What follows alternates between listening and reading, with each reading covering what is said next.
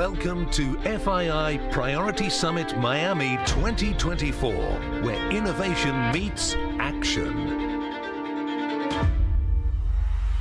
This summit is a gathering of leaders and thinkers from around the world ready to explore new technologies and ways of working together. We're here to tackle big challenges with smart solutions, all while keeping ethics and investment in mind during these changing times. Our goal is to work together for a future where technology investments lead to prosperity for all. This summit is an invitation to the FII Institute community to work together, be creative, and help drive change for a better world. Let's make FII Priority Summit the place where we start exploring new frontiers. This year, 2024, is full of opportunities. We begin our global discussion here in Miami, and then we'll connect with other important cities like Rio de Janeiro, Nairobi, Riyadh, and Hong Kong. We're here to make a difference and lead the change in the global business landscape. Welcome to the FII Priority Summit Miami 2024, a starting point for shaping a future that benefits everyone.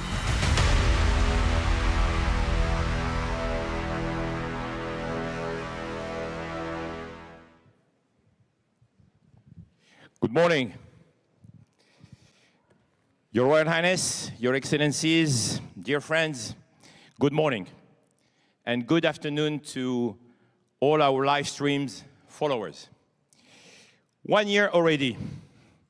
A year ago, we were in this room, full of energy, positive vibes, optimism, and we promised that we would return. We are back.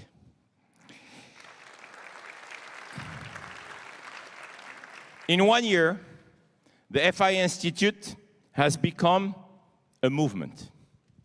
We have welcomed 1,200 members and 30 strategic partners who support us in our initiatives and whom I would like to warmly thank.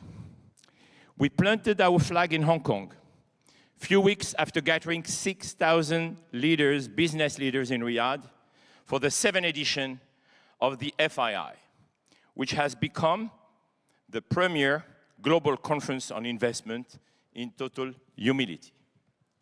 Why all this? Because our mission is to have an impact on humanity and to convince you, in fact, that investing in humanity is absolutely necessary. All the heads of states that I have the honor and the privilege of meeting and advising for years have one priority beyond political stability, of course: foreign direct investment and access to technologies. They look at Riyadh, Miami, as models to follow and undeniable successes.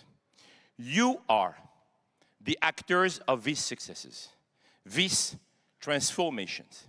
So you have big responsibilities, trust me. Our ambition is great. Together with my small FII Institute team, who I thank for their great work and commitment, in partnership with the Area teams, we want to be catalysts of ideas, curators of platforms, and influential initiatives, and inclusive connectors. So thank you really, for taking the time to share your experiences, your best practices, your vision at our FII Priority Summit to build a more inclusive world and to answer to the citizens' priorities presented in the FII Priority Compass. And without further delay, I am delighted to welcome on stage one of these game changers under the vision of His Royal Highness the Crown Prince Mohammed bin Salman, our chairman and the governor of our founding partner PF, my dear friend Yasser Al-Rumayyan. Thank you.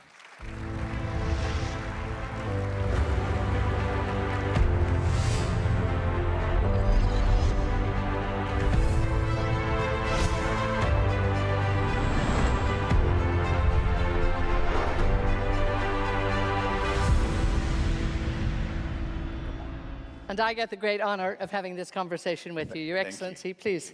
Please. Thank you so much. And good morning, Richard. Thank you so much. And as you said, we're back. We're absolutely delighted to be back. And of course, opening this session, it's so very important we look at the global investor outlook and have you here to bring us up to date in terms of what's going on. So let's get right down to business. Now, a lot has been happening in the kingdom. Saudi Arabia is making headlines indeed around the world. And again, when we look at the FII Institute's focus, really, as he said, Richard made it clear, they're making an impact on humanity. Talk to me maybe about the biggest trends that you see really leading FII and the future prospects. First of all, good morning, everyone. And we're really happy and proud to come back to Miami. It's a thriving city. I think we have a lot of similarity between Miami and Riyadh. They're both growing at rapid growth rates, and I'm hoping it will continue on doing so. So when we started back in 2017 with the FII, it was just a dream. And it was really a big dream. In fact, a lot of people thought we were delusional with this big dream to have one of the largest investment conferences around the world to be in Riyadh. But we realized it, and we're having more and more people from yourselves, the participants, the speakers, the sponsors, and also now the members. The growth that we're seeing in FII is really great. So we have a mission, and part of the things that we would like to focus on this year is basically the sustainability, the education, AI, and robotics, and also healthcare. So these are the main trends that we're thinking of for this year. So we invested in many companies through the FII in these themes, like Lilium, which provides electrical transportation solutions. Also, in the sustainability, we invested in a company called Interstellar Lab, and also the seafood company in the UAE, which is doing an amazing growth there, in addition to the education. So we have partnered up with many institutions like Stanford University, KAUST, Accenture, and also the UNICEF. And also in AI, we've done some investments like ASMED, which supporting the diagnosis of medical images used in over 1,000 healthcare centers in more than 40 countries. I know you've been incredibly busy, and I've been to Saudi many times to witness all of that. But now you're going global, and you've been to many cities already. We've just been to Hong Kong. It's great to be back here in Miami again. Talk to me a little bit about, picking the host cities and creating those partnerships, how important that is, and who you're targeting now. Just like what Richard said, we started in Riyadh, and we went to New York City, which is a great venue. I think the time of the conference wasn't the best. It was during the United Nations and many other conferences all at the same time. But then with MERS virus, we came here to Miami, and we find what we were looking for, which is the growth, the involvement, the engagement, the people, the speakers, the venue, everything that you're looking for in a place to get a conference such as the FII. Next, we're going to Brazil, and the reason why we went to Brazil because Latin America is not covered as much. and the potential over there is really big. We have so many friends who are covering LATAM, and they know the potential, and they've realized the returns, actually. So we want to go there to discuss different issues. Deforestation, one of the issues that we would like to see, the renewable energy and how effective we want to transform from fossil fuel to renewables. Then we're going to Nairobi, which is going to Africa for the first time. And I don't think we have a lot of coverage for Africa. And Africa, most of the growth in population in the world in the coming decades is going to be there. And the potential over there is really big. So we would like to focus and put Africa in the spotlight. That's why we want to go to Nairobi. After that, of course, to the big event in Riyadh. And in Riyadh, what we'll be doing is to see what is the trends, what's the feedback, what's the engagement of people, and try to funnel it there and discuss it and see what works and what doesn't and move forward. And after that, we will go back again, hopefully to Hong Kong. It's not 100% sure, but would love to be either in Hong Kong or Korea or India to have a coverage. So it's what's interesting to the investors and what's interested for the investees. And again, it's about covering, I think, global north and global south. Absolutely. Because we really have to look at what's happening. And we'll talk a little bit about, the energy transition in a minute. But let's have a look at the global trends, I suppose. Global investments, the movement of the global economy. Where do you see the big trends? I mean, if you look at the growth rates that we've seen in GDPs, Saudi, for instance, had the largest growth rate in GDP back in 2022. I think it was 8.7%. And it's expected that the global GDP will grow 3.1 and 3.2 in the coming 2 years. Also, the inflation will be coming down, I think, to below 5%, about 4.9%. So if you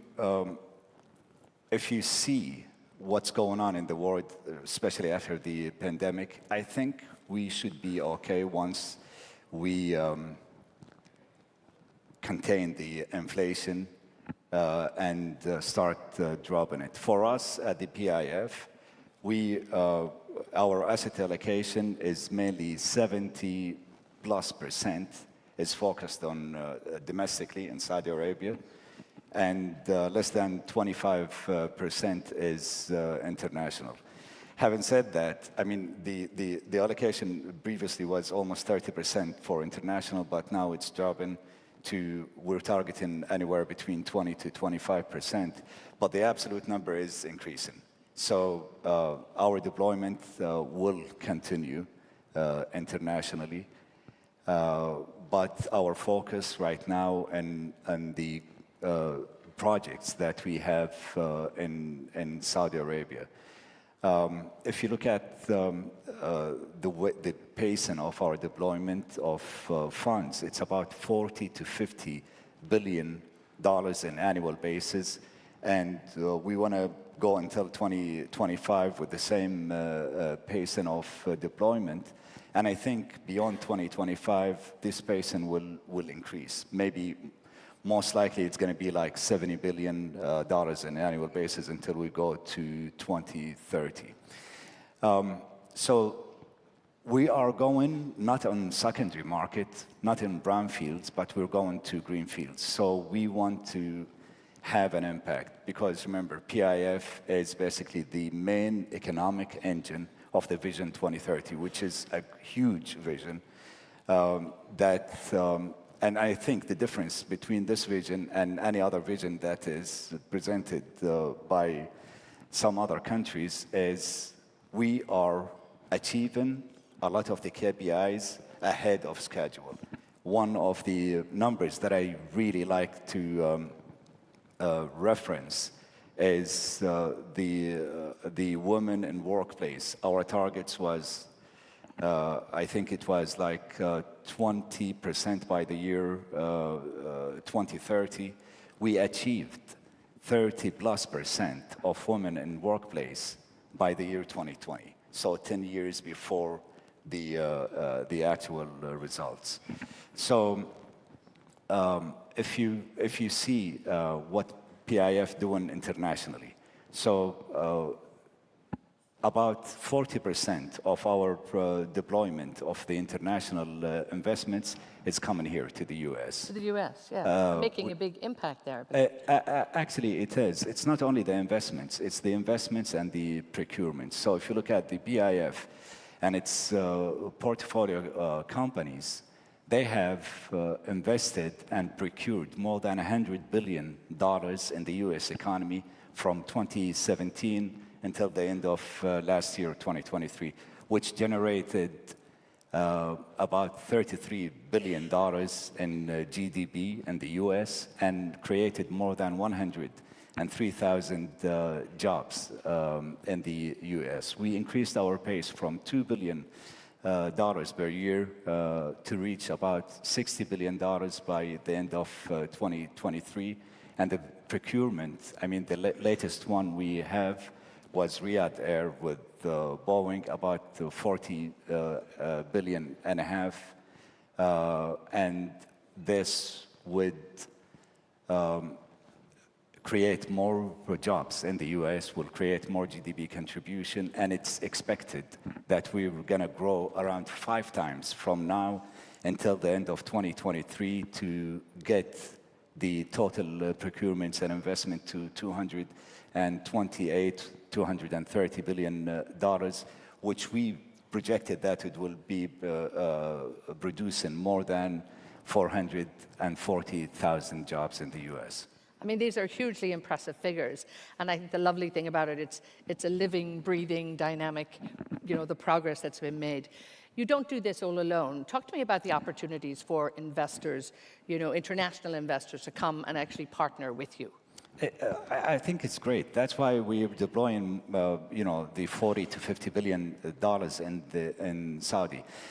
Of course, we want to do it for developmental purposes, but it has to be sustainable. And if it's not going to make any sense. So usually, we look at the impact of our investments from the GDP contribution, the job creation, and the local content, because that's one of the things that we want to grow. We have targets between 60 to 65% of whatever that we procure or invest in to have local content.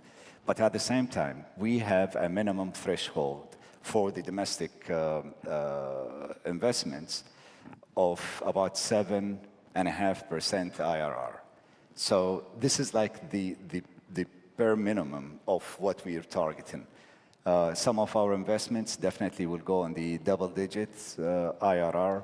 And if you look at the Saudi economy, the number that I mentioned, 8.7% GDP growth back in 2022. So it is really, the country is open for business. And it's open in business in different sectors. It's not only the infrastructure. I mean, recently, everyone is talking about AI. We are very well positioned to be an AI hub outside of the US for many reasons. Number one, and I don't know if it's a fortunate or an unfortunate thing, most of the people who are talking about the stack of the AI and the layers of it, they don't mention one thing, which is very important, energy. Yes. AI will be consume a lot of energy. And we are the global leader when it comes to the fossil fuel energy and when it comes to renewable energy. So I think we are very well positioned to be an AI hub for the energy. And most importantly is the political will. And the third thing is the funds to be deployed in this initiative. And the fourth thing, which is the most important, is the people. So I think we're very well positioned for that initiative. We did mention the energy transition. I think we have to just focus on that just briefly. You know, as many of your global roles, you're also chairman of Aramco. So there's a lot going on in the energy transition. Just give us a quick run through in terms of where Saudi Arabia is. And I know you're doing so much work in that space. Aramco, I've been the chairman since, I think, 2019, right before the IPO of Aramco, which was, at the time, the largest IPO in the history. And we reached the largest market cap until AI came in, and most of the companies started, surpassing our market cap. But if you look at Aramco, I mean, we are the greenest oil producer in the world. And unfortunately, not a lot of people know about this. I'm going to talk about two things. One is our current operations in the fossil fuel, and second thing in the renewable energy. So if you look at the barrel of oil that Aramco produces, it emits 10.5 kilograms of carbon dioxide, CO2. If you want to compare the same oil barrel to the industry, it's about 38 kilograms. So we're emitting almost somewhere like 25, 27% of what the other are doing. If the other oil and gas companies around the world adapt what Aramco is doing, I think we'll be reducing the emission by huge percentages. I think it's about 1 gigaton of CO2 emission can be reduced, which is, I think, equal to 1/3 of the annual carbon emission from residential and commercial sectors. So that's the first thing. We have about 12 R&D centers around the world. 3 of them are here in the US, and some in Saudi and other parts of the world. And we're looking into the energy transition. We're looking into carbon capture and sequestration. We're looking into going to the ICE, which is the internal combustion engines, and see how we can reduce the emission from Scope 3. We're looking into the synthetic fuels for both vehicles and airplanes. So we work in different fronts and the fossil fuel, but at the same time, we want to be the world leader when it comes to the blue hydrogen. We have targets in Saudi to get, as a country, at least 15% of the blue hydrogen of the world to be produced and manufactured in Saudi, and Aramco will have the lion's share of that production for a number of reasons. If you're going to do the blue hydrogen, you need to not only capture the carbon, but sequester the carbon. And the only way to do it is to use the old oil fields to do the sequestration. Not only the blue hydrogen that we're interested in both Aramco and PIF, but the green hydrogen too, in addition to the solar, which is one of our strongest points. So we brought down the prices of solar power to 1 cent, which is unprecedented anywhere else in the world. Now with the higher interest rate, of course, it's going higher, but we sell below 2 cents per kilowatt hour, which is, as I said, unprecedented anywhere else in the world. Indeed, and I see Paddy in the audience here, very happy looking at the figures there. Thank you so much for taking the time. Just before we go, we have 2 great days ahead of us. And, you know, when we talk about the positive impact on humanity that the FII will make, the work you're doing at PIF, it's really, I feel it's about taking that big holistic view and making sure that you're looking at every sector. It's investment, it's health. I mean, what do you want us all to be looking at for the next 2 days? Of course. I mean, in addition to the trends that I mentioned in sustainability, education, robotics, AI, I think AI is coming, and it's going to come in a big way.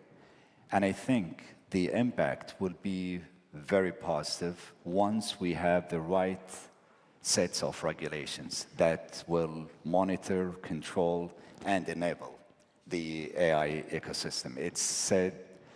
It's projected actually that the AI will contribute to about 14% growth in GDP. So that's one thing that I'm really excited about, and I think we should really focus into. Indeed, and we're going to have a big AI summit, almost a mini summit later today. So you've got some great people here to talk about this. I really want to thank you for taking the time. Thank you for laying that out. A great way to start the day. So once again, thank you again so much. His Excellency Yasser Al-Rumayyan. Thank you. Thank you again. Thanks. Thank you. So indeed, there's so much there that we have to look at. We have to look at the investment. We have to look at the trends in the global economy. And again, without a doubt, we're really looking at every aspect. His Excellency talked very much about the future of AI and again, how it will impact every sector in our lives. So it's something that we all need to be getting ahead of, because there's no stopping this. I think we're on a roll. We have so much to talk about, and we have so many great experts and leaders of industry to bring you today. So let's now hear from the Chairman and CEO of Dell Technologies, Michael Dell, and he is in conversation with Dina Powell-McCormack. If I can invite them both to the stage, please. Dina, the Vice Chairman, President, and Global Head of Client Services for BDT and MSD Partners. Hi. Thank you so much. Good. Hello. Good morning. Good morning. Thank you again, Your Excellency, for having us, for bringing us back to Miami. I was at the first FII in Riyadh 7 years ago with some of my dear friends. And if you had told me all these years later we'd be in Miami, that it would have spawned off so many different locations, and that in the front row, the speakers today were Gwyneth Paltrow, Robert Smith, Steve Schwarzman, and His Highness, I wouldn't have believed it. So congratulations. It would not happen without Richard Atias, and I think everyone should really thank him. So I am so excited to be in conversation with my fellow Texan and my fellow Longhorn, the founder and CEO of Dell Computers. I was thinking, we were talking yesterday, you started Dell in your dorm room in Austin, Texas. You were 19 years old. Yes. 40 years ago. Did you ever think that you would build one of the most important technology companies in the world? No. Yeah, it kind of started for me about 6 years earlier when I was 13 years old and I got access to sort of the precursors to the personal computer age, and I was just fascinated by the whole thing and spent, all of my teen years, immersing myself in that, sort of at the dawn of the microprocessor age. I go off to college and I sort of have this hobby thing where I'm like upgrading computers. And, a few years earlier, IBM, which was the most valuable company in the world at the time, had introduced the IBM PC. And I was taking these things apart and upgrading them, and what I noticed was that all the parts in the computer were not made by IBM, okay? And they sold the thing for $3,000, and so to me, it kind of, it seemed like it was $500 worth of parts. So it seemed like it was sort of like a criminal enterprise, they were charging so much, and so I started upgrading them, and eventually, in my dorm room 40 years ago, actually right now, 40 years ago, started what became Dell Technologies. And what's amazing is just to think of the technology revolution and where we are today with artificial intelligence. Tell us how Dell approaches this transformation. Yeah, so the interesting thing about our industry is that all of the successive waves of technology are built on top of the previous ones. And so right now what you have is an enormous amount of data, right? And just everything is connected and everything is intelligent. There's all this data. And you have computing power advancing rapidly. You have memory and bandwidth and networking, and all these things are improving.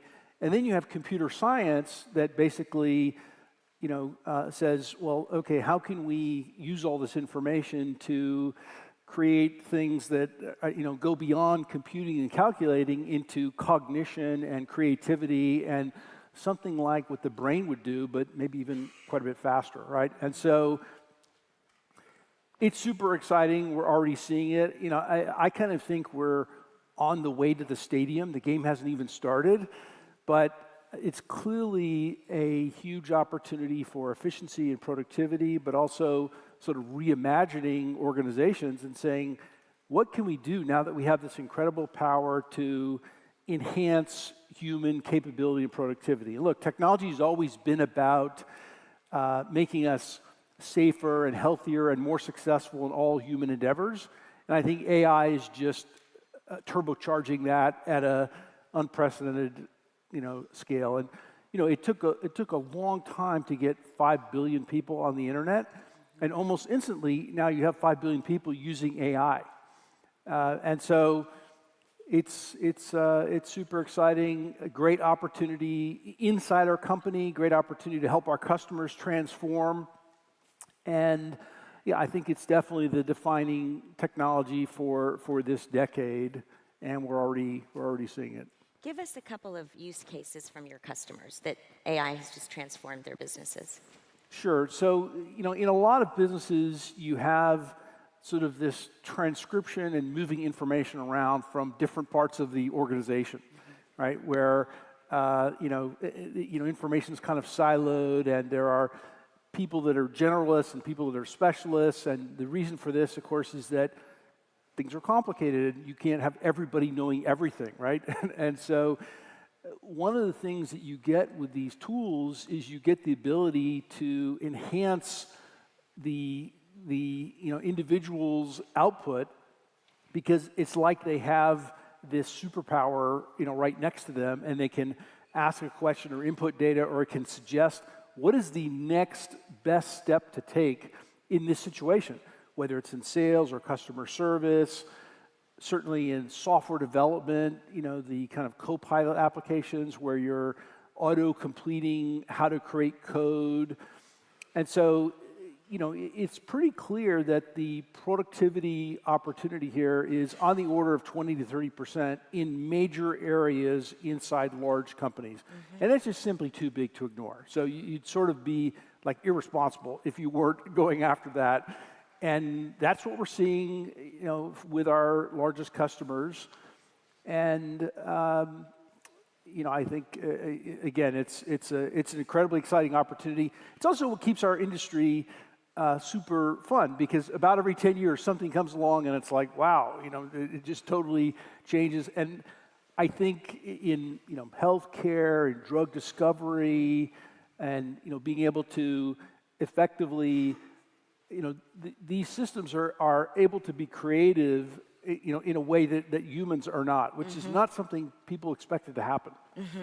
I know you're really bullish on it, but there are also some risks, and His Excellency was talking about the regulations and how to think about that. What do you think are the biggest risks of artificial intelligence? Yeah, I think there are risks, as with any new technology. Technology doesn't wake up in the morning and say, I'm going to be good or bad today. It does what we tell it to do, right? And so we have to have it reflect our humanity and our values and our beliefs.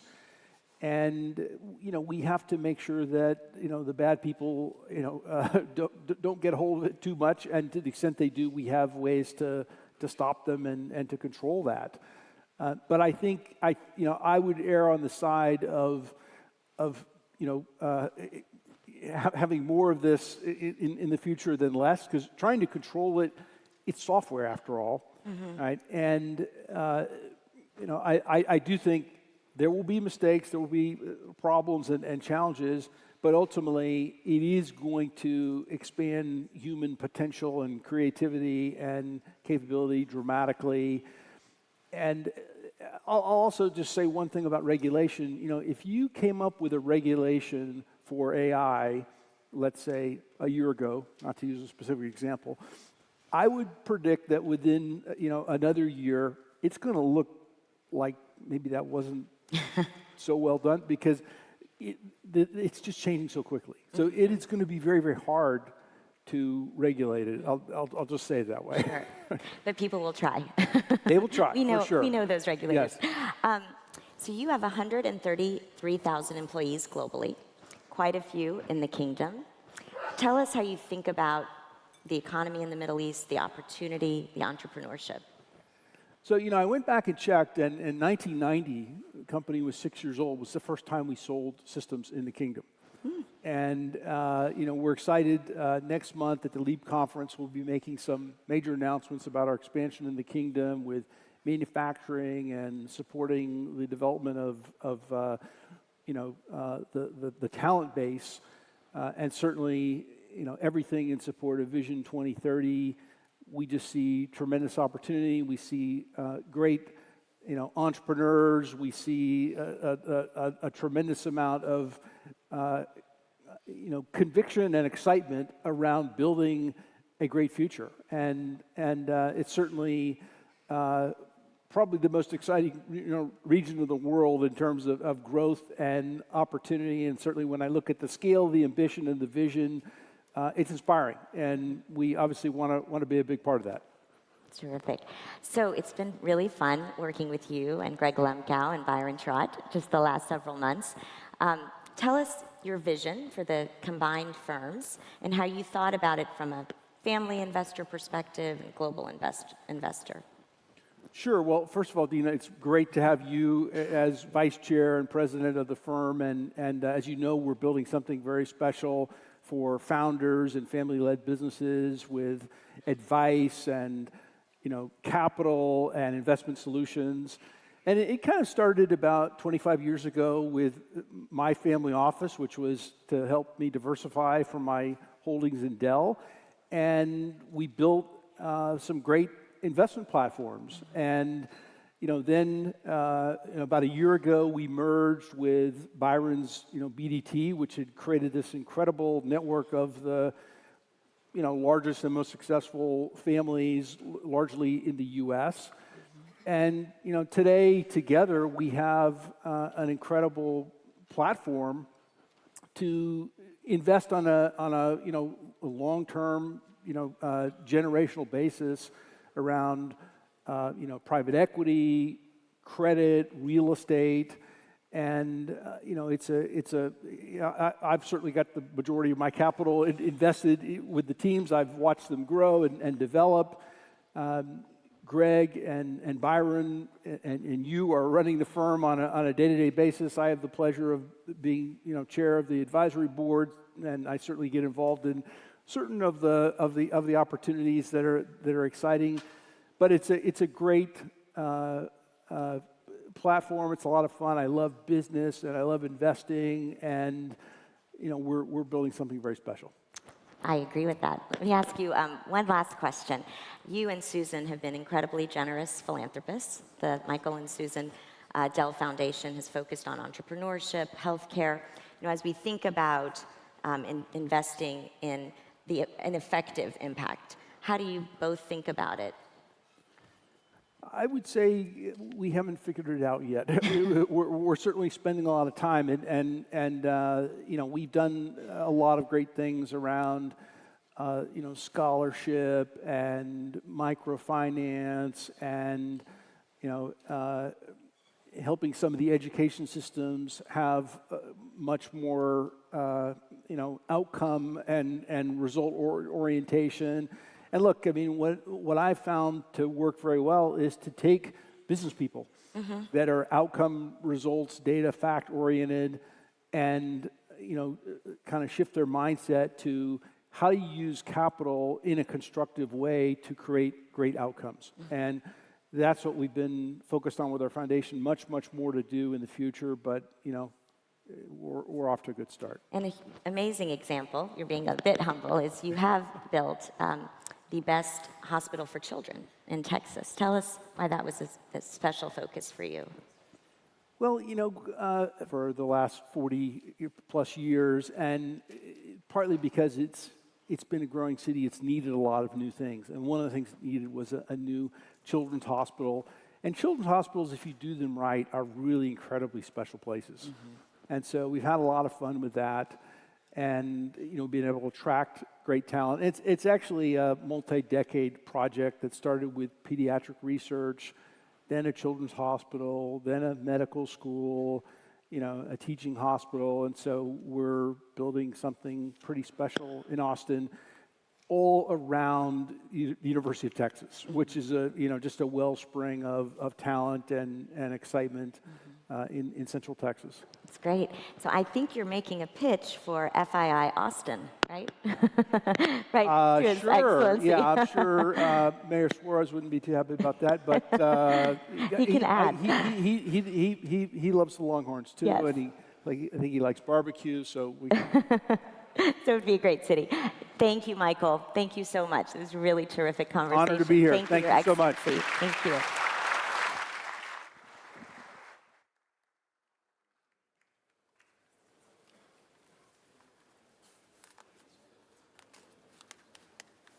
And once again, thank you so much. Great to hear there from Michael Dell in conversation with Dina Paul McCormick. And again, we're just one of the few visionaries that we're going to bring you today. Wonderful to hear some great words of wisdom from you, Michael, all the great work. And wow, FII Austin. And we'll just do a tour of America. I think that's what we have to do, keep everybody happy. Now, of course, we've been very busy talking to people around the world. That's what we do at FII Priority. And we have a little video that we want to let you just almost eavesdrop on, talking to people around the world, looking at what are people's priorities, looking at what everybody really needs to be paying attention to. So let's have a little look at this video, and we will then continue very shortly with our big State of the Nation discussion. We'll be right back. Number one technology, probably my phone. Definitely my phone. It's my phone. My phone. My iPhone. Yeah, I always have to have like my phone with me. Or my headphones. These are like my pride and joy. Probably Zoom and Google Meet because I'm a therapist. And I use Apple Pay all the time. I don't carry cash for me like that. The streaming services like Netflix. A lot of social media. Instagram, social media. Social media, especially Snapchat. I have 3 different Instagram accounts that I use. We'll never catch up with it. I mean, I have to learn something new every year in my job. Hopefully like flying cars or something. I think flying cars, that could be pretty cool. The Apple Vision. Be the headset, the VR set. I think people are gonna just be walking around and with these glasses and things. They're gonna know everything is going on everywhere. Holographic projection of somebody when you're speaking to them. Driverless vehicle. Wearable tech, like Fit Tech, the Apple Watch, or a Ring, things like that. Moving away from credit cards and moving to something more on the mobile devices, refining, Apple Pay and stuff like that. Put it in a little self-flying drone pod and it just gets delivered. Things like AI. Artificial intelligence. Artificial intelligence. AI can interpret my behavior before I even know it myself. People are going to be relying heavily on automation to make their decisions. So I think that's the game changer. Our youth that learn how to use this stuff. Still hard to define, I would say. I'm still even trying to grasp what that means. It talks to us, it finds things for us, it resolves problems, it's amazing. Something bigger than all of us. I think it's technology being the decision maker for us, I would say.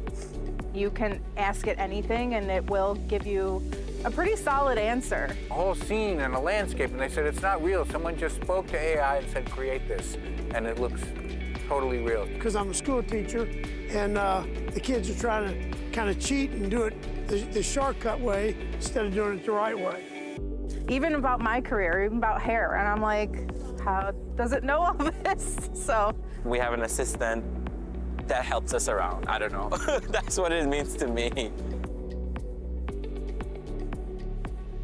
My biggest fear of all is technology taking over and then, I don't have my job. I guess taking jobs. Taking over and being smarter than us. That technology takes over everything. I do believe it's a real issue and a real concern we should be worried about. People become so dependent on it, and people don't know how to talk to each other anymore. We'll just communicate less or only communicate, online and not face-to-face. There will be no privacy. Deep fakes are kind of really influencing a lot of media at the moment. Scammers taking your voice. Winds up in the hands of evil people. non-care for humanity, because they only look at it in between the binary code or numbers, whatever it may be. Be happy in life. Be happy. Being happy, so I'm going to find things that make me happy. My family. My children, so that's probably my main priority in life, yeah. Trying to become financially stable and growing my family. It's gaining followers for my business, as having followers and having a clientele is how I make money and how I make my living. I'm more worried about equity. So a lot of the areas that are like impoverished don't have the same air quality. I think there's climate change and inequality are two of the biggest issues right now, and I think they are very interwoven. You know, at my age, health. Probably mental health awareness. People's mental health, like collective mental health. And mental health is the most important thing. And if I take care of that, then I can take care of the rest of it. For the world, everybody be kind to one another. Quit all the meanness and the nastiness. If you would spread love and be nice to each other, maybe for once.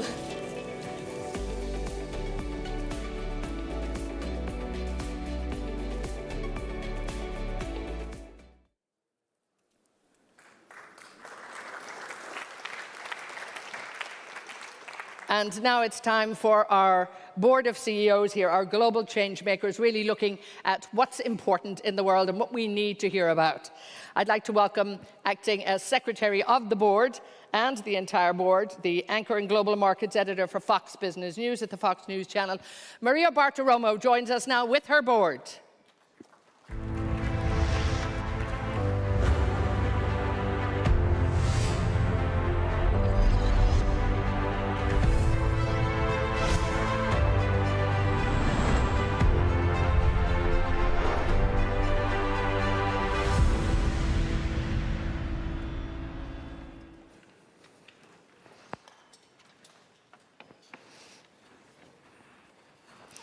Good morning. Wonderful to be with you once again. Thank you so much for joining us in this important discussion.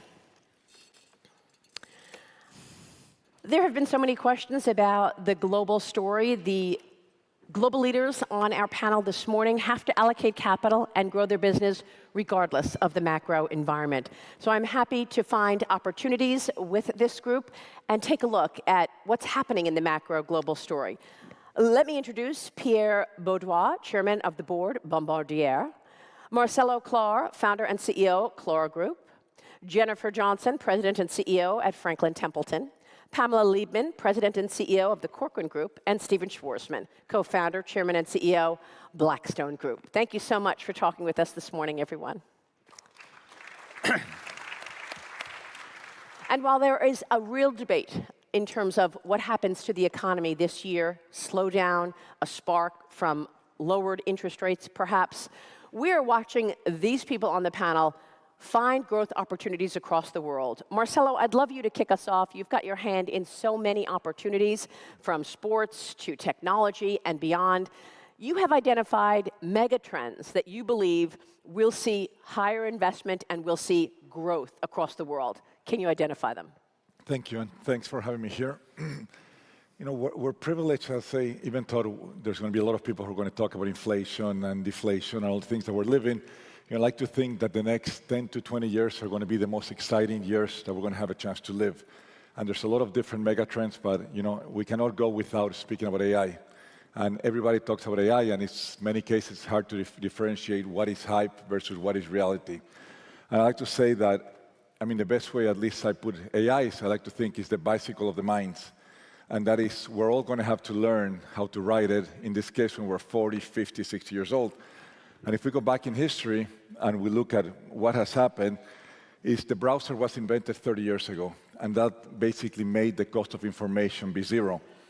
And that created amazing companies like Google, Baidu, and so many other global companies around the world. And when you talk about AI, what AI is going to do is going to reduce the cost of three very important things to basically zero: cognition, creativity, and problem solving. And if you realize, in our companies, we hire thousands of people, and we pay them to do what? We pay them to think, we pay them to problem solve, and we pay them to be creative. And AI is either going to enhance that, and if we're honest, in my case, it's going to replace people. And that's going to bring a whole set of new challenges and all that. I'm privileged to lead, to be the chairman of the AI Institute in Harvard, and we've been able to do some fascinating studies. We grabbed one of the most successful consulting firms in the world, and these are the top kids who just graduated college, who go to Harvard, who go to Stanford, and we basically empower them with AI. And amazingly, today, it's been proven that they're 40% more efficient. And you're talking about the brightest kids. Now start thinking, what is that going to do to the world as we start making the world a lot more efficient? In my world, I have a couple of use cases that are fascinating. As you know, I'm the co-owner of a team called Girona in Spain, which is fighting for the first division leadership. And we are only allowed to spend 60 million euros a year. Real Madrid gets to spend 800 million euros a year. And the only way we're able, and if you follow the Spanish Liga, we're fighting for first place every week. And we've had a chance to basically build the most, with my partners at City Football Group, the most advanced database of players in the world. And we're able to simulate how those players are going to play in our league and our team. And that we've been able to put a squad with no superstars that only spend 60 million euros. And as of 2 weeks ago, we're number 1 in La Liga, we're number 2. And hopefully it's going to be the first time ever that we make it to champions. I'm also involved in many technology companies. And another use case that's fascinating is utilizing AI. We've been able to reduce the amount of time it takes us for us to do a marketing campaign. From used to take 100 hours, now it takes us less than an hour. So think about a 99% efficiency and a 40% better click rate, so productivity will be tremendously. Now, from an investment perspective, what are we excited? There's a lot to invest within the world of AI. If you focus on the foundational layers, there's LLMs. Everybody's been following what is going on in the data center world. Who's going to be the next superpower country that's going to be able to invest? In this case, we stopped using the word billions, and we're starting to talk about trillions in terms of the development of alternate chipsets or data centers. We love companies that are developing applications in order to unleash AI. And where I'm passionate is of helping legacy companies utilize AI to defend itself from these new disruptors that are coming. I think if you make an analogy to the world of the internet, what we saw in the internet was fascinating, right? You saw a company like Amazon who's able to redefine their workflows and created what today is one of the world's most fascinating companies. And you saw companies like Barnes & Noble who tried to add on e-commerce to what they did. And the rest is history. And I think we're going to live that today. We're going to live companies that know how to adopt AI and are going to survive, are going to thrive. And you're going to see companies that take it as a side job, and they're going to fail, and they're going to be gone. So super excited about AI as mega trend 1. Another trend that I'm excited, all of us are excited, hopefully, is longevity.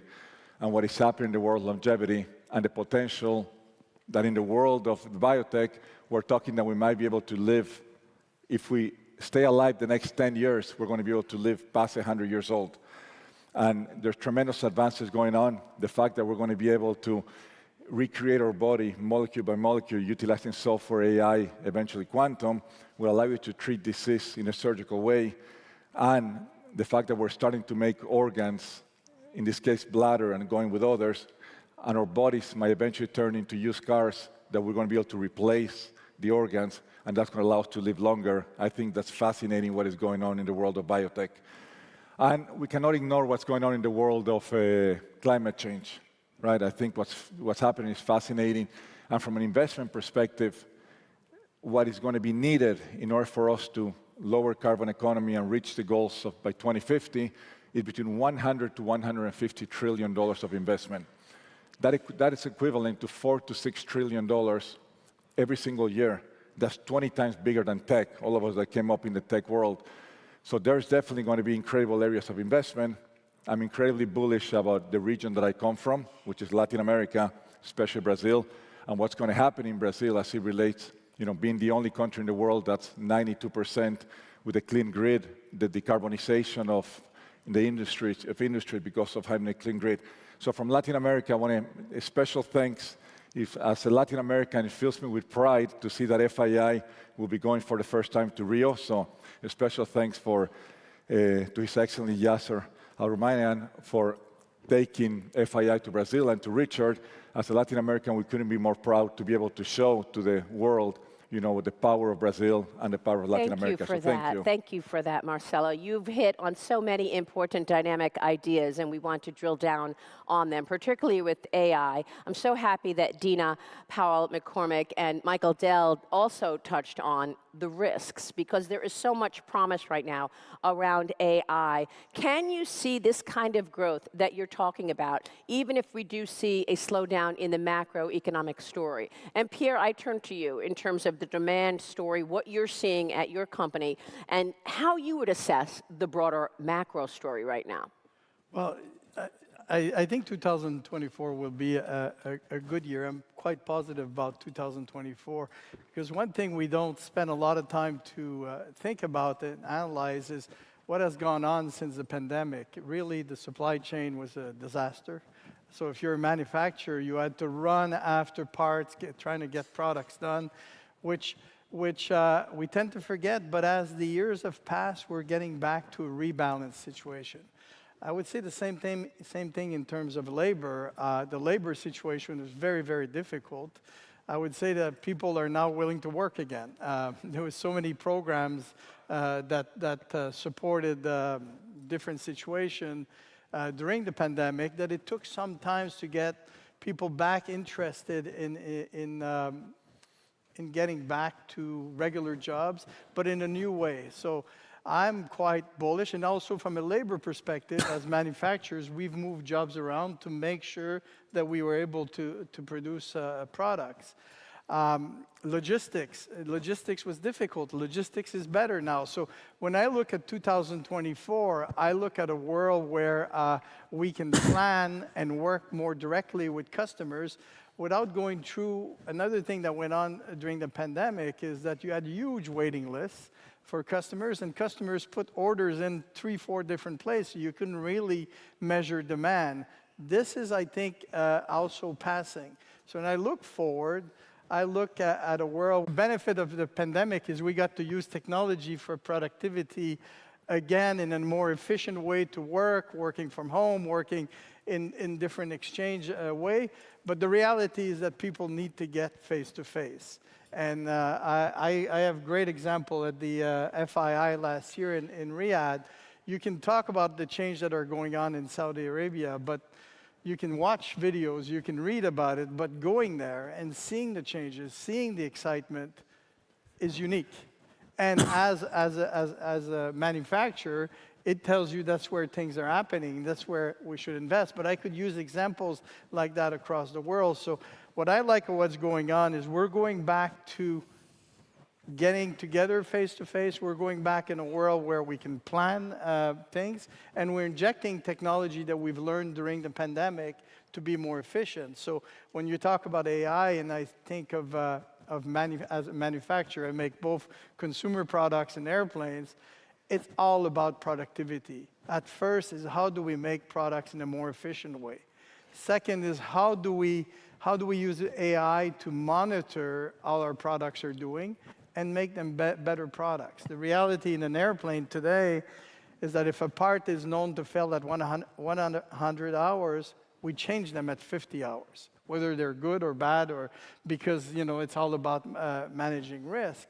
That doesn't make sense. In a world where we can monitor and learn, we can make products that are better and more efficient. So I'm really excited about what's coming forward. I imagine you have been able to more effectively communicate the growth story of your company given the issues around Boeing. Is that right?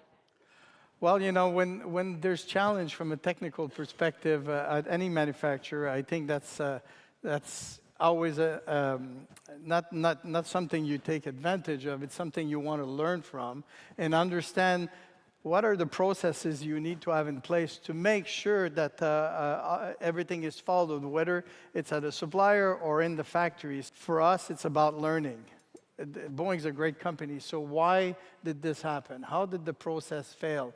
Did it fall in the supply chain? And especially in an area where we've been through, like I explained before, a lot of stress in the supply chain. So for us, it's a learning experience and making sure that our processes are robust. I want to get your take later on about what Marcelo said. You said that there would be a $150 trillion investment around the green economy. Is that what you were referring to, Marcelo? I mean, what's expected is up to 2050 that it will take between 100 to 150 trillion of investment in order for us to reach our goals. And if you divide that, that's 4 to 6 trillion a year. We'll get back to that because that number really stunned me. But Steve Schwarzman, arguably you could be called the father of AI. We're talking a lot about AI. This was one of your most important investments, or philanthropically speaking, in the last several years at MIT. Good story on this in the Journal this morning. Steve, I want you to give us your take on the risks of artificial intelligence, because this is really what you have been discussing, the education around AI. Well, thanks, Maria.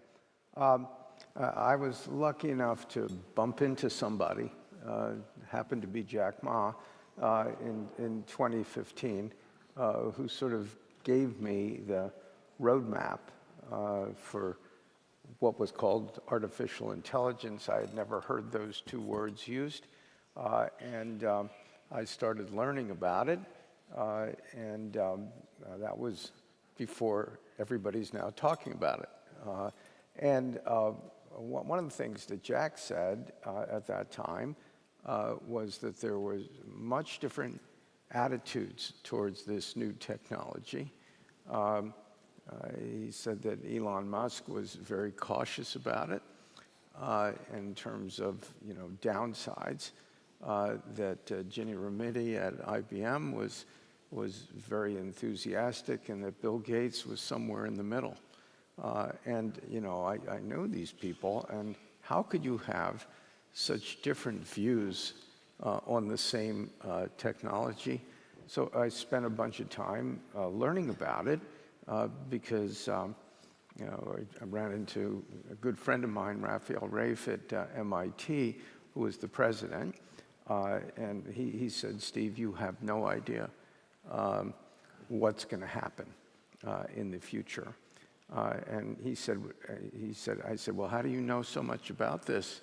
He said, "Well, we invented artificial intelligence, and everybody you're going to be meeting either was taught by somebody from MIT or went to MIT. So those were the early days. And I became really interested, one, in what the technology can do, which is, just for people who are not really familiar with this, because I had like a primer, and I know most of the people who are on the cutting edge of this thing.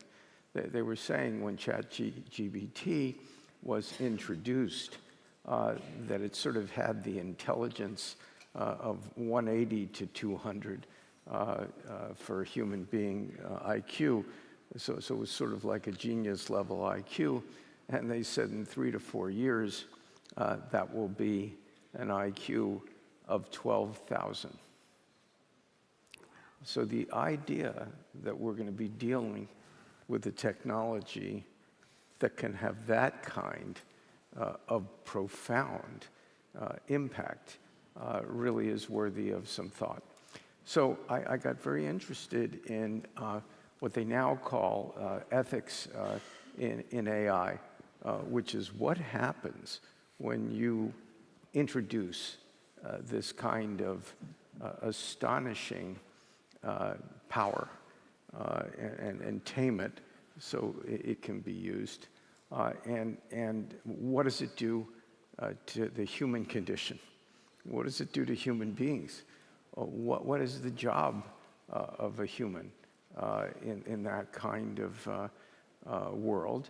And I learned also that in terms of the downsides of the technology, that in the hands of bad actors, call them rogue states, who have the use of this very powerful technology, that's a bad thing.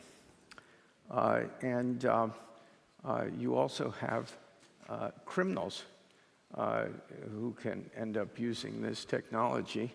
One of the good things about criminals, apparently, is that they're pretty stupid, and you can catch them. The problem, if they use this technology, and they're not so stupid anymore, then that's a problem for the rest of us. And you also have the impact, and Mike Pompeo could talk about this later probably, of how national security will be affected by this type of technology.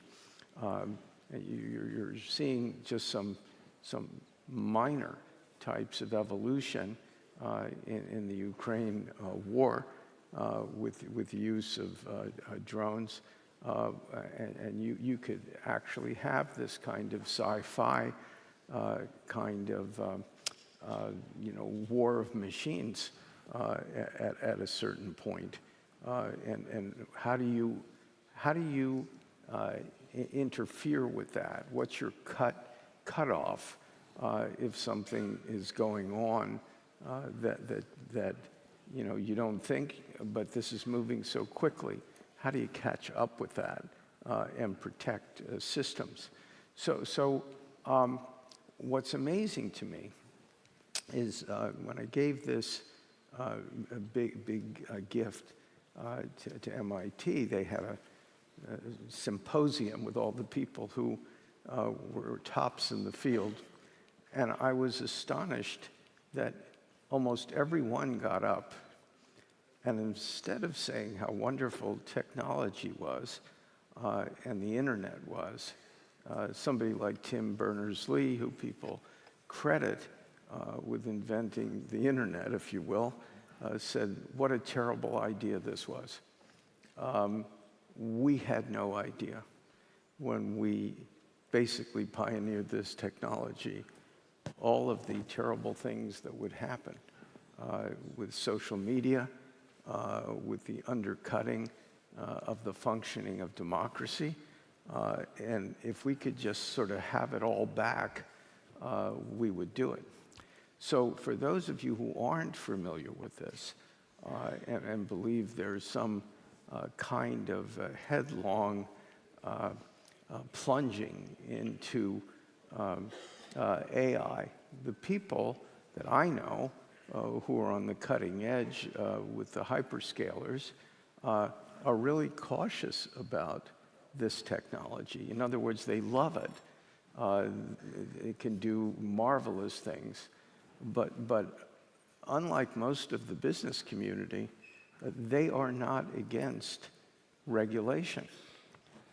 In fact, they're pretty enthusiastic about regulation because they see the downsides and they want those downsides addressed, and they're prepared to participate. And one of the things I've tried to do with both AI ethics centers at MIT and at Oxford is try and be part of that dialogue, encourage people to be thinking about this.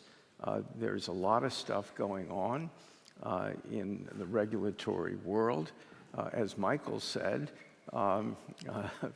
quite correctly, this is moving so fast, whatever you come up with, it'll be obsolete pretty quickly. So people are looking at setting up centralized, in effect, supranational institutions so that you can feed in and have the whole world coordinated. Because if you don't have everybody pretty much on board, you can have major countries not acting, with some kind of cooperative sense, then they could make a real mess elsewhere.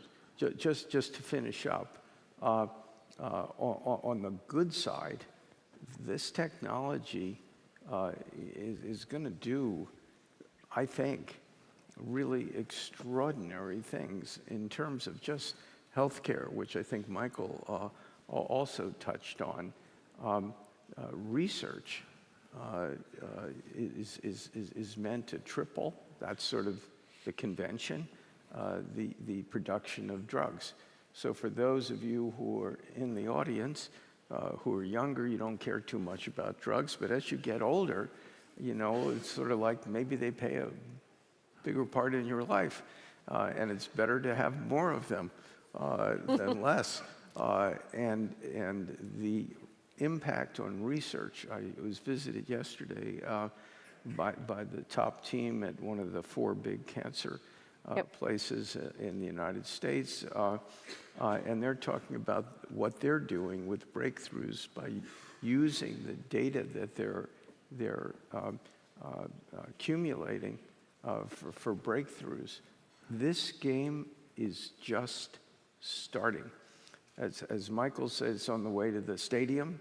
In the research side, you're just getting in your car and starting it to go to the stadium. Particularly when you're identifying how AI is being used in a number of sectors. And I think we've got such an enormous pool of capital in the room.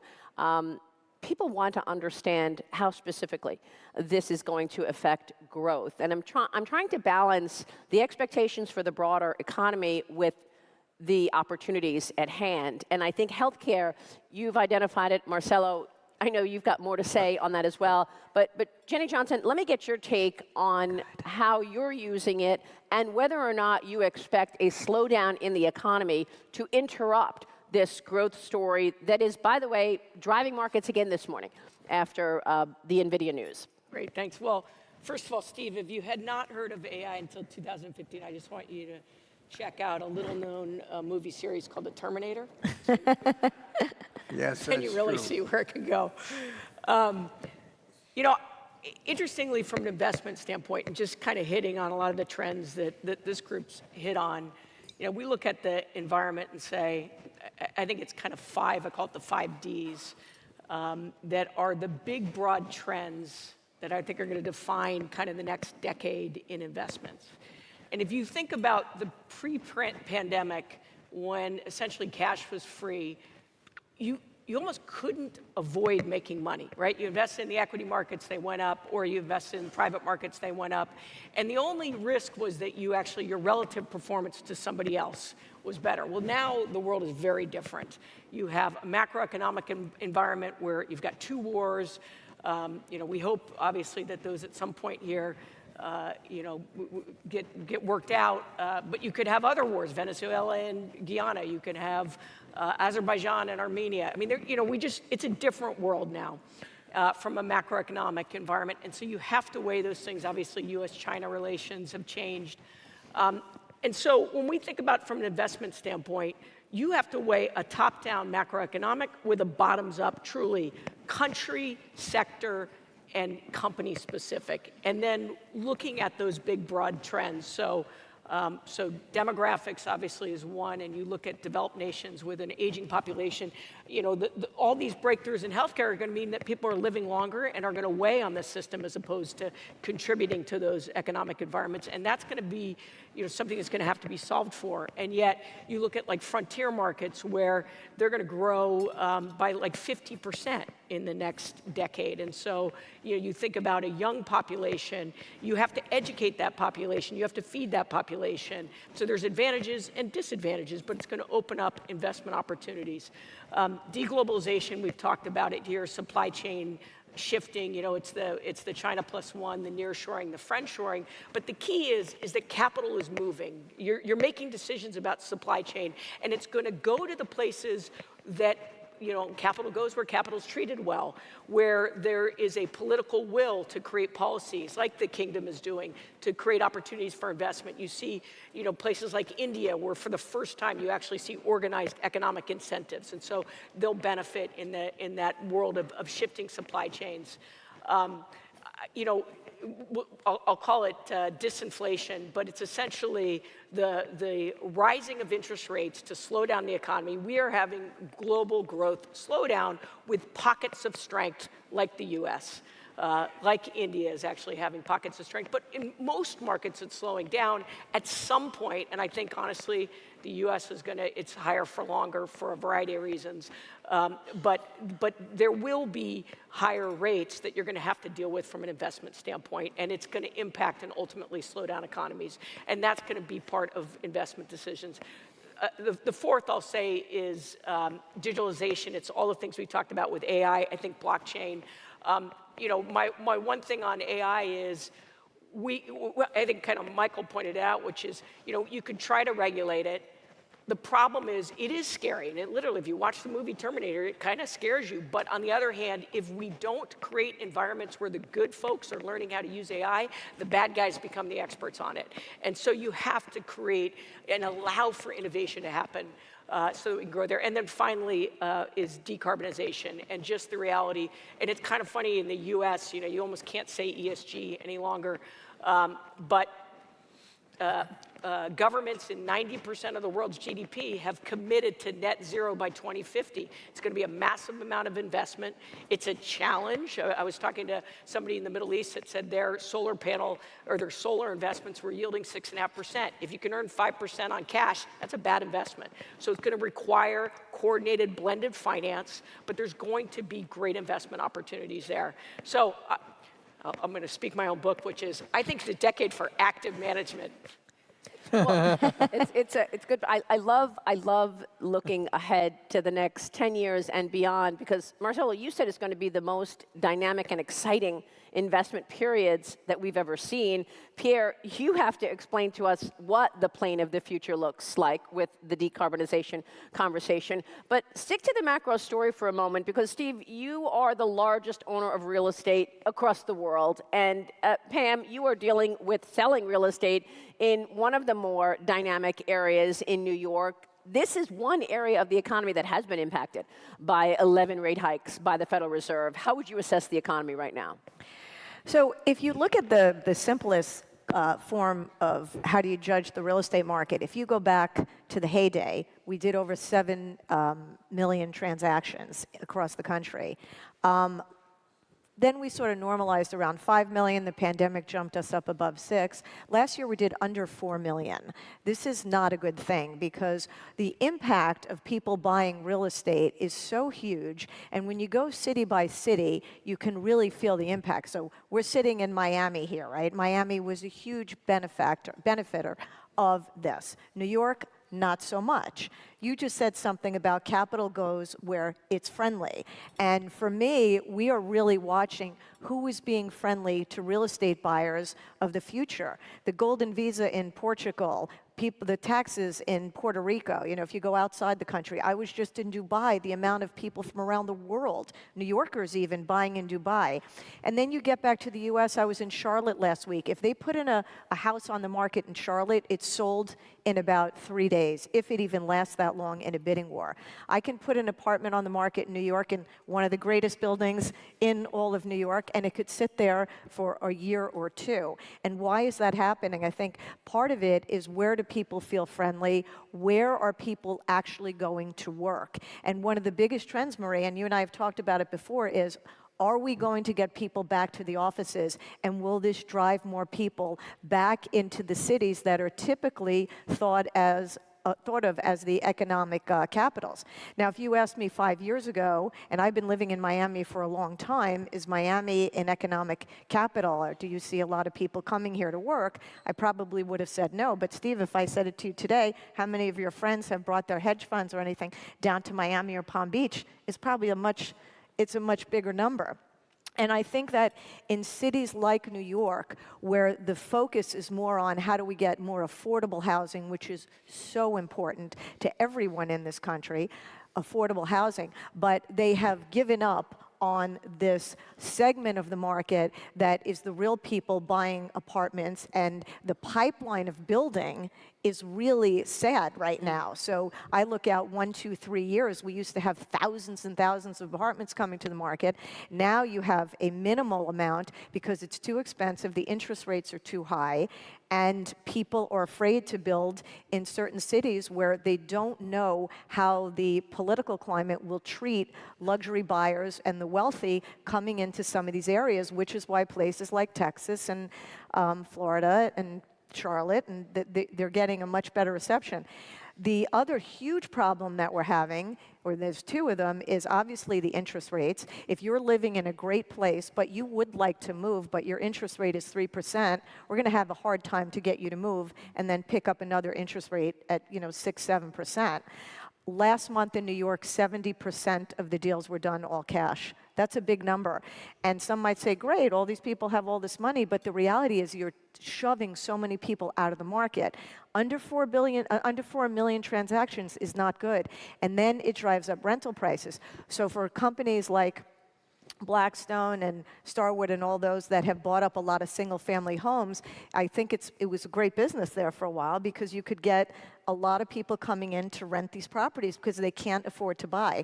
The last thing I'll say on the topic is America was built on home ownership. If we don't fix this problem of making it easier to get people back into their houses, I think that long term it doesn't bode well for the up-and-comers and the middle class. Really important points. Let's move fast in the next couple of minutes here so we can hear from all of you and get ideas in terms of opportunity. Steve, I want to come back to you on commercial real estate. As the largest owner of commercial real estate across the world, can you tell us where the growth and where the issues are right now? I know you've talked about problematic office space. Yeah, well, commercial real estate, we're the largest, Blackstone, we're the largest owner of commercial real estate in the world. When I say things like that, I find that just so stunning. I remember when we owned no real estate, and that was in 1991. And real estate's a really fascinating business. It's pretty simple. It's the ultimate supply and demand kind of business, and it's comprised of a lot of sub-asset classes. And they don't. They're not all correlated in terms of growth or in terms of success. And so what you didn't want to do in this cycle is own office buildings. Office buildings with the pandemic, really, I don't know why people don't want to go back to work. I mean, I love going to work. I mean, maybe I'm a little bit of a deviant, but you know, we're in a business of finance. It's a creative business. It's not mathematical, really, and creativity. Sometimes, you know, you do much better around other people, bouncing ideas off of them and so forth. But it's pretty clear, just to give you some sense, in the United States. Now, the average office building is about 20% vacant. Of the rest of the office building, 20% of it is empty but leased. So you have close to 40% of the average office building that's over 10 years old. Under 10, they're all pretty good, actually. But over 10, I mean, what kind of economic model is it to have buildings that are 35 to 40% functionally empty? So that area is going to be really, really economically punished, and you know, particularly the equity in those buildings. Now, fortunately, we're actually pretty good at what we do, so we own less than 2% office buildings out of our 100%. So it doesn't affect us that much. But other parts of the commercial real estate have done quite well. Data centers, for example, that's part of the frenzy of AI. I mean, you have to have data centers to power that. And we're the #1 builder of data centers for AI in the world, actually, at Blackstone. And those rents are really, you know, growing because people are desperate to get them. Warehouses are still going up, I don't know, 6-7%. And you know, that's about 40% of what I own. So part of the game in real estate is always being in the right area. So sort of apartment buildings are now sort of flat in terms of rents. And one thing I'd say is, because we can see inflation through this real estate lens, that the way the Federal Reserve computes CPI, Consumer Price Index, happens to be incorrect. Wish it were otherwise. And so where we really are with inflation, because they use a shelter, which is pretty much apartment buildings, for 30% of the index, and the index is in the threes. The problem is that apartment buildings basically are not having rent increases now. And so if the Federal Reserve's reported that the shelter component is over 6% inflation, and it's zero. And the reason is that they average, for an extended period, what inflation used to be for apartment buildings. And if you look today and take out the shelter component, in effect it is zero, except in some very good markets where maybe it's 1%. Say it's zero. So the inflation today is at 2% or less in the overall economy. The only thing that's inflating basically is labor. And that's 3%. The people in our companies think it's going to go, it's 4. They think it's going to go down to 3. So if you besides learning about AI, if you really believed that we were in a position with inflation that we do, because we have, 250 companies, and they're telling us our costs, our input costs are zero now. That's good. So it has actually come so the reason, way down. Right. So as you think about economic cycles, which everybody in this panel and everybody in this audience is interested in, I think we're sort of there.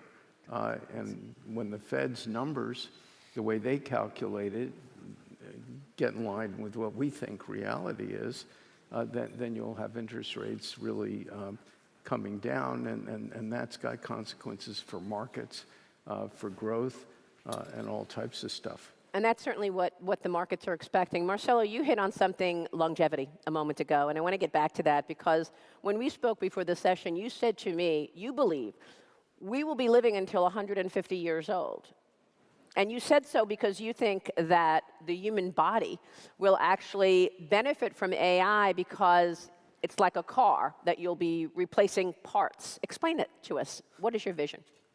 So if you speak to people in the biotech community, you're making investments, because of AI, eventually quantum, we're going to be able to recreate our body, call it molecule by molecule, and then be able to treat diseases incredibly different. I mean, I think we're close to potentially be able to treat cancer in a most effective way by recreating the human body, and then you're able to experiment on that and not necessarily in the human body, and then be able to do that. So that's a So you'll get a new bladder every 50 years. You'll get a different liver every 50 years. Sure. I think the only challenge is the human brain, and that is, it's going to be no good to be able to have a body that can last so many years if your brain is not there. But I do believe that the advances we're making in terms of research, that will allow for the brain to catch up. And if you do that, the whole idea is how can you live a healthy life for an extended period of time? How could you die young?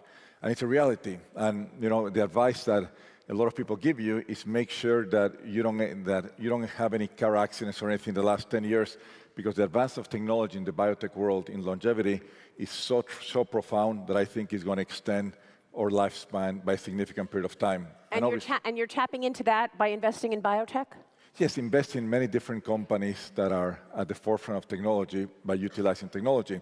I love one, Moderna. The way Moderna developed the vaccine, the COVID vaccine, is incredible how an 800-people organization was able to beat or be at the same pace as Pfizer, who's tremendously bigger. And the plan of Moderna is to do the exact same thing in cancer, exact same thing in different vaccines and all that. And if they're successful, that'll be a game changer.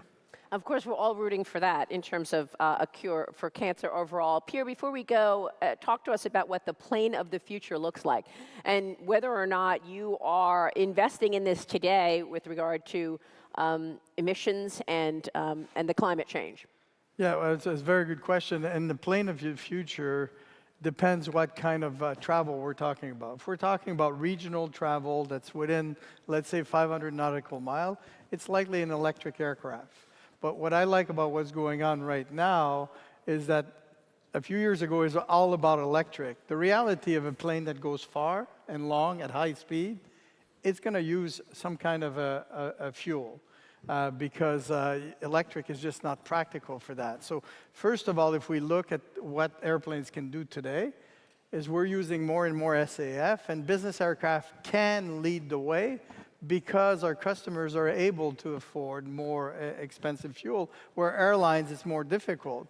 But the problem today is distribution, cost and distribution. So if a business aircraft is going to use SAF, it's probably going to buy SAF, but put it in a commercial airplane where it's more in a stable, scheduled environment. So yes, we can lead the way. I see the fuel of the future, it's probably a CO2 recapture combined with hydrogen, making jet fuel. And when you look at the airplane of the future for our category, we are working on an airplane that's called the EcoJet. And it's all about better aerodynamic, better material, a lighter aircraft to be able to achieve the speeds, material that we can bend in certain ways. So if you would look at our website, you'll see the aircraft. We're flying an aircraft today that's the size of this table. And why we're doing that is because we have to learn about new aerodynamic models. The reality is that we've been building, all the manufacturers, airplanes with aerodynamic models with conventional type of planes that you see today. But if we want to improve and really push the envelope, and we believe by a blended wing airplane, we believe that we can improve fuel efficiency by 30 to 40%. And that's significant because airplanes of today, if we compare to airplanes of 40 years ago, already burn 70% less fuel. So we keep getting more and more efficient through time. The other aspect I think that we need to talk about, that we don't talk enough about, is about retirement of products. The reality is there's a lot of airplanes today that are these airplanes that burn 70% more fuel that could be retired, and it's part of the solution of getting to a greener world. So that's a great point. Yeah. Technology, pushing the technology forward, and really a brand new airplane like a blended wing is 25 years away. I appreciate the teaser that you all have given us in terms of your own businesses and how you see the world. We so appreciate your time. Thank you very much. Thank you. Thank you.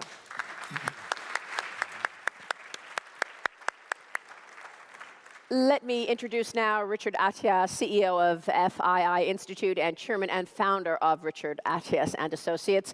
We also have a special guest beaming to us from Dubai. Richard. Thank you, Maria. Thank you so much. Thank you for this great conversation. Yes, indeed, after hearing from global champions in investment and global champion in technologies and many other sectors, we'll spend a few minutes with another global champion, which I'm very pleased to welcome. Thank you, Gianni Fantino. Gianni is the champion of football worldwide, and he is live from Dubai, so thank you for your time. I know it's very late. I don't think Gianni needs any introduction, but he was elected the FIFA president in 2016, and since then, Gianni, you really have transformed the organization by focusing on transparency, worldwide growth, and social initiatives. We were together in Abidjan, Ivory Coast, a few weeks ago for an amazing African Cup. And I would say that under your leadership, no question that the football development is now global, worldwide. You even have introduced technology like the VAR to assist referee system, which was a game changer in football. And as a result, the FIFA World Cups have seen record-breaking engagement, and tournament will continue to grow. So let's go direct to the point. We're here in Miami.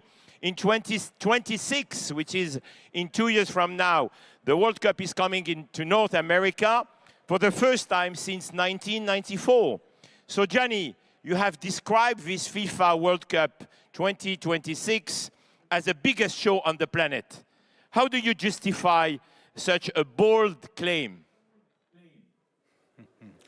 Yes, hello, good morning, I guess, in Miami. Hello, Richard. Hello, everyone. Thanks for having me here. It's really a great pleasure. And actually, listening to the previous roundtable, let me just say that I'm in the 150 years old thing, and I can just say to all of you that you should invest actually in happiness because happy people live longer. And if you want to invest in happiness, I have a tip for all of you. Well, FIFA is an official happiness provider since 120 years.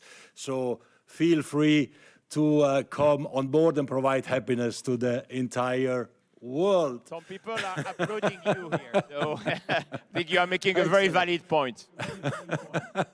Excellent. Well, thank you very much. I would love to be there with you, especially since I'm spending actually a lot of time in America, and in particular in Miami, where we just opened an office. Unfortunately, today I cannot be there. But to come back to your question, Richard, well, it is a bold claim. It will not just be the biggest show on the planet in 2026. Actually, it will be the biggest event that the planet has ever seen, at least so far. And I can put this maybe in a little context. In America, of course, the biggest event is the Super Bowl. Now, the Super Bowl is a big event. We all love it.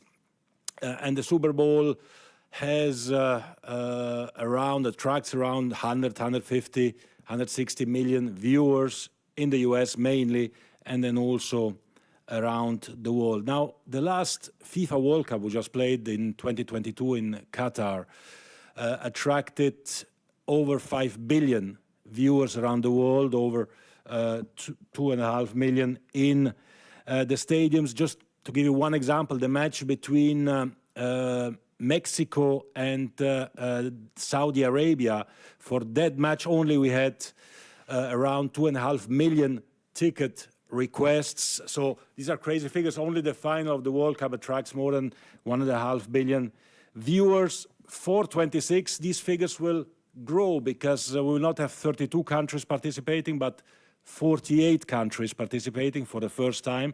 Instead of 64 games, as it was the case in the past, we'll have 104 games. So we like to say it is a bit like having 104 Super Bowls in a little bit more than 1 month. And I can assure you that I'm not exaggerating, because a World Cup game is like a Super Bowl, definitely in the country, or in the two countries in which the two teams are playing. We are expecting over 6 million people to come. We are expecting over 6 billion people to tune in.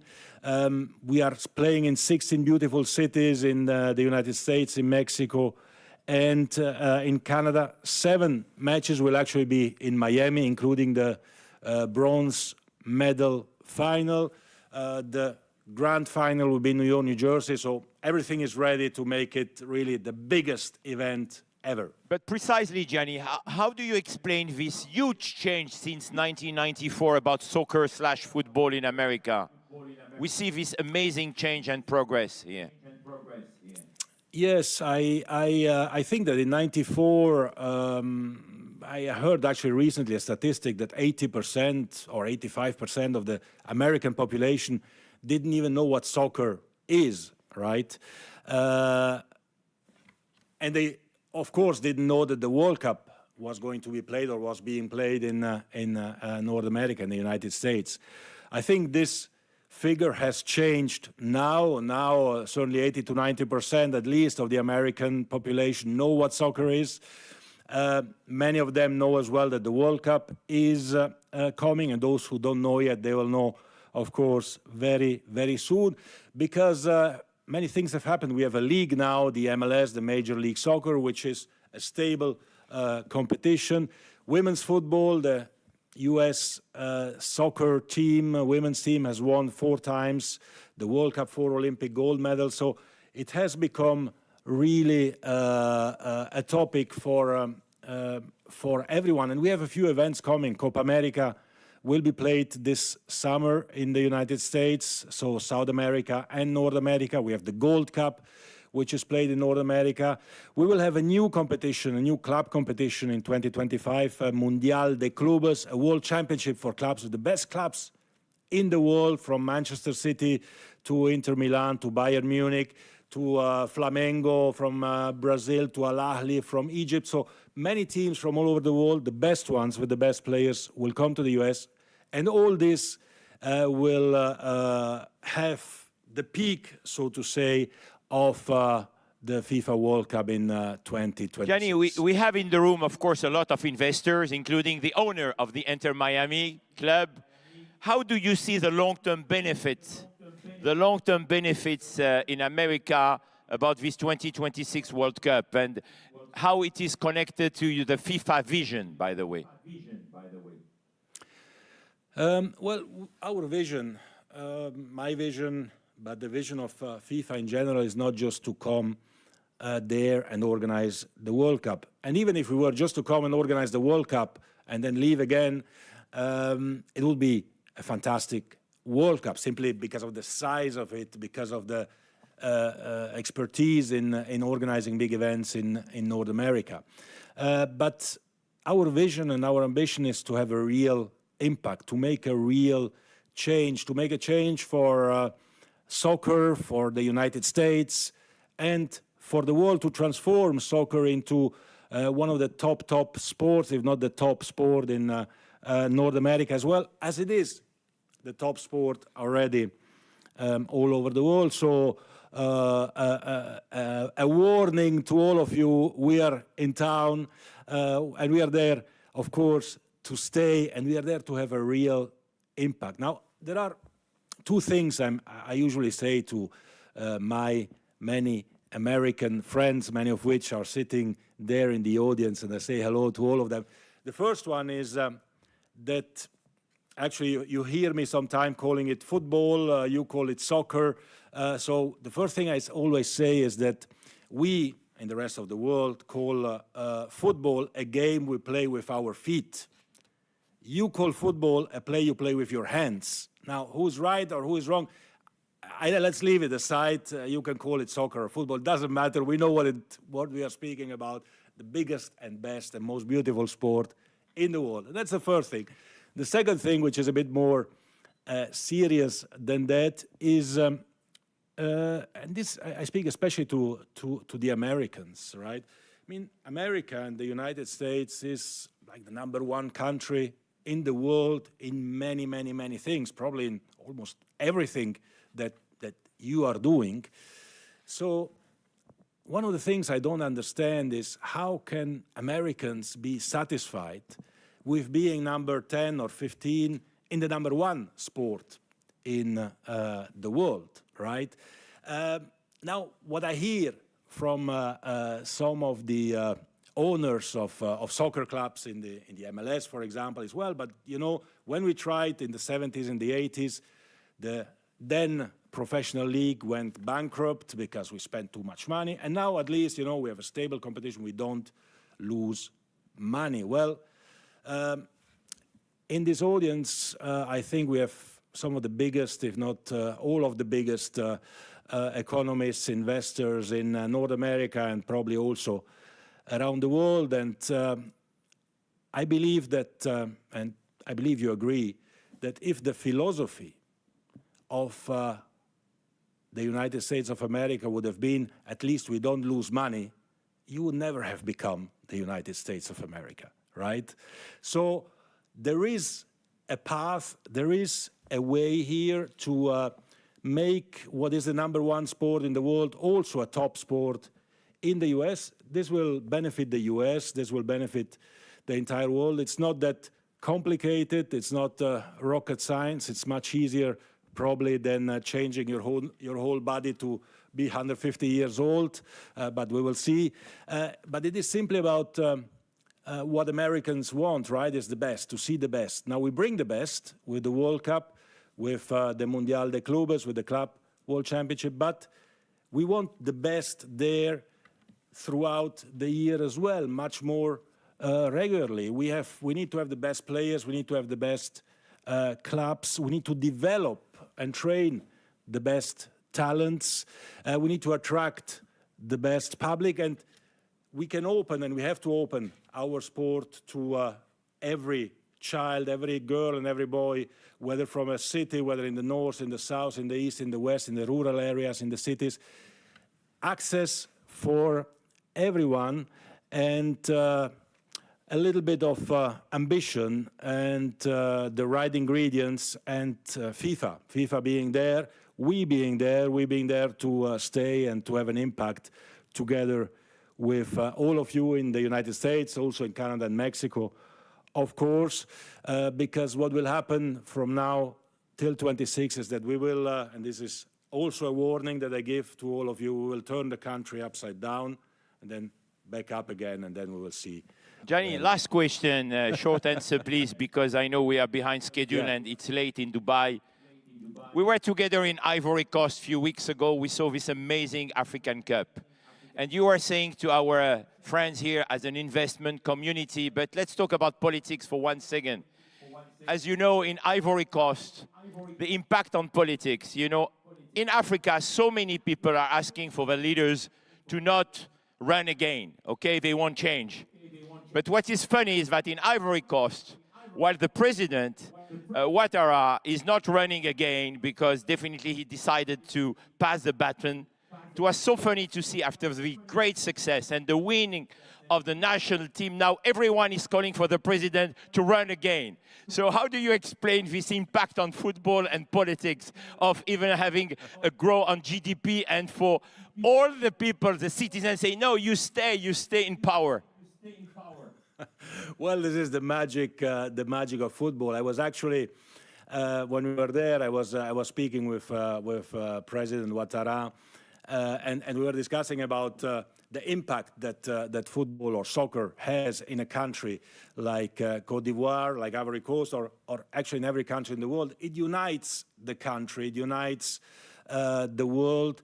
It brings everyone together in a very emotional way. I think we need it, especially in this period of a very divided world. We need occasions to bring people from all over the world, from different backgrounds, different countries, different religions, to come together and to enjoy and to live this magic of football. And if it even triggers the re-election of a state president, well, you see that there is really something special, something magic around and about this sport.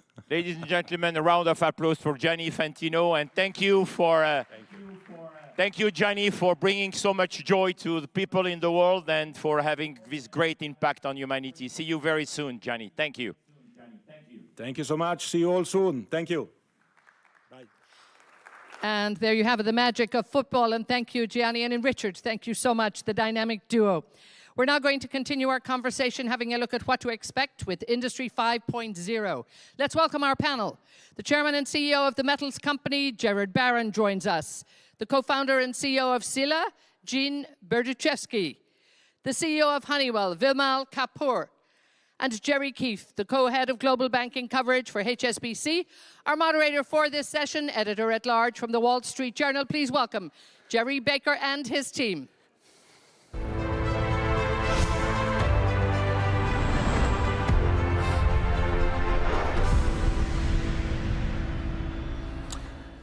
Good morning, and thank you very much indeed for that introduction. Fascinating session there, earlier sessions. We are running quite late, so I'm going to get really quickly into this panel, which should be fascinating. Looking at the industrial revolution, yet another industrial revolution that we're going through and its impact on business. I think anyone who doubts that we are living through another of those waves of technological transformation that have defined and changed the economy in the last 300 years or so must have been asleep for the last 18 hours since the NVIDIA results were published yesterday evening. Another extraordinary boost for that company. Of course, it's principally these days making chips for the artificial intelligence revolution. And Jensen Huang, in fact, the CEO of the company, said that we were now, with artificial intelligence, we're at a tipping point. And this, of course, is the topic, the theme that dominates so many discussions, not just in business and industry, but of course increasingly in society and in culture and politics too. But of course the industrial revolution, the industrial transformations that we're seeing go way beyond AI and artificial intelligence. So we want to talk about that, but also get the perspective of these leading figures in industry on the broader technological changes that are taking place. But Vimal Kapoor of Honeywell, I'm going to start with you on the inevitable topic of AI. Everybody wants to talk about AI. And we are seeing this extraordinary growth in AI as evidenced particularly yesterday by those NVIDIA results. But We've also seen great waves of technological innovation in the past, which have been hailed as great innovative moments that are going to transform productivity in the economy. Sometimes they have, sometimes they haven't. What's your sense of what we're seeing, how important this latest industrial revolution is, and what are the opportunities and challenges that it's presenting? So I would first say to your point that Industry 5.0 is going to be AI++. There are things which have to happen, and there are a lot of technologies. So I just put my Honeywell hat. There are 4 things we are working, which is next generation. I'll talk about AI, but also green molecules to drive sustainability, and other new technologies. We're working actively on urban air mobility. I think we all hate traffic, so there's a solution for that. And quantum computing. All these are going to be, and many others, my colleagues here on the panel are going to talk about it. So next 25 years are going to be different from the last 50 years. To your point on AI, the way I think about it is that when we serve industrial customers, they are looking for more definitive and deterministic solution.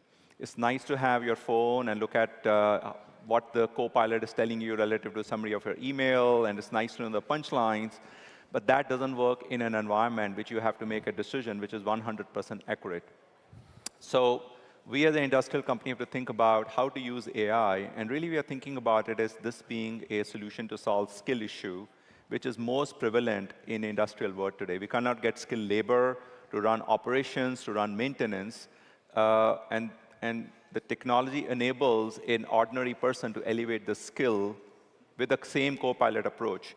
The most advanced, surprisingly, many of people may not know, is really running the plane with a co-pilot, but the co-pilot is not a human sitting next to you, but co-pilot is something which is remote. And really look at... You're talking about literal co-pilots who will be helping to fly planes. Right. AI, yeah. Literally the concept of autonomy. I won't be checking in on that plane anytime soon. Absolutely. You can fly with me and you'll be safe. So I think it's real. So the industrial world has to think about, my point is the industrial world has to apply it, but with a different context. And really the opportunity here is to solve the skill issue, which is very prevalent in the industry here. And that excites me. The flip side of the skill issue you say AI is addressing and can address so effectively, and we're already starting to see that, is the labor displacement phenomenon. And, again, this has been a problem, or at least a perceived problem, that we've seen with each wave of industrial innovation. There have been estimates I've seen anything from, 40 to 60% of jobs that maybe are currently done by humans could be displaced by AI. What's your What's your sense of what the scale of that is, and how much of a concern should it be, or how much of an opportunity is it? Look, this is no different from earlier changes. Any technology come, it creates a job displacement. But this time, the difference is it impacts white-collar worker and not blue-collar workers. It means people have to skill up. That's the name of the game. So if you're in software testing, software development, bad news for you, because AI is going to do a lot of that. So we really have to think about a new world in which skills have to be elevated up. And it is going to do some job displacement, but there's no different from 4 or 5 previous technology revolution when the similar thing happened. I remember robotics process automation was a big deal in 2018. We all forgot about it. And that was the same discussion on the same panel. How many jobs is going to displace? How many people remember that now in 2024? Not many people remember it. So it's a journey we all have to go through, embrace the technology, and skill up to the previous set of people to the next level of job. Gene Berdichevsky, as Vimal says, very much this is not the Industrial Revolution 5.0, whatever you want to call it, is not simply about AI.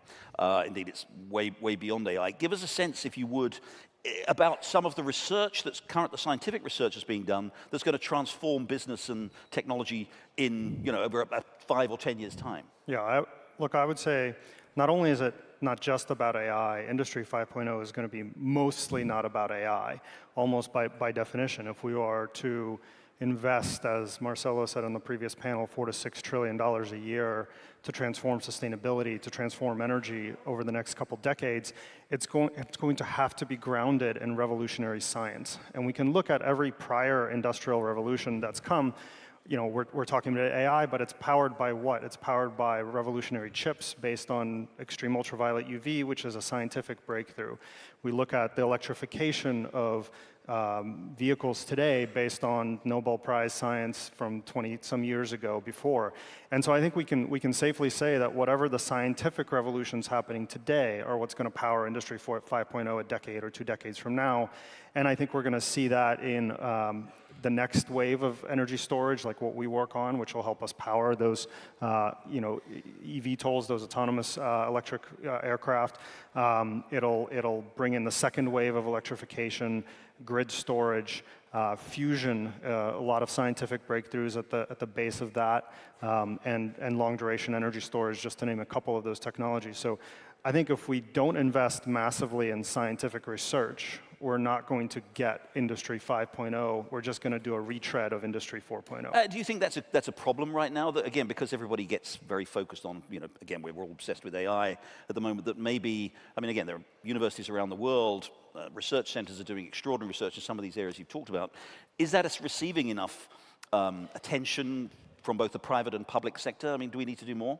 It's not the fundamentals at the universities. I think we're doing plenty there, but it's how do you actually transition those technologies into industry? And it's not even the early stage venture capital, which is quite vibrant. It's the later stage. How do you actually build these technologies that require billions of dollars of investment? How do you transform them and get those technologies into companies that will ultimately displace companies of the past? And we will have displacement of companies of the past. Again, you don't go through a revolution without breaking some eggs, and I think we're going to have quite a few legacy companies that will make it into the next generation. Jerry Keefe of HSBC, obviously, following on from what Gene was saying, key to all of this, all of these transitions, whether it's AI, the energy transition, some of the advances we're seeing in biotechnology and biomedicine, obviously capital is critical here. Sure. From your perspective, from the financial sector, how do you see these transitions working in this industrial revolution, and how the funds and how the investment is being allocated into these various different fields? Look, I think the point on research and the point on early stage and sort of late stage, fully mature companies that are transforming themselves is a really important one. We invest both in early stage. We have an investment in Bill Gates' Breakthrough Energy. We support Saudi Aramco. We work with companies of all size and shapes. Now, the thing that I think is underestimated is that a lot of the transformation and a lot of the capability that we rely on to make all of this reality is actually inside of major industrial corporates. And so while the shiny object often is the early stage Series A company that has a new process or molecule or technology that is really important to invest in and that we should be investing in, we will continue to, a lot of the capability to sort of take those molecules and take those processes and take those ideas and drop them inside an organization like a Honeywell that can actually execute is, to me, the sort of mental switch that has not yet flipped, and people don't spend enough time thinking about how to work with industrial leaders and energy leaders who can enable all this. Is that a policy issue, though, more? Or is that, how much is the private sector here efficiently allocating the resources that are needed here for these various revolutions? Look, I think the private sector does a reasonable job. We were just talking about this backstage a little bit. I think that early stage capital is a little bit harder to come by given kind of the events of 21 and 22 than it had been, but that's breaking, and I think there'll be a number of processes that will be catalytic around M&A and around acquisition financing and around capital markets opening back up this year that I think will make everyone feel better about the financing environment, broadly defined. So there's not a huge role for policy to play there. The things that have been done on the policy side, like the Inflation Reduction Act in the United States, arguably the most important policy agenda item for the economy since the New Deal. It's really remarkable the technologies that it's made feasible, the breadth and scope of that sort of policy thrust. For us, it actually turns out to be a more ground level consideration. So thinking about how we actually get grid connectivity, thinking about whether we have actual transmission lines to move the power around that is being created through new modes of generation. Those sorts of things that are very kind of ground level are the kinds of things that need attention. There's enough capital out there and there's a lot of policy thrust. If I'm going to add to that, I think what we underappreciate is that if we talk specifically to adoption of new technologies, be it batteries, be it new energy sources like hydrogen, economics always win. Yeah. We all want to be good citizens, but in the end, most of the companies are public companies, and their shareholders look for return on investment. And I think we forget the fundamentals, and that's the primary reason we see the adoption of these new technologies slower. So Inflation Reduction Act is good. It supports some of these, but doesn't support everything. But IRA is only in the US. There's no such equivalent enablement in other parts of the world. So I think we underestimate that economics win. So the only way to solve it, either technology makes it cheaper, or some subsidies are done, or tax credits are done. And I think that equation is not being solved holistically. Yeah. We just think the situation will take care of itself, but it is not. Couldn't agree more. There's the kind of two reasons everyone does something, one that sounds good and the real reason. And I think ultimately, as these technologies kind of emerge and become viable, you're going to find a lot more people participating in things that they once sort of looked at from a distance. I want to come back and talk about the policy and the economic and the geopolitical environment to some extent in which all this is taking place. But I want to come first to Jared Barron. By the way, I should say for the first time, we have Jerry, a Jared, and a Jerry on this panel, and I'm a Jared too. So I don't think I've ever felt at home quite so much in all my life. So do you mind if we call you two Jerry as well? That's right. It may make things a little bit easier. But Jared Barron, you've got a particularly interesting perspective on this from your company and what you're doing in terms of the kind of innovation that you're seeing. Tell us a little bit about what you do, and particularly how the metal, how these industrial metals that we know are in scarce supply and everybody's very focused on, what role you're playing, and in particular the role of developing the production, the extraction of those. Yeah, look, it seems a bit old world talking about mining at a conference that's going to be so heavily dominated by AI and how that's going to shape our future. But the material basis of our society, if it isn't grown, is mined. And, in my hand, I have a polymetallic nodule. And we really need to start thinking about where do the future supply of the billions of tons of metals that is forecast that we will need to continue the transition away from fossil fuels, to continue to allow the industrialization in the developing world and population growth. Where are they going to come from with the lightest planetary and human touch? And as AI is going to reinvent industry as we know it, there are other older industries that need reinventing as well. And I agree with Gene that some of those old incumbents that used to do things a certain way just may not be relevant in our future. And of course, if we go back to first principles, it makes sense that we carry out extractive industries in parts of the planet where there is the least life, not the most life. And I'm sure if we had our time again and we decided where would we go mining, we'd go to the ocean, because 70% of our planet is ocean. When it comes to the supply of nickel and cobalt and manganese, more than 70% of the known deposits are in this one area where I take this nodule from. It's in the Pacific Ocean, and it's part of the planet where there is no flora. It's 4,000 meters underwater. There are no communities within 1,000 miles, and we measure the amount of life there in grams per square meter, as opposed to what we're doing today, and that is we're destroying some of our most important ecosystems, known as tropical rainforests. And it's a little bit out of sight, out of mind. And I think even, I heard His Excellency this morning say that, one of the reasons to go to South America was to highlight protecting rainforests. We need to do that. And of course, we've seen Aramco, great oil company, now start a mining division. So everyone acknowledges we're going to need more metals, but we need to go back to challenge where we're getting them from. Can you give us a bit of a sense of the economics of that? I mean, how much of the world's demand for these kind of metals can be met by this sort of abyssal, oceanic exploitation?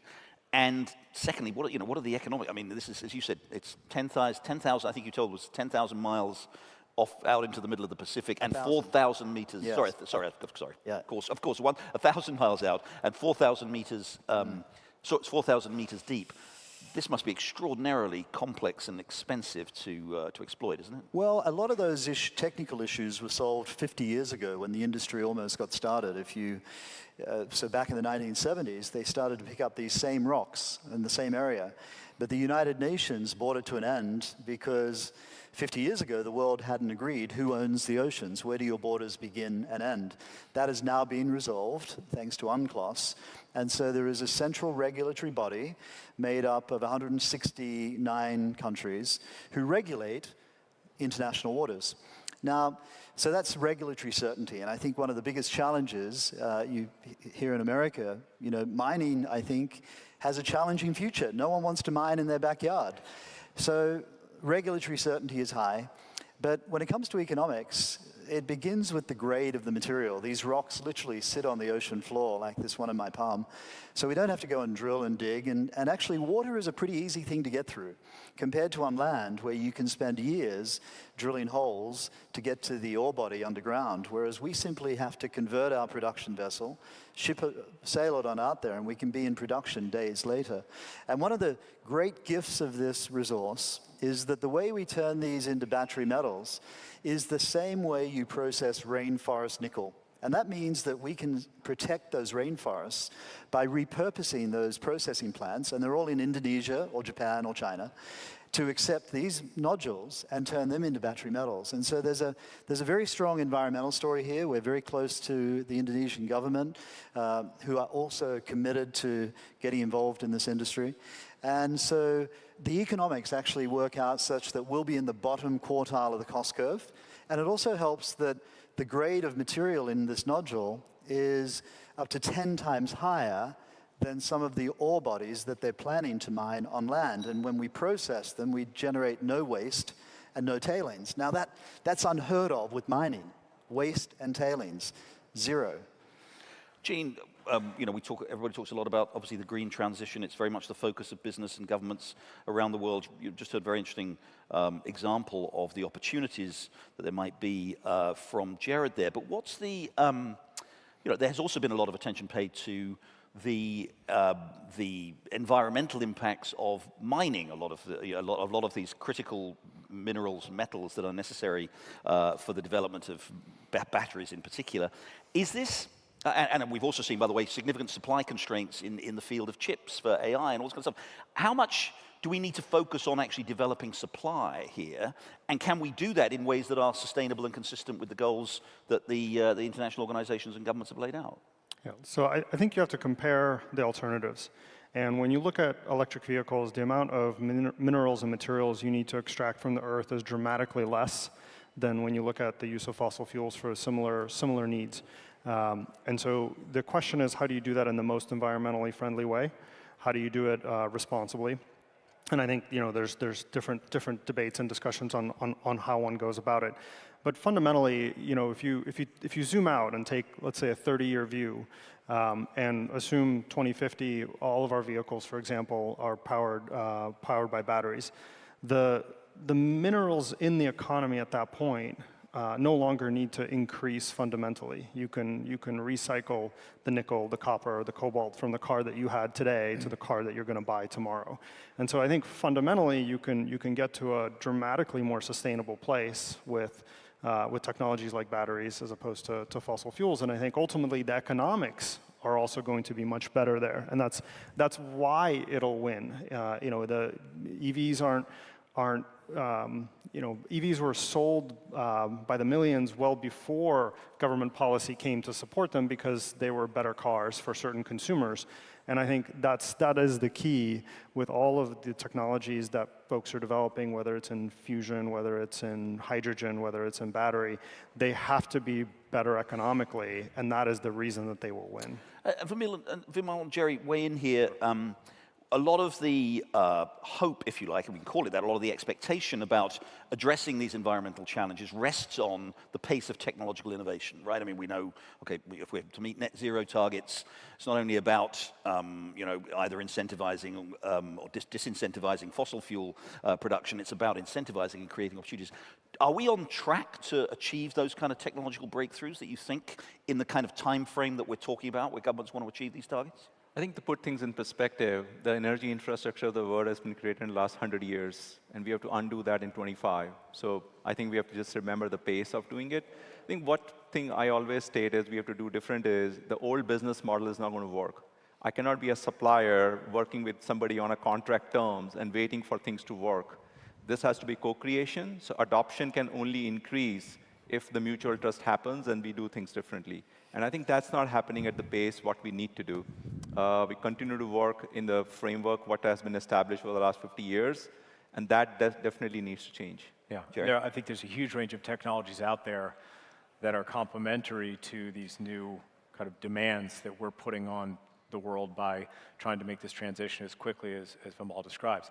I guess if you think about, for example, enhanced oil recovery, which was a carbon capture and utilization technology developed, pioneered, I think, by Saudi Aramco and others to kind of push CO2 down into the ground and then push oil up and extract it. That same technology now, the point capture technology, is being used to take in and sequester CO2 that then is being repurposed into new processes to make sustainable aviation fuel, to use in downstream petchem manufacturing, and otherwise kind of bring this cost curve down by capturing CO2 that is otherwise produced as part of energy or industrial processes in a way that both decarbonizes and also creates economical products. Okay, final question, and please, again, all weigh in on this. Jerry, you talked earlier about the IRA, the inflation, inaptly named Inflation Reduction Act, some of us would call it here in the United States, but its importance... That's an opinion. It's important, it's certainly... Whatever its effect on inflation, it certainly has been one of the most consequential acts, one of the most consequential measures by any government in the economic field in decades. One of the things, of course, it's done is it has created this, if you like, kind of global competition and adding to, especially with, some people have called it protectionist, but adding to concerns that governments, especially in the current geopolitical environment, with great geopolitical anxiety, uncertainty around the world, companies themselves post-pandemic looking to secure their supply chains. Governments, again, in this geopolitical environment, increasingly looking to pursue sort of offshore, nearshoring and reshoring. How much is the geopolitical environment and the deglobalization that some people think we're seeing, how much is that complicating this movement towards the kind of industrial innovation that we've been talking about? And Vimal, you go first, and then everybody else very briefly weigh in. Can we give 30 seconds each? I'm so sorry. Great question, but we have to zoom it through. Thank you, gentlemen. Sure. Thank you. I'll give 10 seconds. I think one of the things we can do better is coordinated law formation for new technologies, like data privacy, cybersecurity. Last I read, there are 900 legislation being formed in the planet. So we need probably 5 and not 900. So I think that's clearly an opportunity. Gene, quickly, you want to win? Go ahead. Jared? Well, I think you have to play to your strengths, and geopolitics means there's a lot of bashing against some of the political opponents, like China, for example. You go to D.C., it's all you hear on the Hill. When actually, America, when it comes to battery metals, should be focused on secondary refining. Like, don't go and throw money after bad ideas when someone else is far more competitive. There's a bigger game to play. Jerry, last word. I think the areas of disagreement make great media, but the areas of agreement are actually much broader and create the maximum commercial opportunity. Gentlemen, thank you very much indeed. Thank you all for listening. Thank you. Thank you so much. Thank you all so much. Thank you, thank you. And Jerry, thank you so much for whizzing through that last one. Well done. Great, great, great panel there, really looking at what we're doing when we move ahead to 5.0. We will continue many, many great panels to come. We really have an action-packed day for you. So we want to make sure that you're all here paying attention. And now this next session really looking at great opportunities that are yet to come. So let's get our speakers out here very shortly. I think we're almost ready to go. The global head of, co-head of global banking and markets for Goldman Sachs, Dan Dees. The president of global markets from the Bank of America, Jim DeMar, joins us.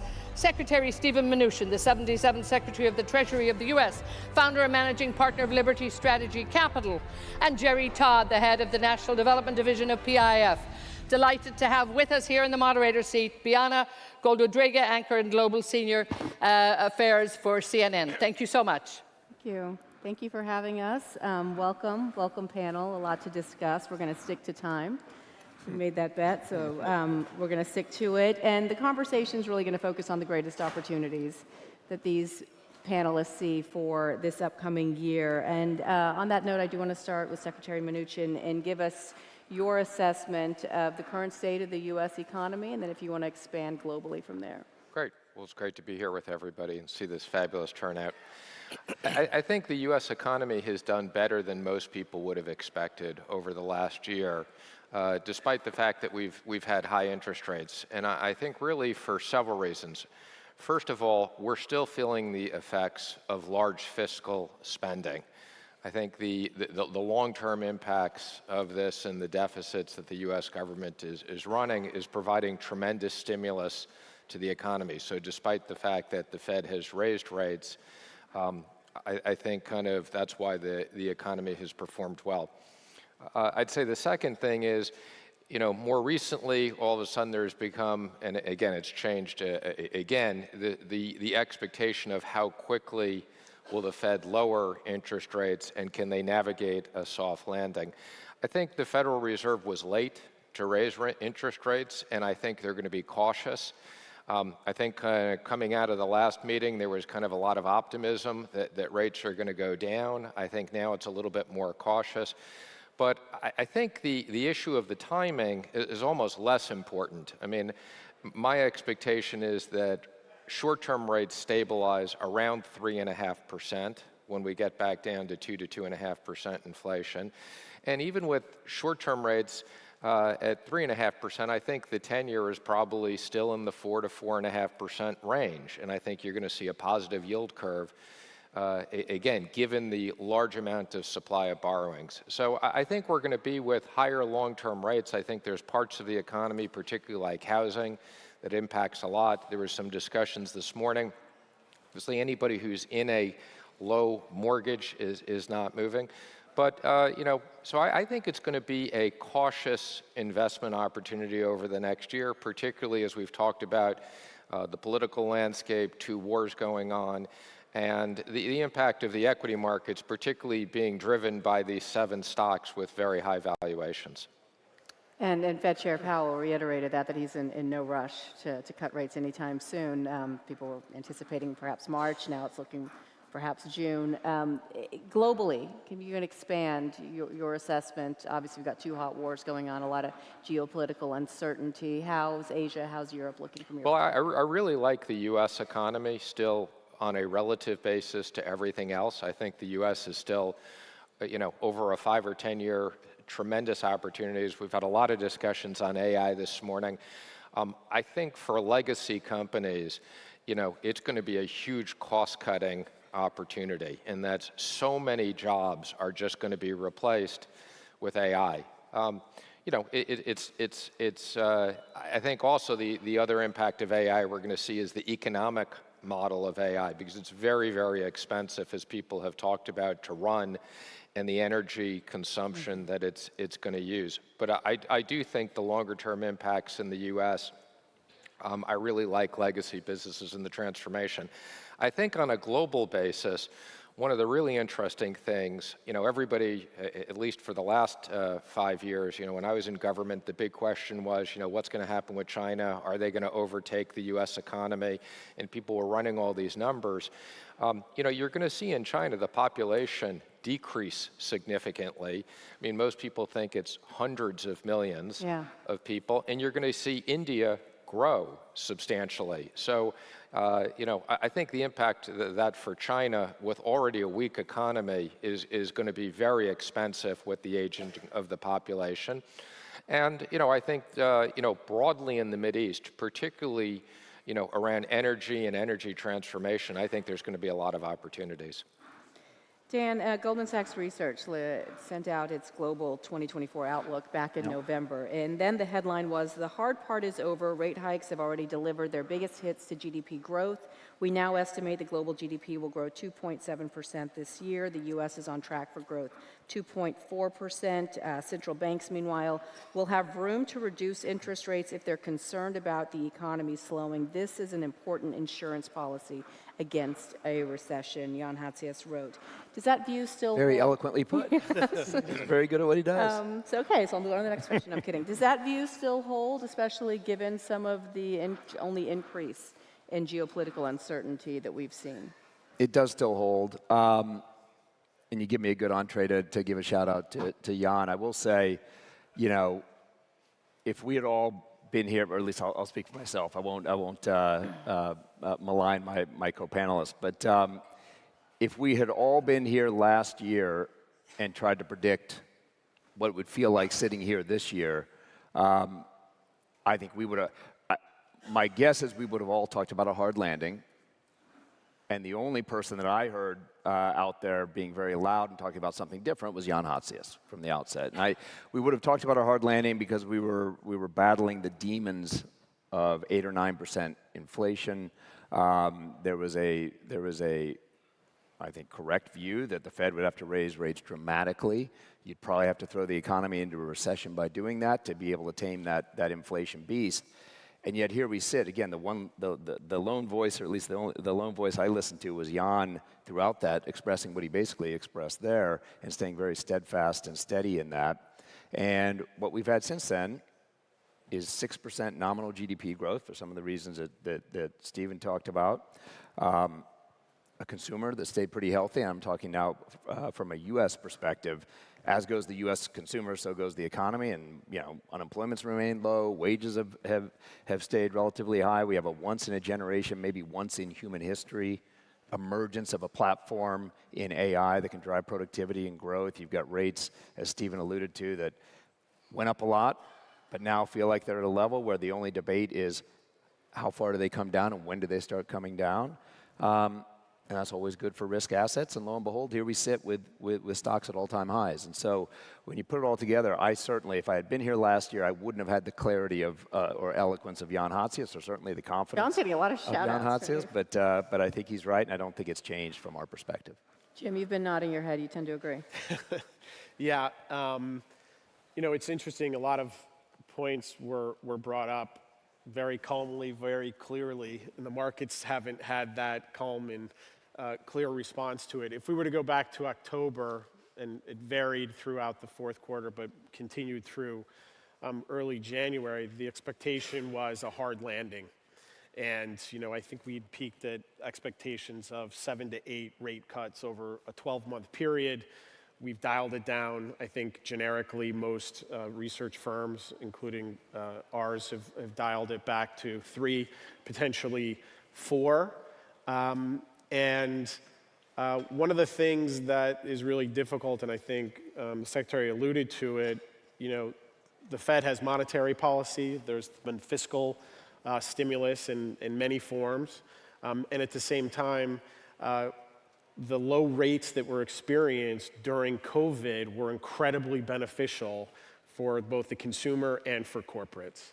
The numbers are something like 70% of U.S. homeowners have a mortgage, and 70% of them, roughly, have fixed-rate mortgages, which they took out during a low-rate environment.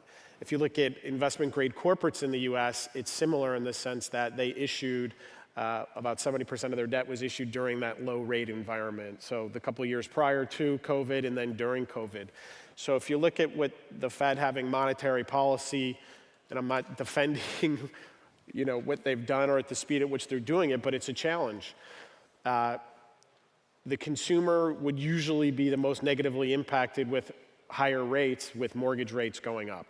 That hasn't been the impact to them. Corporations, since they borrowed longer as well, they haven't had as much of that negative impact. And then, the other side of that equation is if you do have cash, it's the highest earnings you've had on that cash, whether you're a corporate or a consumer, in the better part of 20 years. So it's a very complex situation, and much of this is not as readily observable as, what the Fed funds rate is today. And I think, if we get into the various stimulus programs that are just in their infancy, they've been announced, but much of the spending hasn't been done. Whether that's the Inflation Reduction Act, the CHIPS Act here in the U.S., the European Union has its own policies that they've implemented and they're debating. So I think it's going to be uncertain on this path for growth and inflation for the foreseeable future. So given that, and given that you said a lot of these programs are still in their infancy, what are some areas for potential growth that you're advising clients on? Yeah, and the Secretary alluded to it, and Dan did modestly as well. Energy transition is still at the forefront. And I think one of the things that's the most interesting about it is the amount of dollars that need to be invested for these projects to be completed. So there are many people talking about AI and biotech, and I'll leave that to those experts, and it's been discussed prior to this panel. But if you look at it for 2023, I think the number somewhere around $1.8 trillion has been spent, broadly defined energy transition. So you're talking about renewable energy projects, you're talking about electric, broadly defined transport, so cars, trucks, charging stations, those types of things. And the third largest category being the grid, an upgrade of the grid. So, and then in addition to the $1.8 trillion, there was about $900 billion of refinancings or $800 billion of refinancings within that broader space. So, I mean, these are incredibly large numbers. Then you get into infrastructure broadly, and that's a global number, obviously. Bringing it back to the US infrastructure spend alone is anticipated to be $2 trillion over the next 10 years. So these are large dollar amounts to be invested, long-term investing, and given the fact that interest rates are no longer zero, I think for the first time in the last handful of years, there's more rational pricing of risk, which I think is incredibly beneficial for investors. Jerry, if I can turn to you and give us the Saudi perspective on the overall global economy and investment structure at this point. It's a pleasure to be here, Biana. Thank you very much. I think Saudi's always been in the conversation when people are trying to understand cyclicality, supply-demand, balance of energy.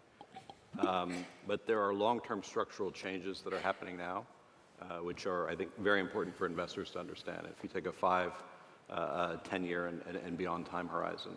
I'll mention 3 of those. The first is industrialization of the economy. The second is the build-out of service sectors. And then the third is the impact of becoming surplus in green energy. On the industrialization side, the objective is to onshore manufacturing capacity in areas where the kingdom can be competitive and has a large import bill. And in some cases where it makes sense, build out export businesses as well. So we're seeing that in the construction value chain, metals and mining, consumer goods, and also in advanced manufacturing like automotive and aerospace and defense. And just in the past 6 years, one of my fans. So we've had 16 companies that have been established to fill gaps in these sectors. More than $88 billion has been deployed so far. And the objective of those is really to catalyze supply chains. So there's more than 70 advanced conversations going on right now with supply chain partners.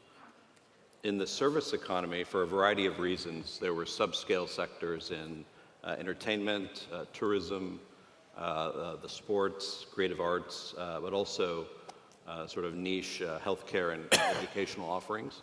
And so citizens would often spend money abroad to receive those services. And so there's a large push to build out sectors that can serve the needs of citizens and residents, but also attract external demand into those sectors. I'll give you one interesting example that I think shows the full cycle from kind of objective to policy to financial returns. So about 6 years ago, a major push by the government was launched to get people exercising more and have a more healthy lifestyle. During that time, we've had a 3.5x increase in the number of people exercising on a weekly basis. The number of fitness centers has grown 13x. The contribution of that sector to the economy has doubled. And it's actually something you can invest in. So the first gym company that was listed in 2018 is up 4 times. And that was previously a private equity investment from 2013 by a leading private equity investor who helped focus it and grow it. So there are interesting opportunities that are being created by these various government initiatives.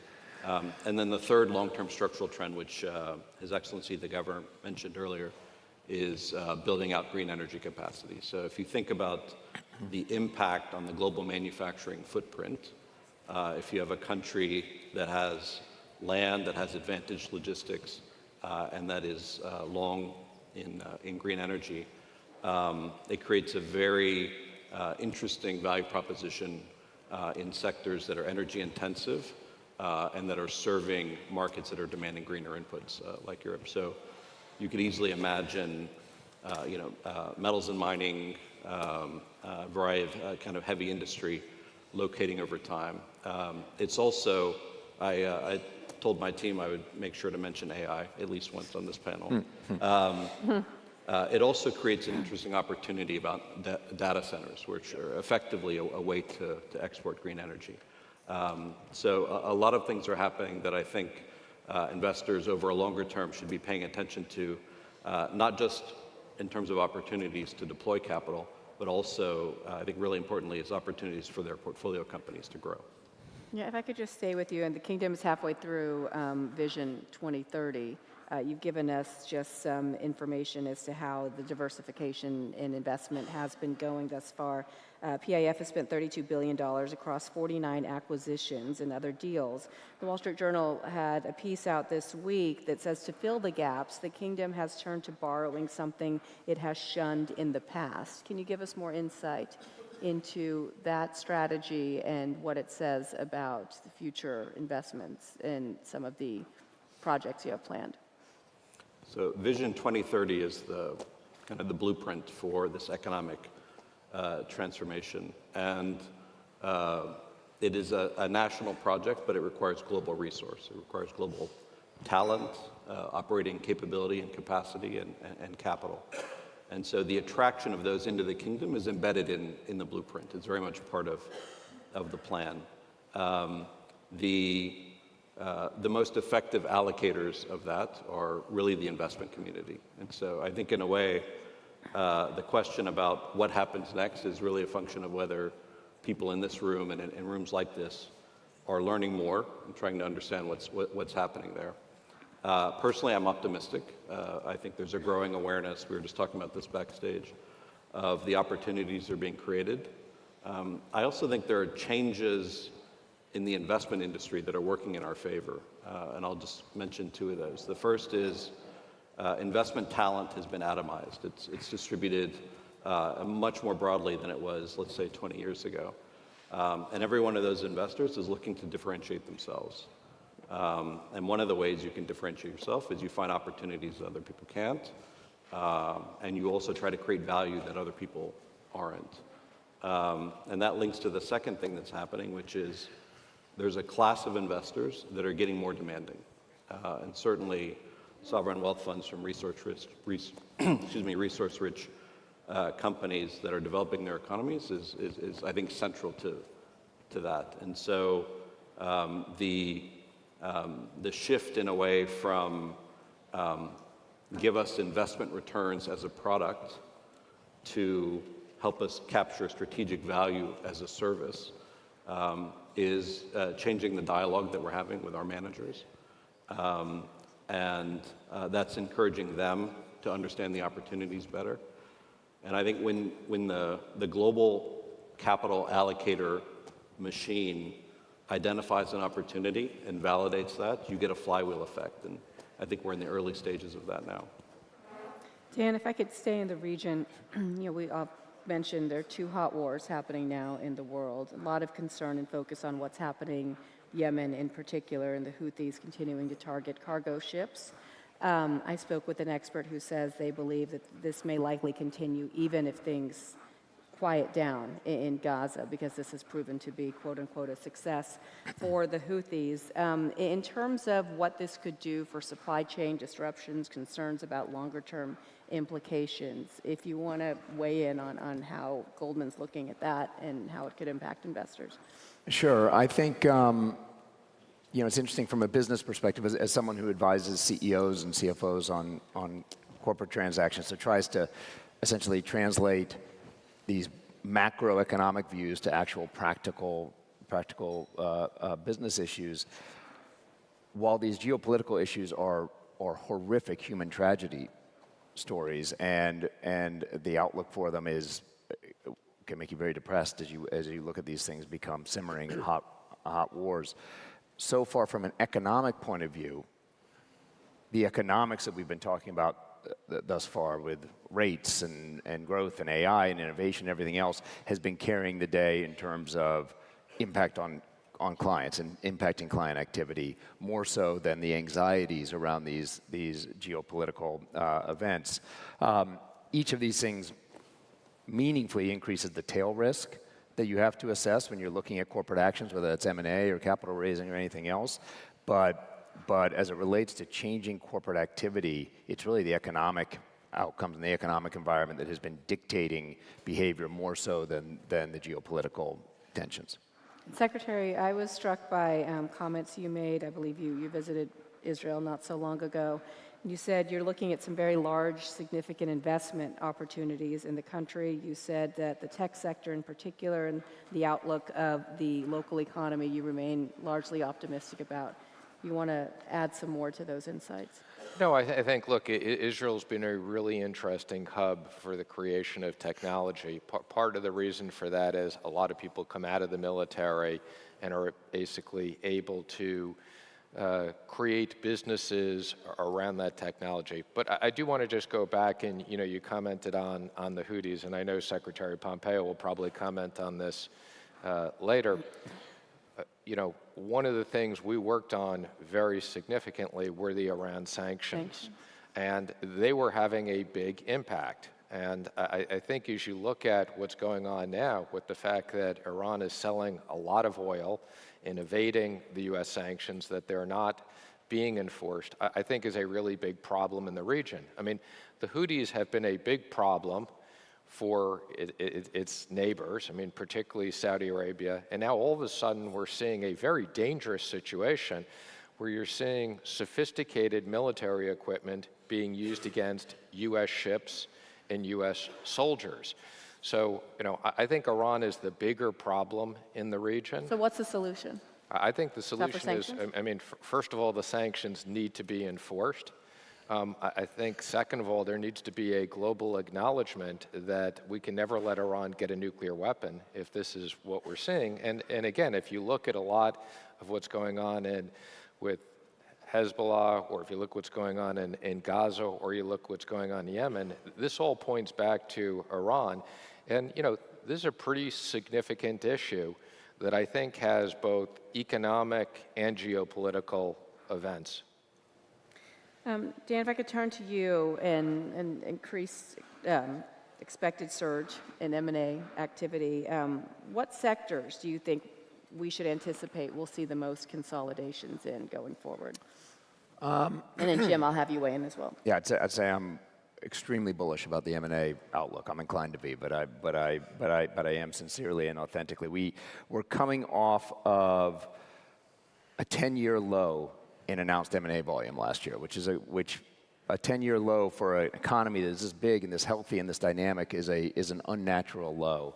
And it was low because rates were going from 0 to 500 basis points. It was low because there was great dissent or disagreement on the outlook, and so it was hard to get people to agree and narrow a bid-ask spread and get people to agree on price. But I now sit here today, and I think the conditions for M&A are about as ripe and as good and as healthy as I've ever seen. And there are 3 or 4 things I'd mention. One is, in a slow growth world, and that's what we're talking about, we didn't fall into recession, but it's a pretty sluggish growth outlook out there. Every CEO that I've met, you'll rarely meet a CEO who doesn't want to grow their business. Mm-hmm. And so to grow in a low growth world, you often look to do things inorganically through M&A. I think it's also a world, as every single panelist has discussed AI and tech investment and what is required. It's a world where you need scale to make that type of tech investment. I look at Goldman Sachs, we're a $130 billion market cap company. I can't imagine being smaller because we have billions of dollars we need to invest in technology to keep up. So this need for growth, this need for scale. 1 out of 6 S&P 500 companies has an activist in the stock. These are investors who take a stake and agitate to act, and so that is a catalyst for activity. And then you have financial sponsors, many of whom are in the crowd, who own $3+ trillion of assets to sell and have $2+ trillion of money to put to work, and so that is bound to be a catalyst for activity. And so, to your question specifically on sectors, I see a big uplift, but I see it kind of across the board. Those trends, those thematics, those underpinnings that I just talked about are true across the board. What you do tend to see is once an industry starts to go and starts to consolidate, it builds on itself. So energy, for example, we saw a Pioneer deal, then a Hess deal, then an Endeavor deal. So sometimes these things are contagious, and you'll see activity, but we're pretty bullish about M&A activity across the board. Okay, Jim, do you agree? And specifically sector specific? Yeah, the only thing I would add to Dan's comments is, the market environment, meaning corporate spreads, the availability of credit, more comfort in that, the new theme is, maybe rates will have to go higher, but if they do, the view today is it's modestly. So there is a framework for the market. So to the extent that companies need to access the capital markets, the environment is conducive to that today, which I think was much more difficult during a period where rates are rising by 500 basis points. Credit spreads are historically tight. Volatility is relatively low. It'll probably change this afternoon because I'm saying that today. But the general environment, I think, is constructive. And I think if I could hit on one topic that's kind of a corollary, a lot of discussions around private credit, direct lending, versus our businesses. We peacefully coexist is kind of how I look at it. And what's most critical about that existence or coexistence is it allows for creation of credit. And economies, if you look historically, and if you've been a kind of student of macroeconomic policy, you need credit extension for economies to grow.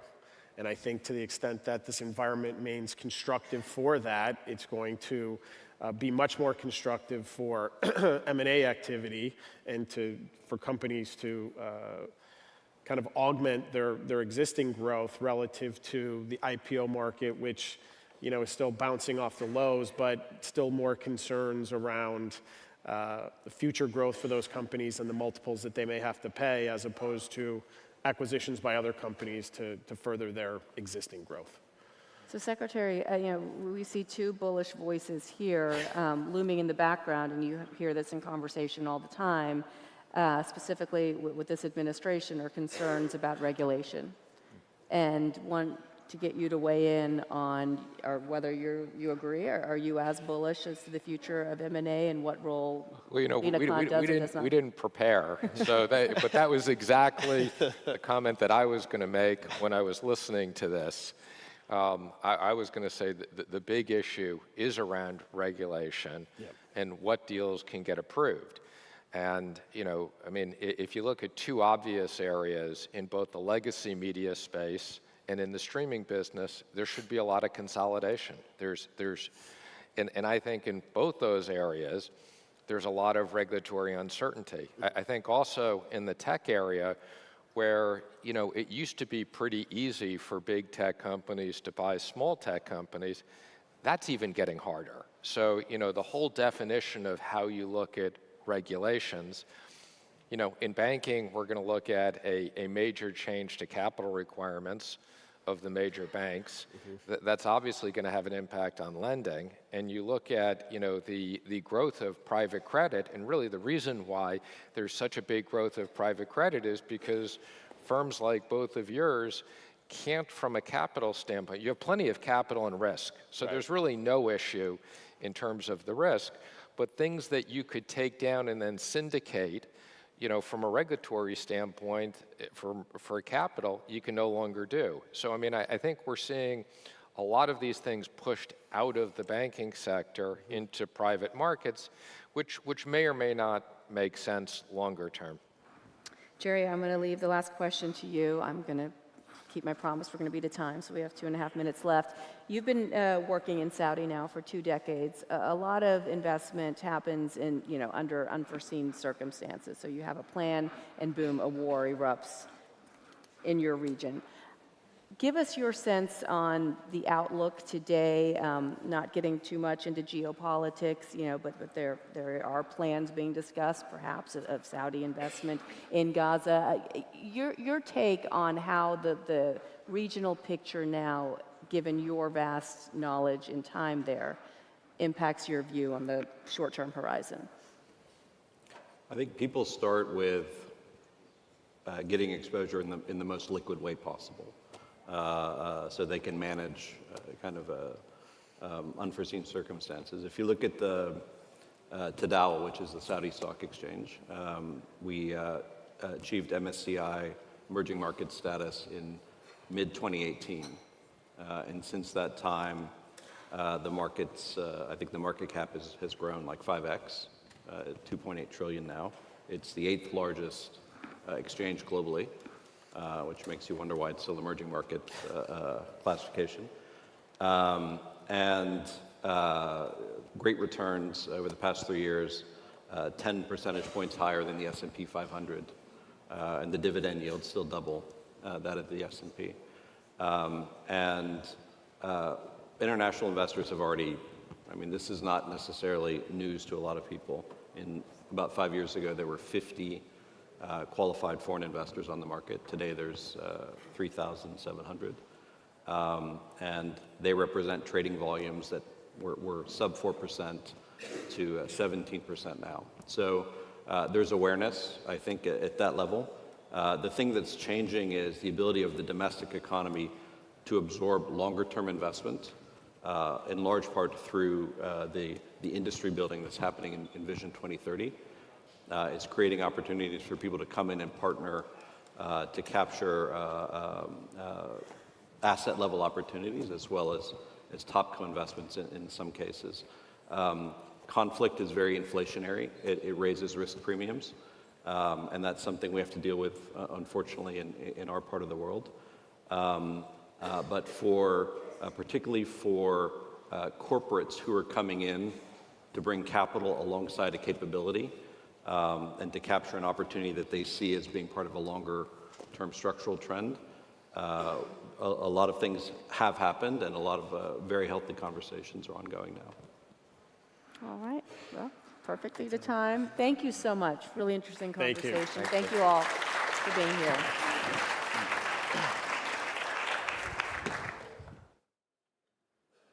Thank you all so much. And Gianna, thank you so much for moderating that panel there. Really many times looking at the uncertainties that are out there. Of course, there's great investment opportunities, but again, I think we have to look around the world and see where those opportunities are, and indeed the great consequences, sadly, of some of the issues that are around. She sort of set the scene just a little bit there in terms of geopolitics, and that is now going to be very much the topic for this session, the economic consequences of conflict. We're absolutely delighted to have with us here Secretary Mike Pompeo, the 70th Secretary of State of the US, and the Executive Chairman of Impact Investments. And he is joining in conversation now with Maria Bartiromo from Fox News Channel. Looking forward to this. Thank you both so much.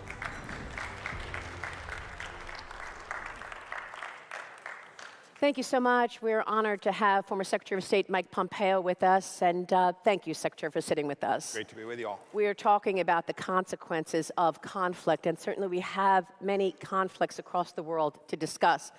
I was honored to be at this conference 7 years ago, the first one in Riyadh, and I was honored to be able to sit with His Royal Highness, MBS. Things have changed quite a bit across the world since then, haven't they? Yeah, first of all, thanks for having me here. It's wonderful to be back at FII. And it's an important time to be here, too. The world is a much more unstable place today than it was 4 or 5 years ago. We see that in the conflicts. There's been talk about these 2 wars that are going on. I'm sure we'll talk about it as well. But in the economic sphere, the connectivity between things that are happening geopolitically is now ever more closely tied to thinking about investments, thinking about commerce, thinking about capital flows than I think it has, maybe not ever, but in an awfully long time. Today, it is impossible to separate geopolitical risk from capital allocation. And we've seen an incredible amount of aggression, particularly coming from communist China, on the world, certainly in America, against America in the last 3 years. And I want to get your take there because we're beginning here with an investment outlook. We've got an investor audience, pools of capital, and some of those ideas in terms of allocating that capital Zero in on China. There are countless numbers of Chinese companies right now that trade on U.S. exchanges, the New York Stock Exchange, the NASDAQ. Some of those companies have already been sanctioned, and yet investors across the world are investing in them. Isn't that funding the expansion of the free world's number one adversary? You know, I think there's no doubt about that. I think the way that the West has handled this risk associated with the Chinese Communist Party's military, in particular, the People's Liberation Army, has misunderstood the central nature of the relationship between the Chinese Communist Party and Chinese businesses. And I think we can all see it. Any of you who have done significant business in China can see your counterparts, whether they say it out loud or not, they're concerned too. They're trying to get their money out. They are more concerned about their own personal security. Xi Jinping has fundamentally made a decision to value power over economic growth and military expansion and political expansion over economic growth. And that's something that Western markets have to take into account. In the end, it will take governments that steer businesses in the right direction. I remember the controversies around the Foreign Corrupt Practices Act, where there was lots of bad stuff taking place, and CEOs saying, well, I can't do anything because this is just how the world works. And once the rule gets in place, we all are able to conform to that. We're going to have to do the same thing with this challenge from the Chinese Communist Party. We no longer have even remotely reciprocity between American markets, Western markets, New York Stock Exchange, the London Stock Exchange, and how American companies are treated inside of China. That central idea of reciprocity, I think, is important because the Chinese Communist Party has been at war with the Western world for 30 years. People ask me, Mike, are we going to go to war with China? I would argue they have been at war with us, with the idea of human dignity, with the idea of economic property rights, with these central understandings that we all take for granted in the West. And they have been trying to undermine it and are working diligently towards that.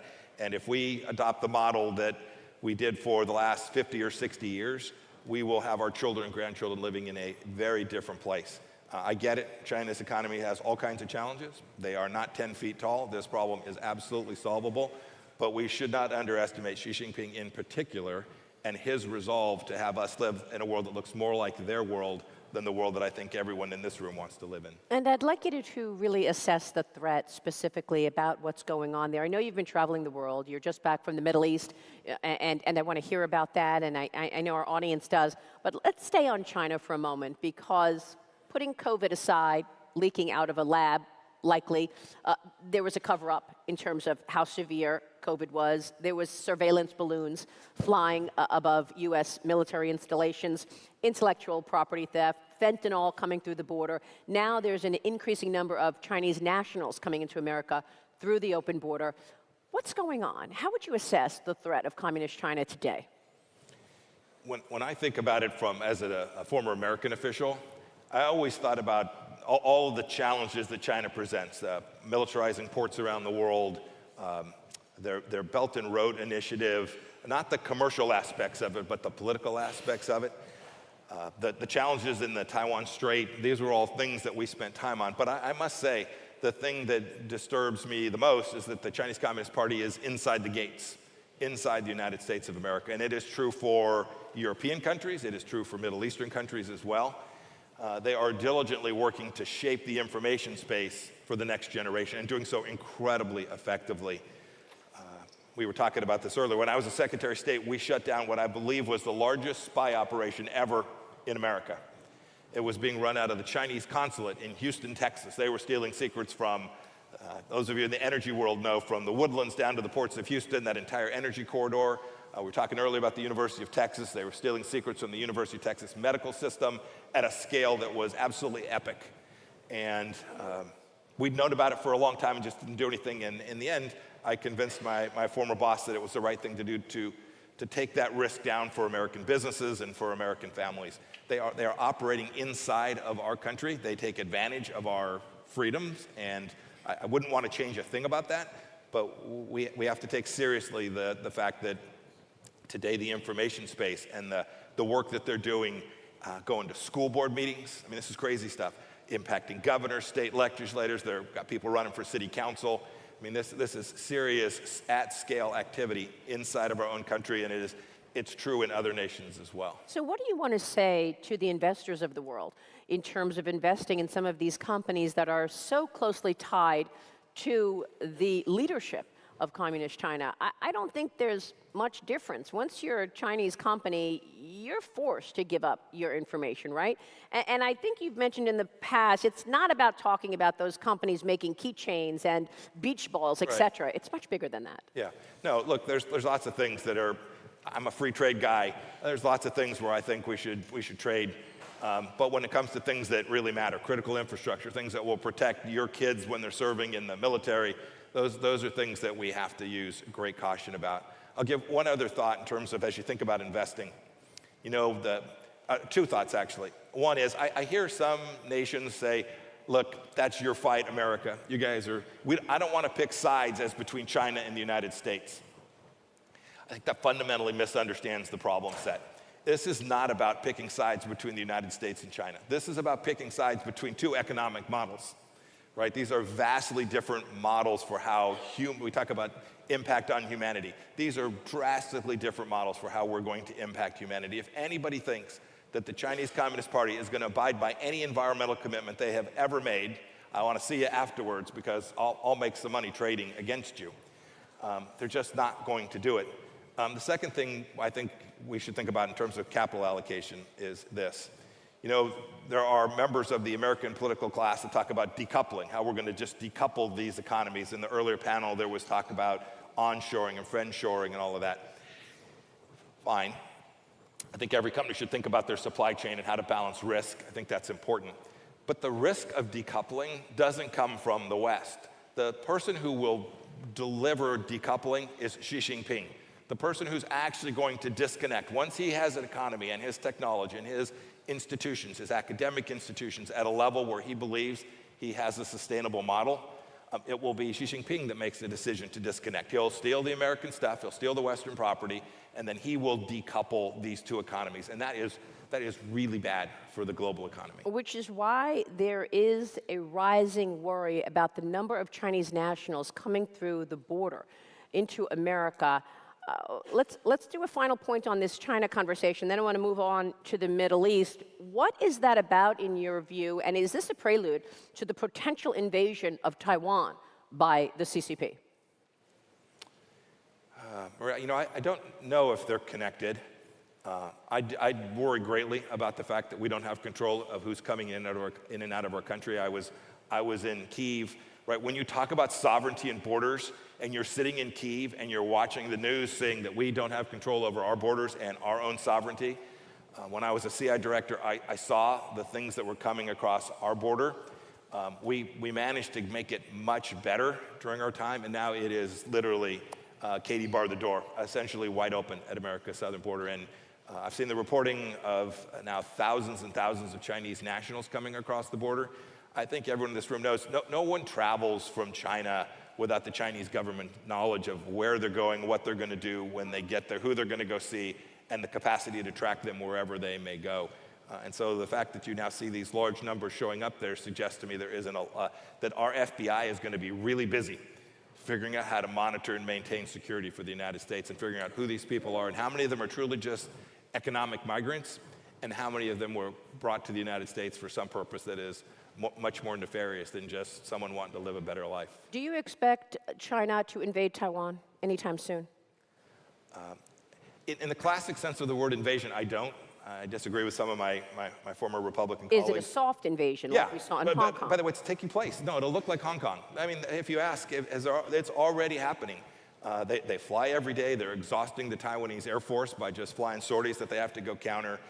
There's enormous work to impact the Taiwanese election. They were unsuccessful at getting their candidate elected these past months, but they won't. That will just be a speed bump on the way to what their ultimate objective is, which is political control. And so you can imagine fishing fleets causing more problems, lots of pressuring countries around the world to step away from defending Taiwan. And I have seen how this goes. The war games. They all end up badly. They end up badly for, if you think our stock markets are volatile today, the moment you start to see Chinese military start to move to their eastern shores, you will see volatility that is of a scale we haven't seen maybe since 2008. Every time the assets that sit on the island of Taiwan, everybody knows them, are impacted nearly immediately. The Japanese are forced to get involved very quickly, and the global economy suffers in, think a couple of weeks, not a couple of months. You were the director of the CIA, you were the congressman from Kansas, and at that time you were studying China. You really began the investigation into the threat of communist China, and then of course you served as Secretary of State, at which time you came up with the Abraham Accords, which was celebrated by many in the Middle East, with the exception of Iran. Let's talk about the threat from Iran, as the Houthis and other proxies of Iran have been attacking the U.S.'s troops as well as others, and of course, Hamas's invasion and attacking Israel. How do you see things there? So two thoughts. One, I didn't invent the Abraham Accords. Happy to take credit, but don't deserve it. Lots of teams. Secretary Mnuchin, who was just on, Jared, who's here, a big team, a group of leaders in the Middle East, including the Crown Prince in Saudi Arabia, all made that come together. But it did happen as a result of a central thesis that we had, which was that the malign actor in the region is the Islamic Republic of Iran, and we have to take away every capacity that they have to create risk. You should know I'm hopelessly biased. They are still trying to kill me. If you see me walking around a security team, it's not because I enjoy it, but because I still need it. And I think that's telling.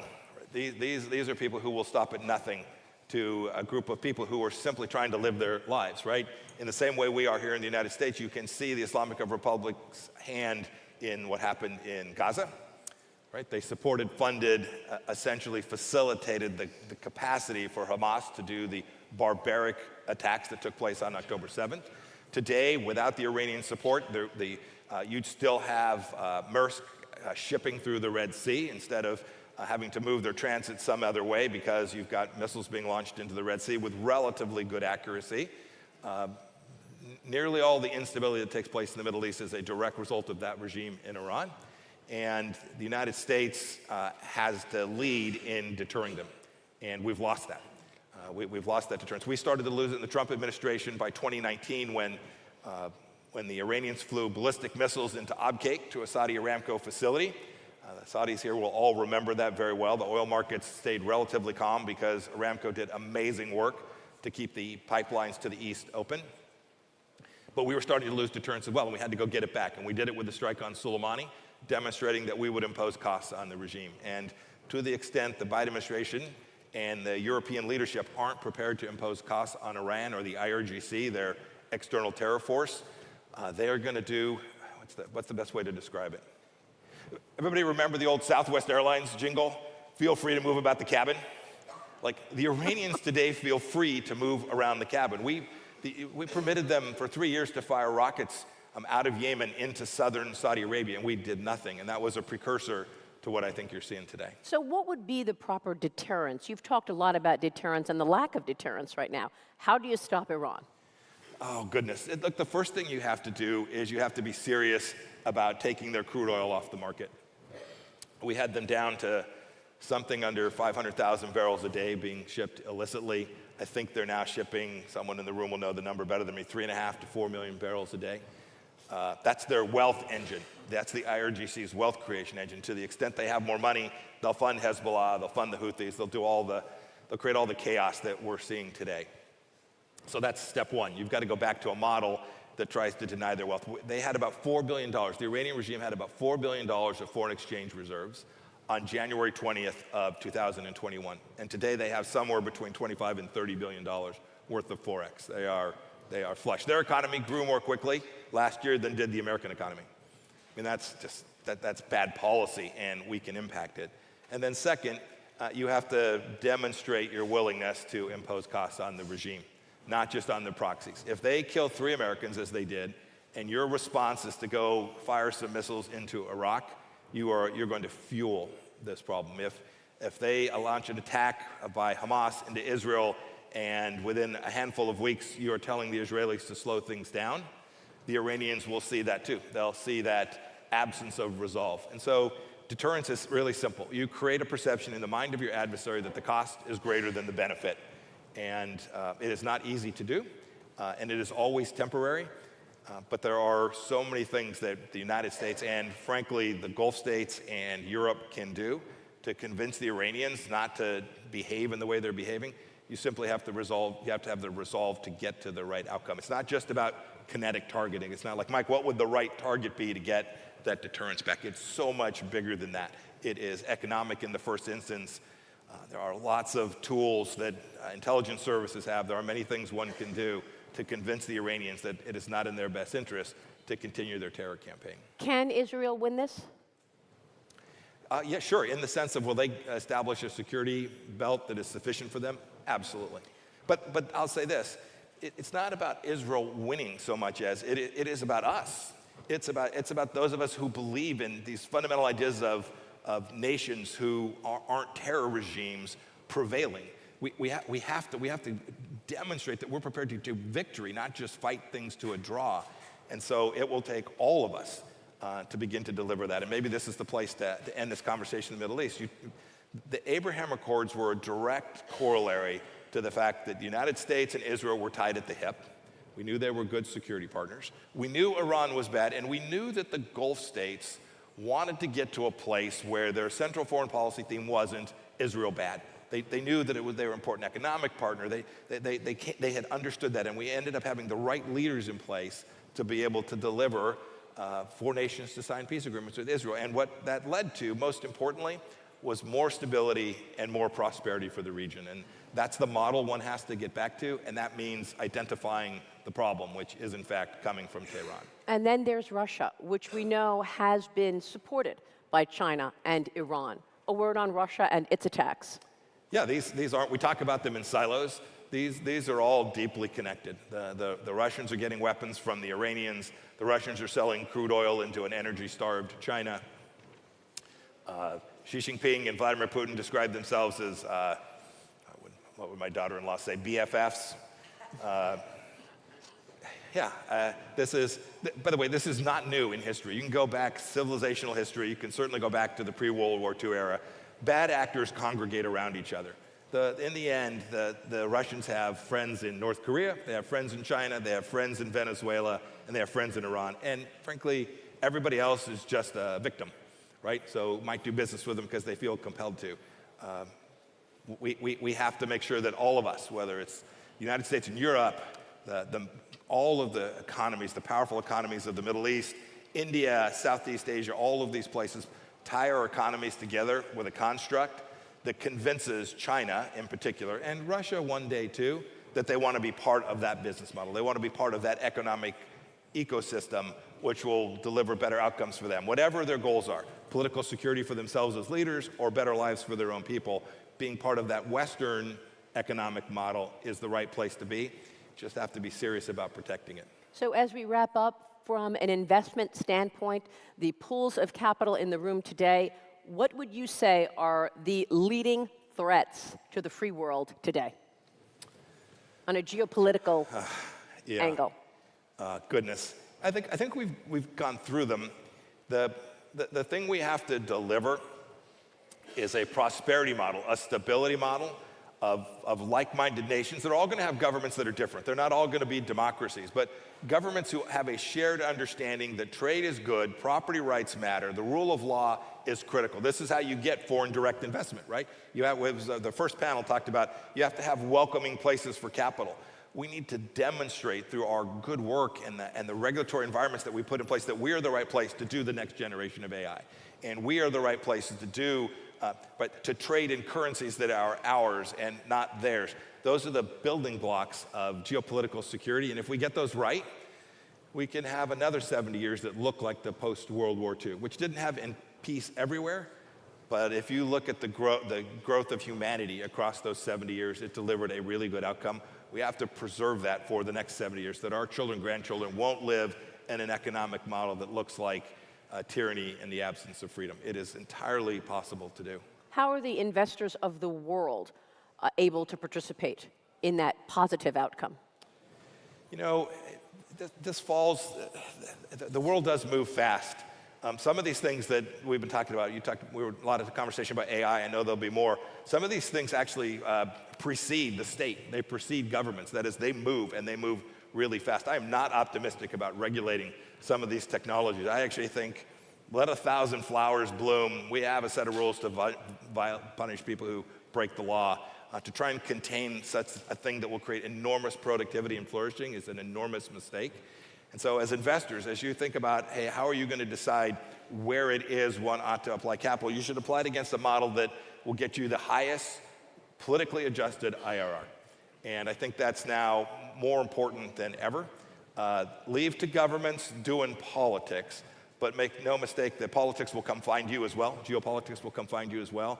I can't tell you how many American CEOs came into my office when I was a Secretary of State to tell me horror stories about what happened to them inside of China. They didn't want them to be public. They didn't want the stories known, but massive risk sitting on their balance sheets. And they were trying to figure their way to reduce that risk profile. And I would just encourage everyone to make sure that as you think about your investments and your balance sheet, to make sure that you get that risk profile right, given all of the various risks that sit on top of us today. Secretary, final question. This is a year of many elections across the world. I ask you about the U.S. election. Can you give us your expectation on how it plays out? And whether or not the United States can get back to its leadership position in the world? I'll answer the second one. How about that? I hope that America can be part of working with all the international folks that are here today to leading. We're gonna have a crazy 6 or 7 months in the American political system. I think that is a certainty. If you made me guess today, I think that former President Trump's most likely to prevail. That's not a particularly original thought, but I think given the place that the United States finds itself today, I think the American people are going to be looking for a change, and I think that means that the Republican nominee, who is certain to be President Trump, is probably going to be the victor. Sir, thank you. Thank you, Maria. Former Secretary of State Mike Pompeo, thank you. Thank you so much, Secretary Mike Pompeo and Maria Bartiromo. So much information there. Thank you for that run around the world on economic consequences of conflict. Fascinating discussion. We're now going to take a look back to Saudi Arabia and really look at resetting the global investment equilibrium. We're joined now by the Deputy Minister of Economic Affairs and Investment Studies from the Ministry of Investment in Saudi Arabia, Dr. Saad Al-Shahrani, and moderated here in conversation with Manus Cranny, anchor from Bloomberg Television. Lovely to see you both. Thank you so much. Thank you very much.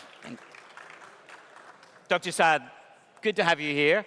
How do we follow Mike Pompeo and Maria? It's a tough act to do, but it's interesting when former Secretary talks about inward investment, making a destination for investment. I mean, that has been the raison d'etre of MBS and indeed of your Minister Khalid Al-Faleh. So ambitions are high. We've got the headlines, Lucid builds operation in Saudi Arabia. Prioritize for this audience. Who do you want to deliver the biggest inward investment to Saudi? Good morning. Good morning. Thank you very much. And I want to thank FII for bringing all these great people here in this place to reshape the global investment. I want to thank also Richard for bringing us to Miami. Miami is a great place. However, it's dangerous for me, especially when we have the beach. Manus had to bring me 30 minutes ago from the beach, so thank you very much. Saudi Arabia is in a unique situation right now. We're working on different aspects. One of them is the national investment strategy that we announced 2 years ago through different channels.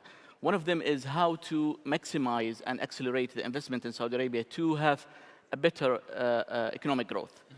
So the NIS, the National Investment Strategy, was announced 2 years ago with 40 pillars, 40 initiatives and 4 pillars. One of them is to how to attract investors, foreign investors, to come to Saudi Arabia through different promising sectors, and what type of financing that we should offer or incentives to offer to them. So if I want to deliver a message to foreign investors, we have a lot of promising sectors and a lot of investment opportunities in different regions in Saudi Arabia, and incentives are already there to enable them. Well, let's build on that. I mean, I grew up in Ireland, and when people talked about Ireland and bringing American tech to Ireland, it was like a dream. But it did work, and it worked with tax incentives, it worked with economic zones, and educating the population literally within an inch of its life to make them fit for purpose. When I talk about incentives in Saudi Arabia, is it tax? Is it land? Do you have the capital markets sufficiently developed to deliver access to finance to facilitate the FDI? Well, the short answer is all above. Incentives are available in Saudi Arabia. One of them is the tax exemptions when it comes to VAT, CIT, customs, etc. And at the same time, we provide some attractive land programs to investors, so they can come and provide us with their ideas. What turns the dial? Is it the tax or is it the land? I'd imagine it's the tax. Well, we have both, so we are ready to provide whatever it takes to attract investors to certain projects and certain sectors that we think they will be the drivers for the growth going forward until 2030 and beyond. So what do I get? 30 years tax exempt? What kind of structural incentive do you have? Because there's manufacturing, there's technology, there's AI. We'll break them all down in a moment. But within the economic zone, what is the priority? Well, the priority is to bring big companies so they can invest in manufacturing and build the local content and export these products overseas. So we provide, as you say, 30 years of exemptions of tax. We provide lands. I would give you a successful story of Lucid, for example. So they built a great factory in Saudi Arabia, and they are enjoying this menu of incentives, including even energy and utilities support. So we are blessed with the natural resource that we can use to enable our investment as well. So lands are there, other taxation exemptions, including VAT, including CIT, including customs tax, etc. So it's there for investors. Listening to His Excellency Yasser this morning talking about the scale of deployment inwardly within Saudi Arabia, as well as the external rebalancing that's going on. The scale of the inward investment, is it that you want manufacturing? Is that the jumping off point with the ambition into higher tech? Yeah, to some extent. I mean, Saudi Arabia was let's say, before the 2030 vision started 8 years ago, was based on oil product. But I think you need to diversify from this natural resource. Diversifying the economy and make it more productive through the sectors that will lead and make the economy more sustainable. So manufacturing is one of them. Technology and IA is, as His Excellency Yasser Mayan mentioned this morning, is a key thing that we are committed to deliver. Have you decided, apart from everybody in the room that checked their NVIDIA price this morning, if you haven't, I would. Which part of AI, it's such a monolithic term, AI, I want to be big in AI, we want to be big in AI. Well, which portion of AI, have you gone through the process of deciding which portion of AI and the chips business is going to be critical to Saudi's success? It is, and the intention is really serious about AI. I mean, 2 years ago, there was an announcement of semiconductors program to localize it in Saudi Arabia and make sure that you start building infrastructure for it and export overseas. So we had also signed some agreements and deals with China, for example, on semiconductors, chips, and when it comes to AI, I think if you want to have more productive and sustainable investment, that's the way to go forward and tap in that field. We've just finished a conversation with the former Secretary Pompeo, and he's talking about stability. The elephant in the room when it comes to FDI is about security. We have hot conflict in the region. It's very real. It's a real risk to everybody in the room. How often does that come up in conversation with foreign investors? Is it top of the agenda now when you engage? The conflict has been going on for months now. It's been going on for many, many years, but the hottest part of it is in the past number of months. How much of a headwind is geopolitical uncertainty and instability in the region for Saudi? Well, as you said, it has been for a while in the region and even in different regions. However, there is always a risk, but the good thing is when you have a mitigation plan or a management for any risk, then you can go through it easily. So far, the numbers say something different. I mean, we've never been noticing a decline in interest by investors to come to Saudi Arabia. The numbers of companies, global companies, giant companies coming to Saudi Arabia is increasing on a daily basis. The interest from the demand side to find more opportunities in Saudi Arabia is increasing. The numbers of FDI or even the local investment is growing. So in 2022, we grew by 30%. comparing to the previous year. Even in 23, so far, we have about 15 to 20% growth in GFCF investment. FDI is growing by 20%. So we have not noticed anything impacted the plan of the investment in Saudi Arabia. However, it's in the interest of Saudi Arabia to have peaceful region and everywhere. So, but we have not noticed any issues coming to the country. Plus, we have excellent regulations that protect the investors' money. The investment law that will be announced in a few months will have excellent idea of how investors can have peace of mind when they bring their money to Saudi Arabia. We have investors protection system. Since 2016 until now, we have launched more than 650 reforms that can have regulations in the interest of investors when they come to Saudi Arabia. Let's have a little bit of friendly rivalry. I've just spent the past 6 years of my life in Dubai, and it was always the ambition of the UAE relative to Riyadh to have governance and regulation that was globally appealing. Are you matching? Are you kicking the UAE in terms of, are you meeting and matching them on regulation and reform?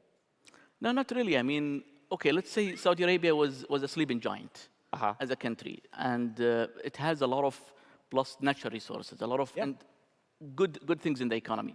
So I think everyone has the right to go and shape your economy as you want. However, UAE is a friend. They are brothers, and it's not about kicking anyone else. I mean, it's about how you build more sustainable economy and make sure that you really maximize the benefit of your investment and save something for the next generations. Look, from a fiscal point of view, I look at Saudi Arabia. Oil's done a $10 ban this year. The talk of $100 oil, which would give you and Khalid Al-Falih a great deal more to spend in terms of incentives. So I look at the fiscal headwinds, I look at the deficit, I look at where the plans are for the kingdom, and I'm curious to know, is that going to constrain you in the ministry in any way? Not really, actually. All the economic reforms that have been going on in the country are working on the right direction. Looking at the numbers, if you look at the GDP in 2022, it was growing by almost 9%. The non-oil GDP in 23 grew by 4.6. IMF was announcing last month that Saudi Arabia will grow this year 3% and next year 6%. So these indicators give you the outcomes of the economy are going in the right direction and positive direction. However, I think we have a lot to do to make sure that we keep the same momentum and we keep the growth of the economy and the investment on the right direction. And how important then is the presence of Yasser, the team, the PIF here in America, in Hong Kong? That message that, for example, we're in Miami now, and we're going to listen to a lot of different people who have money at play in the kingdom and want to play more in the region. How important is it that this partnership is, as it were, brothers and sisters in arms, PIF, government, and FDI? It needs to be joined up, doesn't it? Yeah. Well, as I said earlier, we have the National Investment Strategy, and we have annual targets until 2030, either FDI or local investment. And it's about total of 3.3 trillion US dollar cumulatively until 2030 for 10 years. So PIF has big share of this, and they are contributor in the private sector, either locally or even internationally. The private sector actually in Saudi Arabia was the driver for growth in the years that I mentioned to you when we grew by 30%. The private sector grew by 50% in investment in 2022 and also in 23 in the same momentum. So PIF is let's say, a great arm for investment in the country, either in giga projects, mega projects, and also for the international projects. But also we have other investment that we rely on, which is coming from the government budget, that will set up the infrastructure and at the same time build a good, let's say, logistics services and make education, healthcare suitable and competitive so other arms can work like PIF, Ministry of Investment, etc. I mean, I suppose when I was young, I came to Saudi Arabia in 1994. So that is a long time ago. Just give this audience a sense of this social transformation, which is going to be critically important for the people in this audience to be convinced to deploy their staff, their capital, and the commitment to the kingdom? Well, if you ask me 5 years ago or 4 years ago, and I said, how's tourism in Saudi Arabia? I said, there's no tourism. How's culture? How's entertainment? How's sports? How's technology, IA, or even manufacturing? What we have done as a government for the last 7 years is unbelievable when it comes to the ambitious targets. Our leaders, they are working day and night to make sure that there is a plan for everything. And our job is to make sure the plan's on place. So promising sectors that we rely on going forward are, for example, tourism, biotech, technology and healthcare, entertainment, sports, and they are growing. I mean, tourism, for example, was almost 5% of the GDP last year, and it was 0 in the past. And they have a target until they reach 10% in 2030. So if you look at these sectors, they are becoming the driver, not even in Saudi Arabia, but even in the region. And then to go back to the concept that I grew up with, which was about the vertical integration between FDI ambition and the education of the nation. Where are we in terms of integrating with the education system in Saudi Arabia to deliver the human capital that you need, that these international investors need to actually evolve their businesses? So one unique thing in Saudi Arabia is looking at the young population that we have in Saudi Arabia. So more than 65% of population in Saudi Arabia are younger than 35 years old. This gives you an advantage that this young generation wants to do a lot to build their future. So they are not only supporting the Saudi economy, but even foreign investors, when they come, they will engage in their companies and do well. I think the government has invested a lot in human capital for the last 2-3 decades. I'm one of those people who enjoyed this investment. I went abroad, I did my graduate studies, and the country or the government invested in me a lot, like any Saudi or young boy or girl. And we're coming back now with ambitious plans to help our country. However, I think focusing on more education and research and RDAs and all these supportive things is important, and the country is going to the right direction to invest in education because it's the root and the capital for the economy. Dr. Saad, thank you very much for being here in Miami. Good morning. Thank you very much.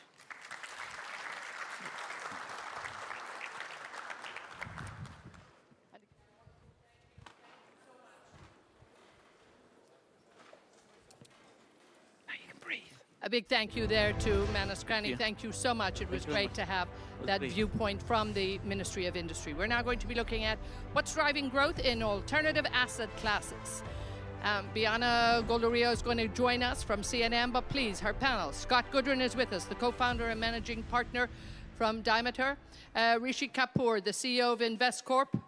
Jared Kushner, the CEO of Affinity Partners.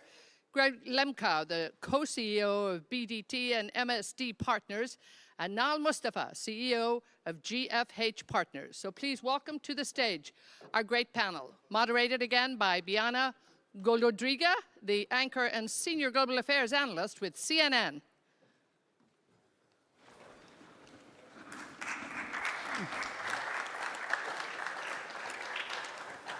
Hi, everyone. It's good to be back with you. Welcome to the panel. We're also going to stick to time on this conversation. Given the subject matter and the question of what's driving growth in alternative asset classes, Greg, I want to start with you. We've seen a massive shift in investment to alternatives in the past 10 years. Do you see this trend continuing in the near and perhaps couple of years ahead? I do. Well, first of all, thanks, Biana. It's great to be here and great to be at FII Miami. And really impressive to see what His Excellency and Richard have pulled off in pulling this together, and great to be up here with such esteemed investors. The trend in alternatives is here to stay, and I think it's really driven by performance. If you look really over any period of time, the performance of alternative assets has outperformed anything else. And the traditional 60-40 allocation of equity and fixed income and cash, I think, is gone by the wayside. But private equity has outperformed the public markets. Private credit has outperformed fixed income. You look at real estate, infrastructure, in particular venture, you've just seen incredible performance. And so I think any sophisticated investor needs exposure to it to get the performance they're going to want. I look at from our firm's perspective, we have a little bit of a different investor base. which are founders like Michael Dale, who spoke earlier, or family businesses, and they've got a real issue around concentration. Their wealth is concentrated in their family business, or it's concentrated in their single stock position. And one of the great things about alternatives for anyone, and in particular for our client base, is diversification. And it's diversification and driving risk-adjusted returns. And so if you think about long-dated private equity, private credit driving yield, real estate, again, long duration real estate driving yield, it's really a perfect balance to a portfolio, and it's got a long duration element to it. Rishi, which asset classes are you focused on now the most and most bullish about? Yeah, so I mean, if you look at the landscape of private markets, broadly speaking, you can divide it into 3 or 4 asset classes. Private equity, of course, in all its shapes and forms, from venture to growth to buyout and large cap buyouts. Private credit, both the traded side as well as direct lending.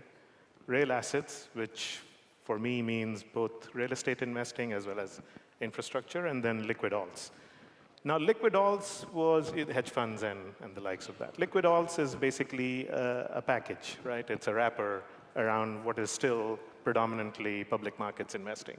So focusing on the purely private side of the equation, we see those 3 primary asset classes, private equity, real assets, and private credit, all having a bit of a tailwind to them, right?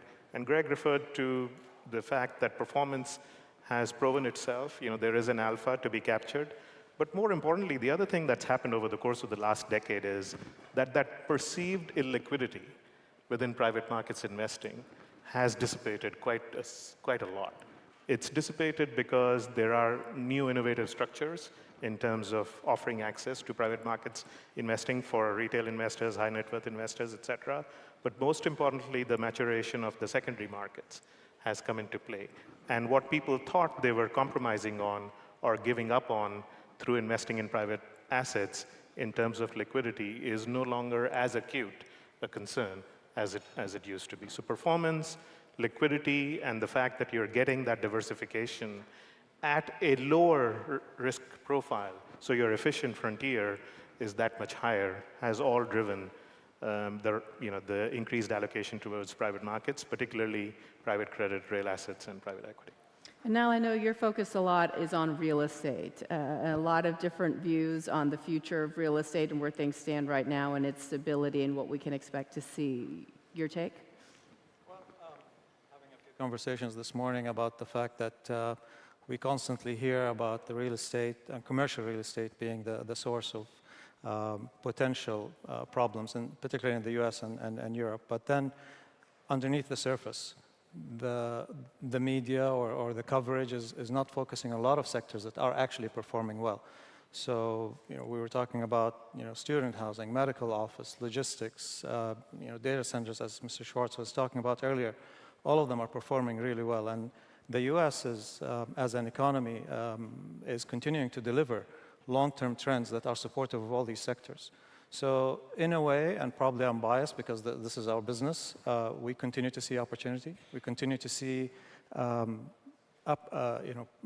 opportunities for investors to deploy excess capital, and that's what our part of the world does. It invests excess capital in economies and in opportunities that deliver the diversification and the returns that they want. Scott, taking a step back and looking at where we were and how we got here, coming off a really turbulent period, we saw a fast rise in interest rates, uncertainty, and crisis in the banking sector, including some high-profile collapses. What is your take on how much these disruptions have impacted the growth in alternative asset classes, and is it sustainable? Sure. Well, last year was a tough year, I think, for alternatives fundraising. It was down for the first time in a long time. And part of that's driven by a lot of the average LP in alternatives finds himself overweight private equity and real estate relative to a yield opportunity that's now been created by the rise in rates. And you had a shock to the system, which is actually, I think, going to drive more alternative opportunities, but it's going to drive them into credit. When we say private credit, we don't just mean corporate lending. It's ABS lending to autos, aviation, shipping, maybe GPU processing. So there are all these either investment grade or leverage finance, private credit opportunities that the whole universe is pretty underinvested to. And because of Basel III Endgame and what's happened with the banks, the regional banks having to sell assets last year and the big banks being impacted by Basel III Endgame, you're seeing whether it's SRT transactions where they're moving assets off their books, not participating in the same way they have in the structured finance plumbing in the US and globally, a real opportunity that is not billions of dollars, but trillions of dollars in size for alternative finance. And I think it's going to drive dollars out of, on a relative basis, private equity into yield-based products that don't have the same volatility or equity risk. You're at the top of the capital structure, you've got similar returns. So that's where I see the growth. And the Basel III Endgame thing is going to drive a lot of it. We're seeing a new bank every week that's offering an SRT transaction or strategic risk transfer, synthetic transfers. And I think that's something that will continue. One other point I would make before I end is that real estate is something that people seem afraid of right now. That might be the best lending opportunity over the next 10 years. Yep. And I would really be focused there in terms of how can you lend so? at the time. Well, there's going to be bankruptcies, and then there's going to be new money needed. And if you can lend at the top of the capital structure on a new capital structure, not an office, but on assets you like some of my fellow panelists were talking about, that's a really interesting opportunity. Rishi, did you want I was just going to say, so I completely concur with Scott in terms of the attractiveness of the private credit space, broadly speaking, particularly over the course of the last 18 months and for the next, let's say, 24 months as rates continue to remain at expectedly elevated levels. But the one thing I would say, Scott, is I don't think it's going to be a shift from private equity to private credit. I think what is more than likely to happen is that the traditional 60-40 portfolio is going to become a 30-20-50 portfolio, where the 50 is an allocation to private markets, about a third in real assets, a third in private equity, and a third in private credit. At least with our investors, we are not seeing them allocate away, we are seeing them add, right? We are seeing them add to real assets, particularly infrastructure, because they see it as a natural hedge for inflation with a long-term duration attached to it, and to private credit because they see it as a natural hedge to duration risk, right? Interest rate duration risk. I think you're seeing a lot of investors globally in this interest rate environment think about their liability structure, like we all do every day, and the opportunity to term that out is pretty incredible.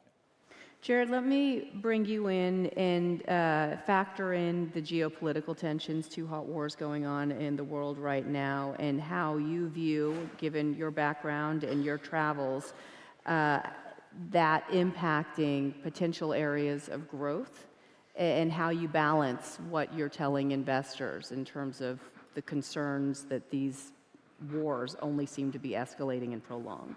Yeah, so what I find is that a lot of people are always trying to get a determination of how long will this go, or what's going to happen, or what will be the spillover effects. And what I always try to tell people is nobody knows, right? Because at the end of the day, it will be based on decisions by humans. And with every situation, I could give you the positive ways that it could end, and I can give you the negative ways that it will get worse. So you really have to make an assessment based on the inertia, and then what are the interventions you see possible in order to achieve the upside case. The way that we've handled this is obviously you always want to go to the best markets. I always learned through my different investing careers that the more you're in kind of quality locations, quality products, that you'll just be able to go through these cycles over time. If you have duration and the right capital structure, you should be able to kind of weather whatever dislocations occur. But I would say that we've been mostly focused on kind of America, Europe. We do have some Israel, and then we have some other emerging markets. Like we have 2 deals. One we just closed. One will hopefully close soon in Latin America, where we're seeing like very good macro trends. One's driven really by the nearshoring, and then you're seeing kind of as some of these nearshoring trends occur, somewhat due to global conflict. Some is through trade tension. That creates new needs in countries. And so then you have to look at kind of the governance of the countries. First, you have to look at macro trends. Then you have to look at kind of the intent of leadership. And then you have to look at the capability of leadership to then do the things necessary in order to hopefully allow those trends to flourish to the potential they have the ability to occur. So there's a couple markets in Latin America we're very bullish on. We're actually very close in some deals in the Balkans. Eastern Europe, we think, is an area that's very it's overlooked by people. The supply-demand dynamics in different sectors are really strong. A lot of good GDP growth and some fairly good governance in certain markets. And then, with areas like Israel, I think that, the challenging part is to say, look, it's always rebounded well after. You could see a lot of people wanting to kind of move there after, but they have had a massive GDP growth. Wars are expensive, and you kind of don't get to make up for that lost productivity. So just because things have happened in the past, it doesn't mean they'll happen in the future. So in markets where there's conflict, obviously there's bargains, but bargains are usually bargains for a reason. So you have to always ask, like, are you gambling or are you investing? And I think the job here is to try to be mitigating risk and be investing. Greg, if we were to stick it in the Middle East and just talk about the opportunities or concerns going forward, obviously this is a region that has known conflict in the past, nothing new here. There's something quite different about this war and what we can expect to see. It's a tinderbox in terms of where this turns next. If Lebanon and Hezbollah becomes involved, we had a conversation earlier about Saudi's potential role here in a post-Gaza rebuilding. What is your take on how this impacts investors and your thoughts about some opportunities? I think what's going on in the Middle East and even globally is putting a chill on investing internationally. I think if you go back, pre-2008 and where all the capital was flowing, you had this big trend around BRICS, Brazil, Russia, India, China. And you look at net capital now, there's very little capital going into China, very little capital coming from China, no capital going into Russia. Some going into India, but hard to get back out, and Brazil's a question mark. And so I think a lot of the big pools of capital in the West have retrenched because there are massive opportunities in Europe and in the U.S. I think as you think about the region in the Middle East, there's massive opportunity. We heard His Excellency speak about it this morning, and I think what's been fascinating has been Saudi's role in trying to pull everything together and try to be a stabilizing force. And for a long time, I think capital was flowing out of the Middle East into the West, and actually now focusing that capital into the region and building in the region is a super opportunity, both for the capital in the region as well as partners outside. And I think with the pivot that the PIF and others have done of trying to partner with capital sources and bringing that capital into the region alongside those funds is super exciting and interesting for us. Actually, sorry, Brianna, if I can add to what Greg said, because we've been operating in the Middle East for more than 4 decades. Not only can I completely echo what you were referring to, Greg, but we have seen this, right? In fact, Jerry, earlier on, thank you for the shout out. He referred to the gym business that a private equity player invested in 2013, which was then listed and multiplied 4 times post-listing. That was us. 15 years ago, we started investing. But the big shift, whether it's in the GCC or in markets like India, is not the marginal dollar that is coming from the Western investors. It's actually the marginal dollar domestically that is getting redeployed. Many of these markets, from private wealth to institutions, were exporting capital, all of it, or most of it.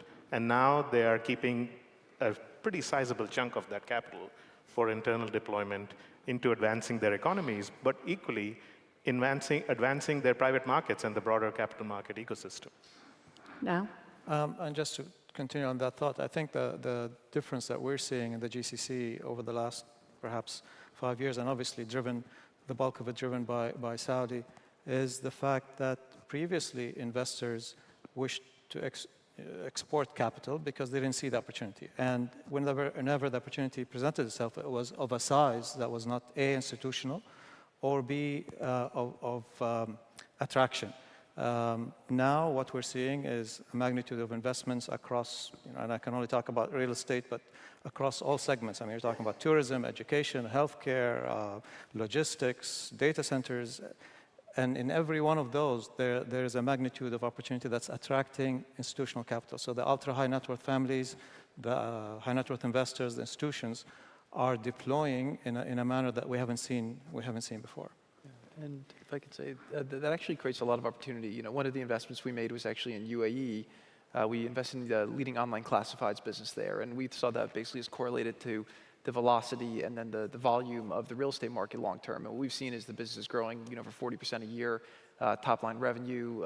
Just people are moving to these markets, and as all this investment is coming into these markets, both you have the cheaper capital domestically, and then you have a lot of foreign capital starting to explore how do you come in, and it's a new exploration opportunity, right? For 20 years, you basically had a region where a lot of money was spent on bombs and bullets, and now it's being spent on bridges and buildings and digital infrastructure. You have a young population there, and then if you look at the Middle East, especially the Gulf, you have kind of this centrally located hub that's pretty close to about 4 billion people, right? So they have access to U.S. market, European market, access to Asia, and a lot of the growth there, and then they're really thinking, how can you become kind of a dominant place? And so what I always found interesting was that in the West, we don't really appreciate how good our private sector is. It really is the envy of the world. We have this totally free market system. And then if you go all the way to the east, you have kind of what I call like a mercantilistic, state-driven system. And then throughout the world, I mean, there's 200 countries, they all have different kind of models. And what you're seeing very effectively deployed in the Gulf in a way that probably will be studied for a long time is the way you use kind of the toolkit of a government, private sector innovation, and then targeted industrial planning and capital in order to achieve objectives. And not everything's going to work, but a lot of things are working, and a lot more things will be maneuvered along the way, which I think will create big opportunities. And then what's happening now is as they do that, the neighbors are starting to compete with each other economically, which is creating even more forwardness. They're copying the things that work. And then I'm seeing other countries around the world starting to say, how can we borrow some of the ideas and try to create some of these policies domestically in our countries? Scott, how much does the Fed's decision to ultimately cut rates, or whenever that does happen, I mean, that had been sort of priced in to happen sooner, now not so much. How does that impact your investment strategy? Sure. I think January 1st, everyone in this room thought, 5, 6 cuts. The famed Jan Hatzius, who was spoken of earlier, was probably thinking 5, 6 cuts. Now you're pricing 2 or 3.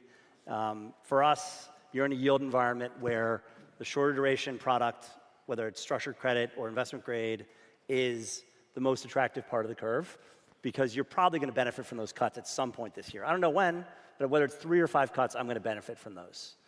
If you're thinking further out the curve, the election is going to drive, I think, a lot of the back end of the curve shape. The U.S. is running a huge deficit, and if it ends up with Trump in there, who doesn't really care about how much debt he runs up, you're probably going to have a big sell-off eventually in the long end. It'll be positive for risk assets initially, but you really risk losing control of the long end, and that's not something the Fed has that much control over. Well, the longer the Fed waits, don't they also risk looking, with the appearance at least, that they're sort of tapping into the election if we're now past June, if we're into early fall? Very hard to cut if the data is strong, though. You need to see weak data. If the data starts to weaken, they'll cut. The data has been stronger than they expected. If I think about the companies we're investing in, you have this constant microcycle going on since COVID. Cruises were doing poorly, now they're doing well. Housing was doing well, now it's doing poorly. And maybe now it's about to do better again. Until you get a coordinated economic downturn, and maybe we're starting to see a little bit of that low-end consumer weakness that's persisted at the bottom of the economy in the U.S. is now creeping in sort of the bottom of the middle end of the economy. If that starts to creep up more, you'll start to see the data roll a little bit. And then AI, which is going to be huge for corporate earnings, will start to be a job destroyer in the next few years. And that, I think I was talking about it in some earlier panels, that will create a problem as well. But those aren't today problems. They might be next month, 3 months, 4 months, 5 months from now. But right now, the Fed's sitting there saying, I don't have to cut. Greg, you agree? I agree. And I think everyone's so focused on the rate cut in the near term. But I think the more important thing from the private credit market are the trends that Scott talked about at the beginning. And I think with the increase in base rates and the increase in spreads, you can get low double-digit returns at top of the capital structure in really good companies. So private credit it's the golden age of private credit from that perspective. But I think more importantly are the capital flows that Scott touched on in the debankification, if that's a word, from what's going on. I mean, if you go back pre-financial crisis, all the banks had 30 times leverage, right? And now they're managing to super tight capital ratios that they need to hit every single quarter. All of that stuff is flowing off of the bank balance sheets, and it all is flowing into the private markets. And so you've got a massive shift of capital. And then the other piece, which I think people don't talk about, is just the duration mismatch. Especially in the wake of what's happened at Silicon Valley Bank and everywhere else with technology, what deposits were once thought to be super sticky, they proved to not be that sticky. So you've got short-term deposits inside these banks funding long-term loans, and that's just a mismatch that actually doesn't suit the banks well for the private credit market. But all these investing infrastructures and these funds are super well set up for it. They've got long-duration funds where they can commit long-duration capital to private companies, and that trend's going to continue, regardless of where rates are. No, yeah. I was just going to add, the one thing about private markets that probably we know, but we don't give enough attention to is it's a 5-year cycle, right? It is longer than the US election cycle. So when you raise a fund today, you're actually deploying it over the next 5 years, which spans an election cycle, and it typically spans an interest rate cycle as well. So this is really about trying to take a 3-dimensional view, understand the macroeconomic direction of travel, but understand more importantly the interplay with geopolitics i.e. which parts of the world are likely to witness greater levels of growth, and the mega trends that are likely to shape the global economy over the next 10, 15, 30 years, right? That three-dimensional convergence is really what is going to drive alpha in private markets. And one of the things that we need to always remember is the investors are allocating capital to private markets to capture alpha, not to capture beta. Beta is there for public markets. You can invest in ETFs and indices all day long and capture that beta.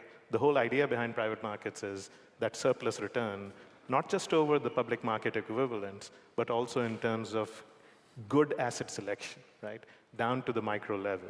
And I think that means basically you can actually afford, within the private market space, to take that long-term view across those three dimensions and almost ride out the short-term noise created by meeting-to-meeting Fed actions, cycle-to-cycle election results, and so on. AI and GLP-1s are going to matter a lot more for investment winners and losers the next 5 years than who the president is. Correct.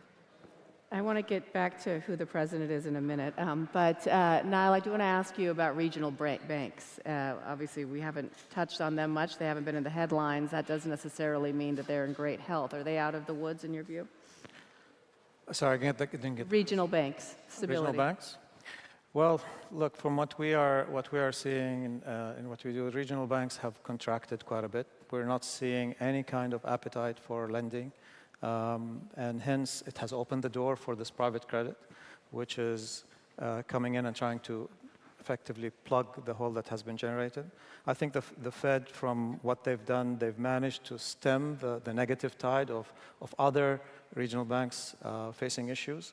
But I think if you look at it from just a barbell perspective, what these banks are exposed to, how much of it is problematic assets, because that's what drove the issue. The actual number of loans that are exposed to problems is not as the magnitude that is perceived in public, and that's why we haven't seen other names come out. The other side is, and we've also seen this in many of our deals, is that the banks are actively trying to work with the borrowers. They're actively trying to amend and extend. They're trying to, wherever they can, avoid pressing the button on calling out a default or a foreclosure. So my humble expectation is that we're not going to see a wave of failures. But it all depends on how long the Fed continues to hold the rates at where they are. If the Fed's going to keep creating the moral hazard on deposits that they did by bailing out the above 250K deposits, you're not going to have deposit flight. We're looking at a situation right now. The German government's going to be faced with the same decision on one of their largest banks, likely in the next 6 weeks, and they'll probably do the same thing. So that's what stemmed the tide, but the problem assets are still there. Yeah. Jared, I know that you had said in a previous interview that you are happy here in Miami. If we are to believe Mike Pompeo, he says that Donald Trump will win the election. You've said you're happy here and you most likely would not go serve in a second term. You stand by those words, and what would bring you to work in the White House again? I'll keep trying to say this in as many ways as the question's asked, but no, I've been very, very consistent. We left government. It was 4 amazing years. Worked very, very hard. We left it all in the field. Again, serving in government is it's an experience I didn't really think I would have in my life. So obviously, it was in the business world. Had an opportunity to do it. We went in. We learned a lot along the way. Got a lot done. Again, didn't leave with any regrets. Felt like I was able to spend every minute I had there to try to make a difference. Very proud of all the different things I was able to do. We were able to get the administration in general, but the things I was able to work on, the biggest prison and criminal justice reform history of our country, the Abraham Accords, the peace deals in the Middle East. We worked on getting the fastest vaccine in history, and we did the biggest trade deal in the history of the world at $1.3 trillion between U.S., Mexico, Canada.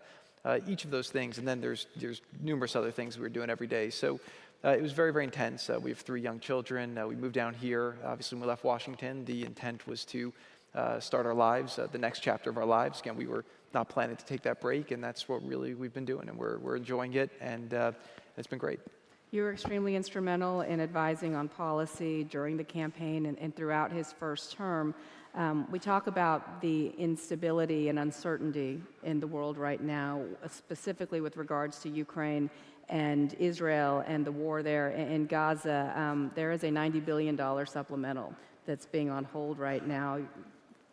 Donald Trump is not the official nominee, but he is the one who is at fault for holding this up. If you were to speak to most people, including the Speaker of the House, that he is swaying them not to enact this bill and not to provide Ukraine with funding. I'm wondering if you speak to your father-in-law about this and what your advice to him would be. So I have not spoken to him about it, but I will say, like, this is pretty preposterous that, a guy who's, at his house in Palm Beach is being blamed for, the fact that, again, we've been told a lot of different things about the war in Europe that have not turned out to be true. I think there's been a lot of things that have been promised. There's been a lot of things that have not manifested. And so I think what people are trying to do is maybe blame the failure of policies that they instigated and stood behind on him, which is what I've seen them do time and time again. But I'll just go to the very basic reality, right? You're saying we have a chaotic world. If you go back to January 2017, when President Trump came into office, the world was on fire. It was an absolute mess. ISIS had a caliphate the size of Ohio.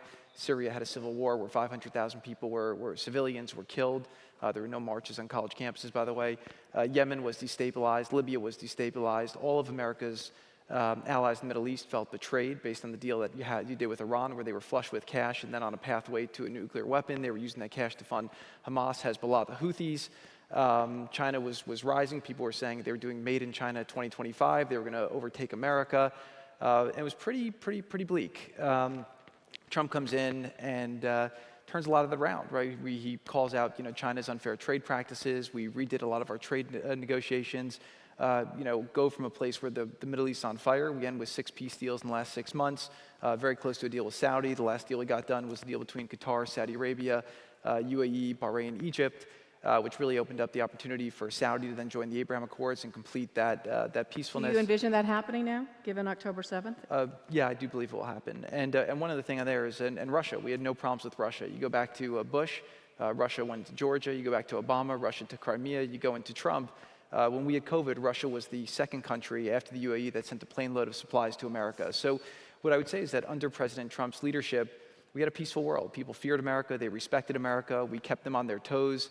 And the policy, maybe these people who are from Washington, they say the right things for the media, or they say what you're supposed to say, but the results are terrible. And so what I would say is that if President Trump comes back, I think now he won't have to do as much learning. I think he's got a lot of great people around him, and I'm very confident he'll be able to resolve a lot of these issues very quickly. And by the way, there's nothing holding up the Biden administration from getting on a plane, and Putin just did an interview, said he wants to have a deal. I'm told from people who are familiar there was opportunities for a deal before. I don't know why people are waiting for Trump. Get on a plane. People are dying. Let's go figure out how to solve this thing. Well, a deal with Putin shouldn't happen when Ukraine doesn't have the desperately needed money and funding that it deserves. And even if you were to say that a lot of this is attributed to Biden, Donald Trump would walk into these problems if he's reelected. Should the money go to Ukraine? Yeah, Do you think it should? Look, I'm not a person in power to assess. I don't know how the money's been spent. I'm told there's humanitarian aid, there's military aid. I'm told a lot of, there's not been accounting on where the money's gone. So I don't have a perspective to say whether it should go or it shouldn't go. Right. Well, we'll leave it there. Thank you so much, panel. Really appreciate the time. I have just to let you know that there will be a lunch break now, and everyone should come back here for another enlightening conversation at 1:45.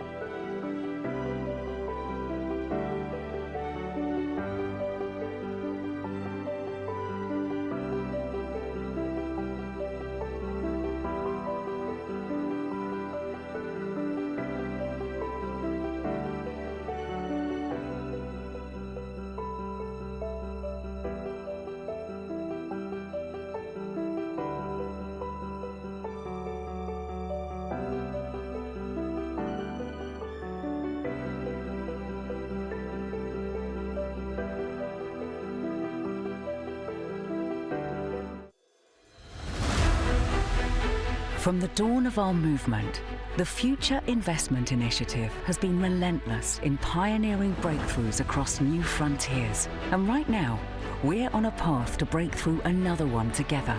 This rapid technological progress we're experiencing offers unlimited potential for solving the most urgent global issues. 53% globally rank climate change among their top 3 concerns. These climate concerns have surged by more than 32%, following a year of extreme weather events and rising temperatures. Air travel accounts for approximately 4% of human-induced global warming, and the UN predicts that airplane emissions will triple by 2050. How can new technologies usher in a new era of low-carbon air travel? What policy changes and international partnerships are necessary to enable this transition? Back on land, the real estate industry drives approximately 39% of total global emissions. Concrete is responsible for 8% of global carbon emissions and uses 10% of the global industrial water supply. New, more sustainable construction materials are helping to mitigate the harmful impacts of large-scale urban development. How can financial models incentivize and scale climate-friendly built environments as we stand on the edge of a new frontier? Together, let's push the boundaries of climate tech toward a more sustainable future across all sectors.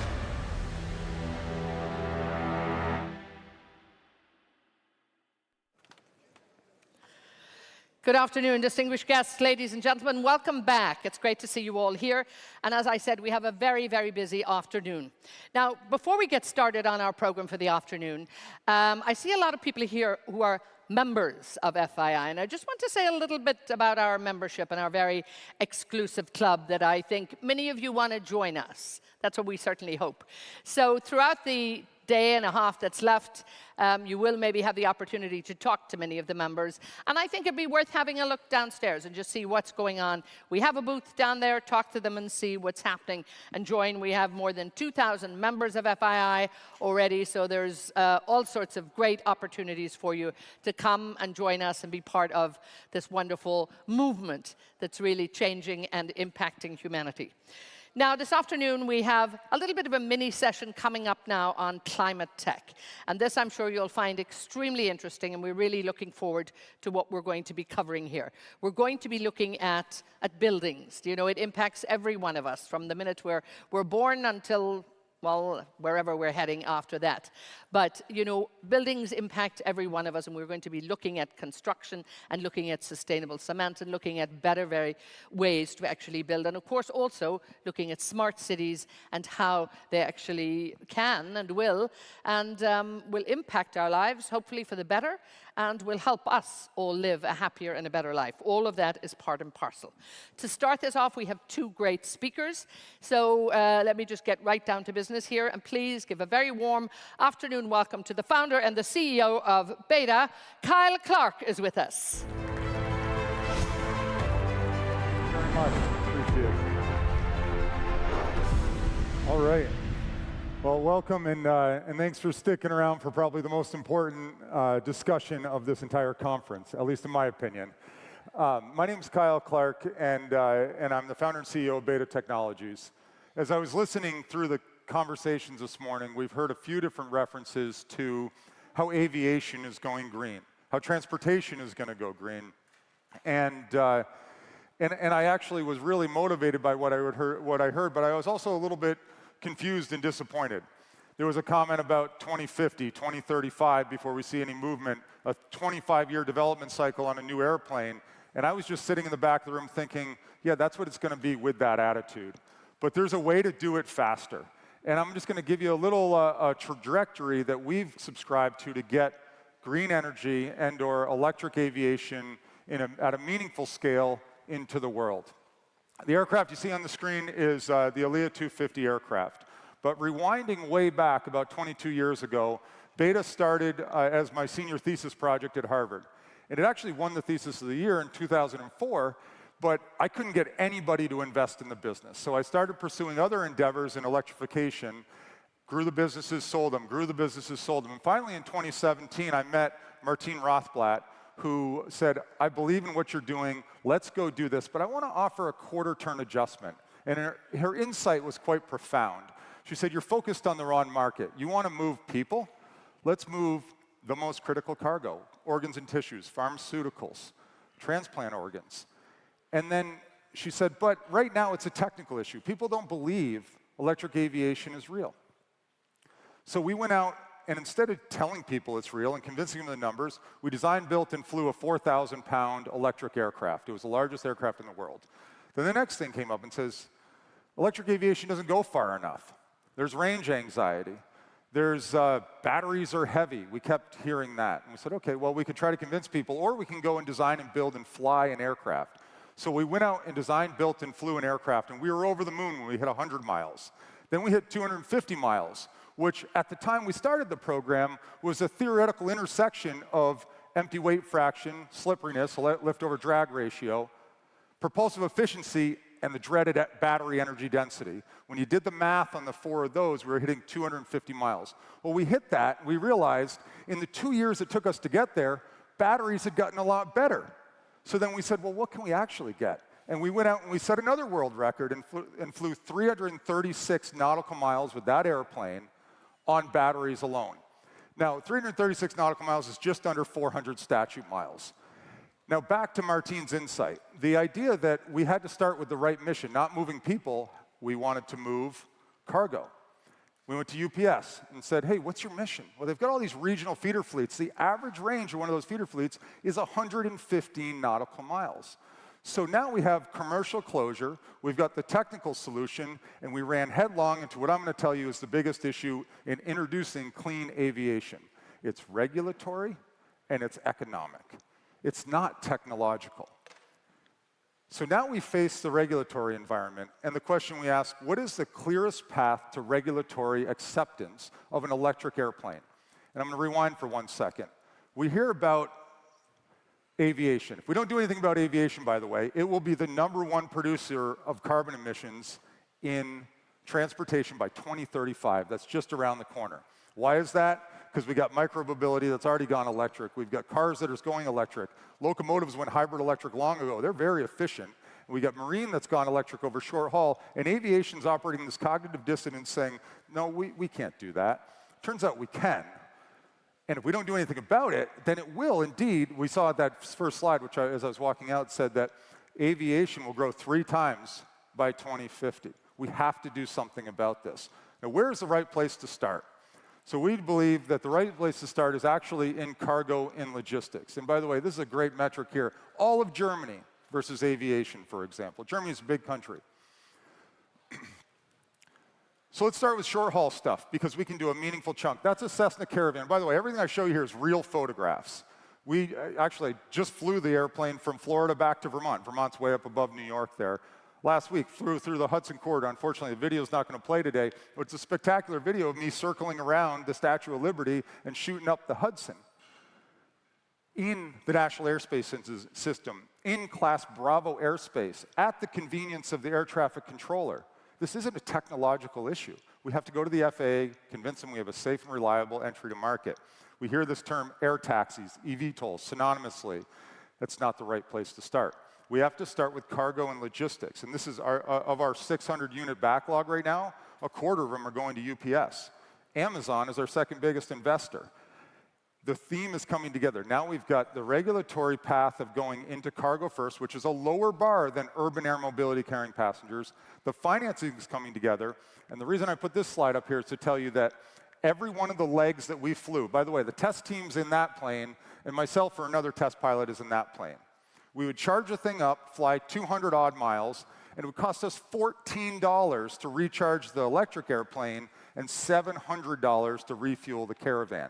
There is no green premium, and it's fascinating as to why. It's because aviation is dominated with operational costs. The actual cost of the airplane over the life of a 40,000-hour, in many cases, airframe is really not a big deal. The recurring operational costs of engines and fuel is what dominates aviation. You take the fuel out and you charge with electricity, it becomes irrelevant. And if you go to electric motors, which don't put out caustic gases at high temperatures, and they last the life of the airframe, the economics plummet. And as the CEO of UPS said to me, she said, you know what, when we get this thing in service, we're going to sweat the asset. And what she meant is figure out how many times she can fly the airplane versus how few things they can fly, which is their MO right now. So I'm here to tell you that aviation is going electric through a path that many of you probably didn't realize is happening right now, through a company, a private company. We're not a public company yet. We're lucky enough to raise, trusted me, a humdrum engineer and a test pilot with over $1 billion of capital to go do this. And then we went and built a factory in Vermont. So, by the way, the largest net zero building east of the Mississippi, all geothermal and all solar. So we're building them in a sustainable factory.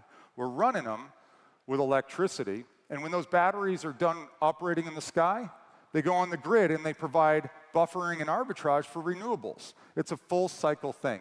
It's here, it's real, it's happening.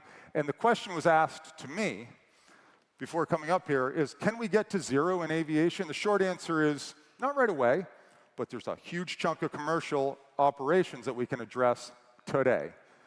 These are real numbers on the electric grid as it sits today without any trickery around saying that the electrons came from renewables. This is national averages in the US. 83% reduction relative to a helicopter, and in our fixed-wing aircraft, a 75% reduction. That's a meaningful chunk. This is really cool, and it just shows the maturity of this. We had to get special airworthiness permission to fly over the mall in Washington, D.C., out of Andrews Air Force Base. We are well beyond does it work. We are now convincing some of the most staunch regulators in the world that we're safe to fly over the White House. The other thing we've done is we've designed and built a charging network that goes, this is a video that's not going to play, charging network that goes from Burlington, Vermont to Bentonville, Arkansas, down to Texas. We installed our first chargers down in Florida last year. We've been using them, and all the way back up the East Coast. About 100 sites in play right now with a bunch of chargers online, allowing us to fly the entire East Coast of the United States with chargers. So yes, the answer is aviation can go green. We're quietly doing it up in Vermont. We're looking to expand this not just to cargo and logistics, but then to military, and then to passenger, and then capturing the vertical domain, nip on the heels of the regional carriers, then the transcontinental, and within my career, which I got another 40 years left in, we're going to be flying across the Atlantic all battery electric. So thank you for your time, and I appreciate it, and hopefully everybody got a tiny bit of insight out of that. Thank you.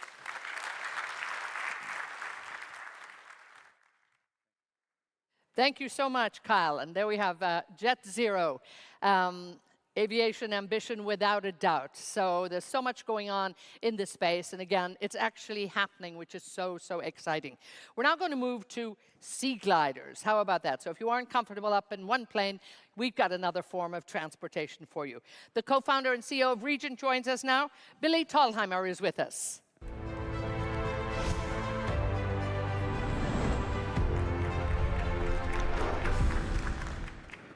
Hello, FII Miami. I'm Billy Thalheimer, co-founder and CEO at Regent, where we build sea gliders. Have some amazing stuff to show you, so let's start this thing off.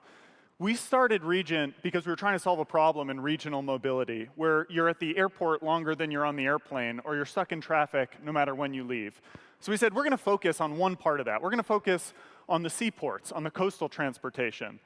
I think everyone has a route in their head that goes along a coastline, which is just annoying to travel today or too expensive to travel today.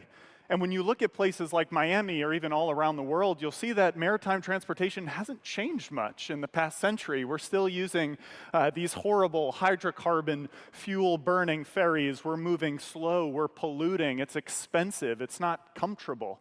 There has to be a better way, and that's really where Regent is focused today.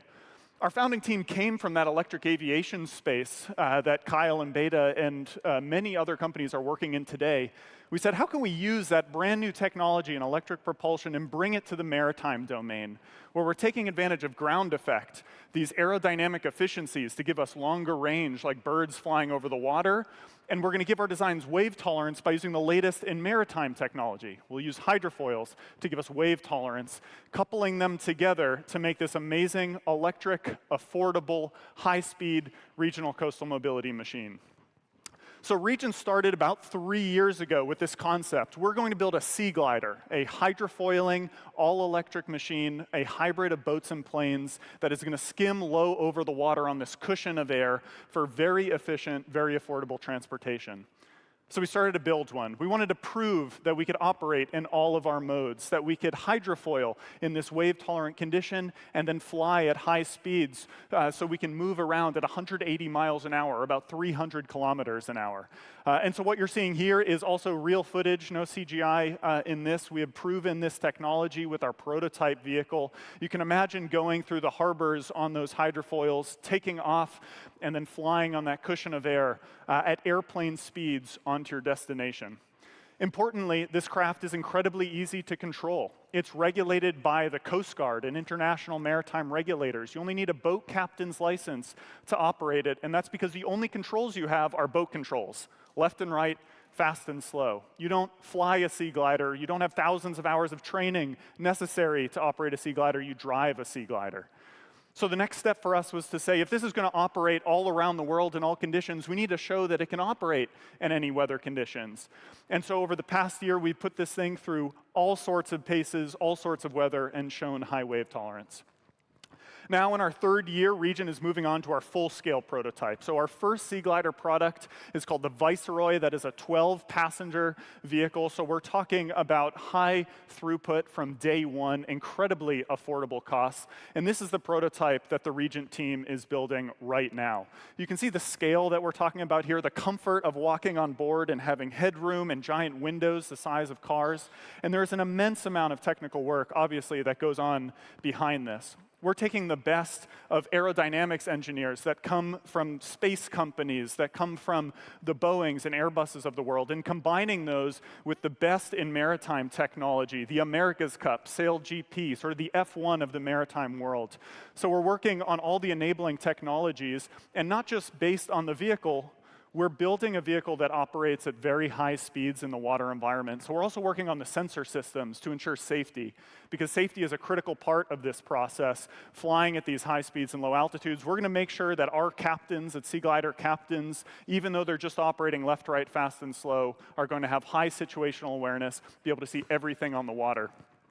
So it's been really exciting for me watching over the past 3 years this growing, because now we're actually building the thing. We're using the latest in these maritime composites technologies, and we're actually building this hull. It's about 55 feet long, or almost 20 meters long. We're based in Rhode Island, so not too far away from Vermont up there. We have our electric aviation revolution up in New England, and we're putting these composites together. We're using boat builders to build a flying machine, because it is truly a boat that is meant to fly rather than an airplane adapted to the water.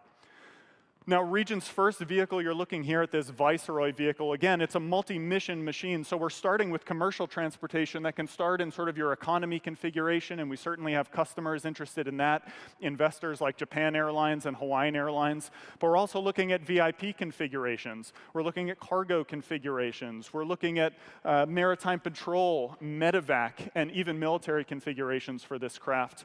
Incredibly capable platform. The great thing about all of this technology, about the ground effect, that cushion of air, and the hydrofoils, is that it actually gets easier with size. And so once we develop that 12-passenger Viceroy Sea Glider, we move on to our 100-passenger Monarch Sea Glider. And this halves the costs again. So a 100-mile mission today, about 160 kilometers, you're going to talk about $40 in operating costs on the 12-passenger. We'll move into about $20 on that 100-seater. Where are we going to operate these things? Well, it's pretty amazing here in Miami. We have this amazing history. Actually, this is Town Hall in Miami, where we used to have flying boats, the Catalinas, operating all the time. And so that market still exists. People still move around coastlines here throughout Florida.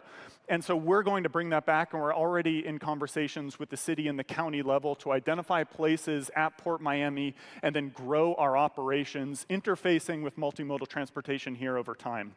And the best part is we can use areas of the dock that are very shallow, that aren't meant for the big boats, because we have a very low draft. And in many cases, the electric infrastructure is already there for the ferries and the cruise ships. Regent also has a lot of traction in the Middle East, and very excited to be here at this FII. We were at the one in Riyadh as well. There are 5 million passengers today alone that are moving along these coastlines on the Red Sea and in the Gulf. We were very excited this year to announce NEOM's participation, investing in our Series A, and you can tell just from where NEOM is based the importance of the water transportation to them. So we're imagining a Red Sea connector on that side, and on the Gulf side, additionally, we see millions of people moving, and that is only growing every year. So you can imagine the air transportation that this offsets, but not just from commercial passengers. We're in conversation with police for maritime patrol and police missions, for offshore energy, oil and gas, and offshore wind. So we are doing all multiple mission development. We're making this real too. In addition to the technology, we're working on our manufacturing facilities, opening these very soon so that we can deliver these sea gliders by mid-decade to our customers around the world. So incredibly exciting year for Regent as we work to put human beings on a sea glider, fly them by the end of the year for the first time ever. We're incredibly excited about the future of sustainable coastal transportation. Again, I'm Billy Tallheimer with Regent. Thank you.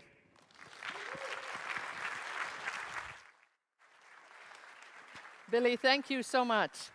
So there you go, the luxury world of sea gliding, bringing it back, not just to Miami, but the lovely thing, bringing it back to the Middle East, where we can all sort of zip around the Red Sea. It'll be so lovely. And I think both of those new modes of transportation, really the innovation that has gone into both of them is just quite extraordinary.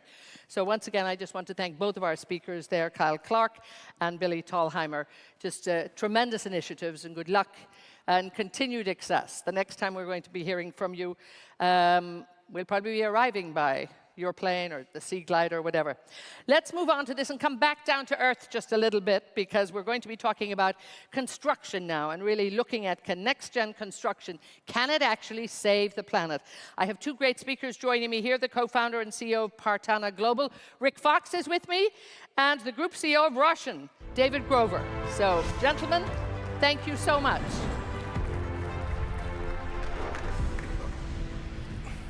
Now, it's great to be here. We often wonder why people do what they do. And Rick, I want to look at your journey from the Bahamas to the MBA to stage and screen, and now to sustainable cement. Who would have thought it? Yeah. And why? Tell me why. Why is this so important? Yes, what is Rick Fox doing in cement, right? There you go. I'm in cement because of a country 30 miles away from here, the Bahamas, my home country. In 2019, there was a hurricane, a very devastating hurricane that gave me an insight on where we were going in our country. Survival was at the root of my shift in my career. I decided not to just be a contributor in dollars, but an actual participant in the solution of solving how we were going to rebuild our country year in and year out, try to build more sustainably and more resiliently. And we'll talk a little bit more about what that cement is and how it goes. And you're not just an influencer in this, you know, you're not, you're actually doing the work. David, talk to me. I want to just look back on COP28, and there were so many resolutions there, and particularly, I think, in terms of partnerships, and where do we go from here? How do we drive market forces and adoption of climate-friendly construction practices? I mean, it's so essential. It touches everybody's lives. It is, yeah. Good afternoon, everybody. And so I live in Saudi Arabia. I work for one of the PIF Giga projects. So this is a huge-scale construction delivery vehicle. So we're the real estate developer. Therefore, we have a big obligation, I think, as a developer in terms of how can we minimize the carbon footprint. So I'll give you a few statistics to maybe put it in context. We know that we need 75 million cubic meters of concrete in the next 7 years, just for our core residential program. And the residential program is the scale. I was Googling it this morning to check my data. So Google tells me that there are 211,000 homes in Miami. We're developing 400,000 homes at the moment between now and 2030. So that's twice the amount of residential that Miami has. So it's a bit of a mind-blowing number. So we have a lot of concrete that we have to put in there. Making concrete is one of the most pollutant construction journeys on the planet in terms of the amount of carbon dioxide it produces. So any way where we can find a partner or partners who can actually bring different tech solutions to us that reduce the need for Portland cement in concrete, we want to do. And again, it's a big issue, and it's a big area where I know everybody in the construction center is desperately, looking for solutions on this. Talk to me about your solution, Partana. You know, it's not just carbon neutral. You're actually talking about it's going to be carbon negative. How do you manage that? What does it look like without getting too technical? Right, yeah. We're safe for me not getting too technical. I'm not the scientist on the job here, so we're going to be okay there. What we are plugged into is an innovation team that's been innovating concrete for decades. So we have the right people on the job there. And what we have is the power of chemistry. We take materials, unlike, if you know how Portland cement is made, unlike the burning of rocks for 200 years, we ask the question, are we going to continue to burn rocks, or are we going to look for alternative solutions? We take industry waste, scaled industry waste, and we combine them together at room temperature. And through the process of our patents, we absorb CO2 at a very alarming rate, which is positive for our environment, and we avoid all the negativity that comes with the energy and the heating process of getting the clinker. So at the end of the day, we meet all the standards that you would need to build structurally or non-structurally with concrete, and we get the same properties as the finished concrete. I mean, it just sounds extraordinary, and I know in many big conferences I'm doing, looking at the energy transition, it always comes up, the concrete issue, and it's been tough for many of the big players as well. David, talk to me about how do you actually structure these partnerships, I suppose you talked about that, to really deliver the climate-friendly solutions, you know, right across the sector. But I think we've been talking about concrete. You should have mentioned brine, I think. Yes. Because brine's a really important product in terms of your technology. Yes. So brine, of course, is the waste product of desalination. And in terms of the country that we're living in, I'm living in, Saudi Arabia has an awful lot of brine as a waste product of desalination. So here's an amazing opportunity to actually use that in the best way possible. But back to the question, I think it's about, because of the demand, I mean, I mentioned concrete, but we also are working with lots of other partners in the market. We want to be an investor. We want to contribute towards the supply chain, bringing forward technology, and we're very committed to doing that. I'll give you another couple of examples. So we know we need, our core mandate, we need 350 million square meters of paint. That's a lot of paint. So there are a number of companies in the world who have created the technology for carbon capture paint. So we've signed an agreement with one particular company. We want to invest in that company.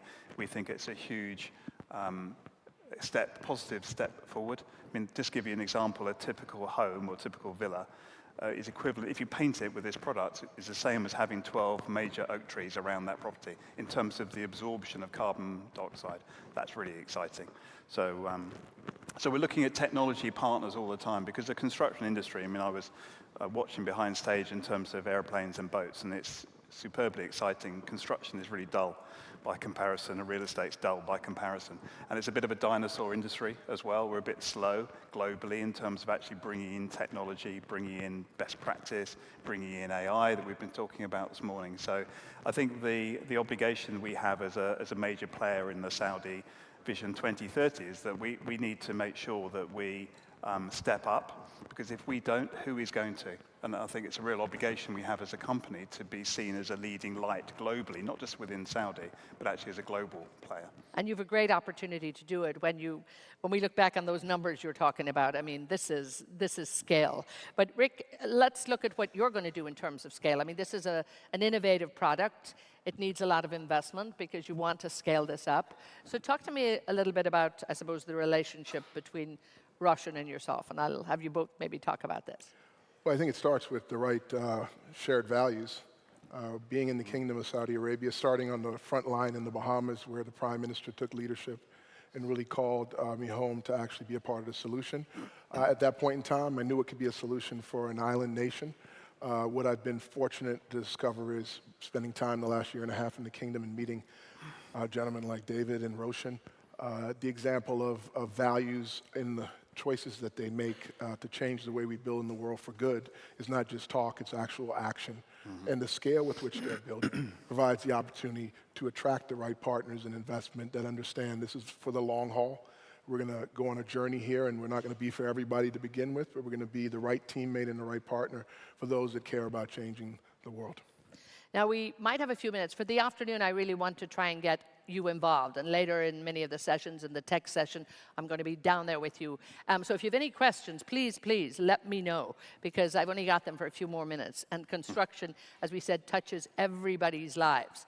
be it our home, be it our workplace, be it our entertainment. We need to appreciate construction, probably do it an awful lot better. So please, I'll keep an eye out. Anybody want a question, please, please, please let me know. David, come back to new materials, and you talked about paint, but also let's talk about, water conservation. You mentioned brine and that, but there's a whole ecosystem around how you really revolutionize, I suppose, sustainable buildings. And again, you have almost a blank canvas. You're going to fill that canvas up very, very soon. But what do you really need to be looking at when you're looking at all of these new materials and making sure that you've got the right ones in place? I think you mentioned water. Let's maybe focus on that because we don't have much time. I mean, water, we talk about scarcity of water on the planet. Let's remind ourselves that water is finite, so it's always around. It just moves into different places. So sometimes it's in the wrong place in relation to where people live and where they want water. So actually, it's a distribution problem, I think, that the world has, rather than the finite amount of water on the planet. But in a very dry, arid country as Saudi is, predominantly anyway, the West Coast is a lot more humid and there's more water. You've got to think about how you conserve water. So we, in our communities and our designs, we're recycling all the water in the community to water the public realm. So that's a very simple thing to do, but it wasn't really done before. We've seen in the last couple of years a lot more cloud seeding, which is an interesting technology in terms of what's happening. So some think it's very good, some think it's not. But it creates an awful lot of water. Then you get a massive amount of water suddenly, and there's no drainage. So then all the water gets wasted. So perhaps some of you have seen pictures recently of the flooding in Dubai, and it happens in Riyadh as well. Meters of water arrive within 24 hours, and then the city grinds to a halt. So we've got to think about designing ways of capturing water like that, I think, and recycling it. And if we can do that more effectively, then we've got to be doing the right thing. Rick, talk to me a little bit about the big efforts in construction, because when we think about it, it's absolutely vital to the future and to really mitigate climate change without a doubt. So where do you see cement fitting in, and should we be looking at this on a global scale? There's a need for it clearly in the Bahamas, but there's different needs in different countries. Yes, David just mentioned the percentage of water that's used to make concrete. That's 2% of the water in the world is used. He pointed to the brine. One of the materials we use is a waste product from the salination industry. It's how we really were introduced to Saudi Arabia. They have a brine conversion challenge there that they're solving. That becomes a product that's a feedstock for us that we can use for good. So as we move forward in tackling the water usage as well as waste being converted into a positive result, if it can be converted into building materials, as you mentioned at the top, we're all walking into a building every day of our life. We're either sleeping at home in one. Imagine development's not stopping anytime soon. So as we continue to develop in the world, the desire to do it in a more nature-positive fashion, I think, is not only just for the Bahamas, it's not only just for the kingdom, it's for anywhere in the world that is really serious about that. And so the incoming interest is there. We can scale. We're scaling now with the right partners. The demand that David has in his own project alone is going to keep us busy. And again, I mean, I love what David has said there, a big developer really looking at this and taking responsibility. I think ultimately that's what it comes down to, and saying that we can make a difference and we will. I just want a bit of maybe a little call to action for the industry from both of you, because we're on the clock, so to speak. So just take us out, David. I mean, what do you want to see the industry do, and what can investors do to make sure that we're actually doing the right thing? Well, I think I probably hinted in terms of innovation. There's a lot of great ideas in the world which often can't go forward because there's no one of scale to help it happen. And we've seen that in Western Europe for sure in terms of ambition. It just isn't realized. So I think as a call to action, it is we're looking for co-investors. We want to invest ourselves in technology. We open an innovation center in Riyadh next year where we will see a number of companies who are startup companies that Roshan will invest behind in terms of helping push these organizations forward, and hopefully we can bring in some of those ideas. So someone like me has been in the industry 40 plus years, then you get used to a certain way of doing things. And let's be realistic, there are loads of bright young kids out there whose ideas are the future. So it's an obligation that we have to actually bring that talent in within Saudi, amazing amount of talent within Saudi, but also globally, and bring that talent in and help push it forward. And indeed, that big mind shift the industry desperately needs, I think, without a doubt, an industry like construction to really have some fresh new ideas. And clearly, you're bringing them in. Your big call to action. first of all, thank you for having me. This has been amazing to participate in. It's an honor. My call to action would be one of, when you think you can't do more, you can always do more. I had a mother that was an Olympic athlete that raised me that you can always do one more lap, you can always do one more. And if I told you 4 years ago that I would find myself as a climate entrepreneur to date, I would have been shocked by that. But when you're in service and in full service to something greater than your own individual accolades and accomplishments, I think you can find great purpose. And in the case of serving my home country, now I'm finding teammates that we can help serve the world. Super. Good luck to both of you. Gentlemen, thank you so much. thank you. Rick Fox and David Grover. Thank you so much. And again, I think it's just so very clear, cement and construction touches everybody's life here. So the fact that we're seeing some great innovations in this industry will make a huge difference down the road. Because when we look at the energy transition, without a doubt, they have to be very much part and parcel of that. We're going to continue our conversation now, and we're going to be looking at city life. I mean, this, again, impacts so many of us here. More and more people are moving to the city. So how can we actually build better environments, and how can we make life cleaner, smoother, and indeed more productive for each and every one of us? Our next panel is going to be looking at that. So let me get them here on board. We have the Deputy CEO for NEOM, Ryan Fayez, is joining us. The President and CEO for the Global Infrastructure Partners, Raj Rao, is joining us. And the Chairman and CEO of Starwood Capital Group, Barry Sterling. And also, our moderator for this session, Vijay Vaitishwaran. Please welcome him, from the Global Climate Energy Innovation Editor from The Economist. We're delighted to have you with us, Vijay. Thank you so much. It's great to be here with you today and to see a packed house here to talk about what I think is one of the most important topics of our time, the future of the city, and what will it look like. We know the old rule in economics, demography is destiny. There's a corollary to that, I would add, that is the future of geography is density. We are going to live in more clustered, more dense environments. And this is not how human beings have lived throughout all of history. Until about 20 years ago, we were not an urban species. We crossed that line globally, and China is racing ahead. Within a couple of decades, we'll be 70% or more urban. The direction of change is clear. When people said during the pandemic, oh, everyone's going to leave New York, the city's dead. I'm a New Yorker. I didn't believe it. New York is alive, I'll let you know. Half of you are probably having a foot in New York, even though you have homes here. And so I'm here to, just as people said during the Great Plague in London centuries ago, the city is dead. The city is alive. But what will the future of the city look like? We are facing both the opportunities afforded by cities, economic opportunities, innovation, the chance to come together across cultures, but also the challenges that are posed by environment, by air pollution, by the very density that's bringing us together. How do we deal with waste? These are the challenges that the future cities will need to deal with. And I'm so delighted we have such a brilliant panel to help us think about this. Let me look at the most futuristic of these ideas. We're lucky to have from NEOM, Ryan. I'll come to you first. You're starting with a blank sheet of paper. How do you look at the question of reinventing the city of the future? And give us a quick sketch on what is the life going to be like that's different in that city of the future when we think about these challenges. Thank you very much, and thanks for the FII for having me here. It's the second year I'm here, and it keeps getting better and better, so clearly making the right choice in Miami. As you mentioned, NEOM started as a vision by His Royal Highness at FII, actually at the first FII in Riyadh.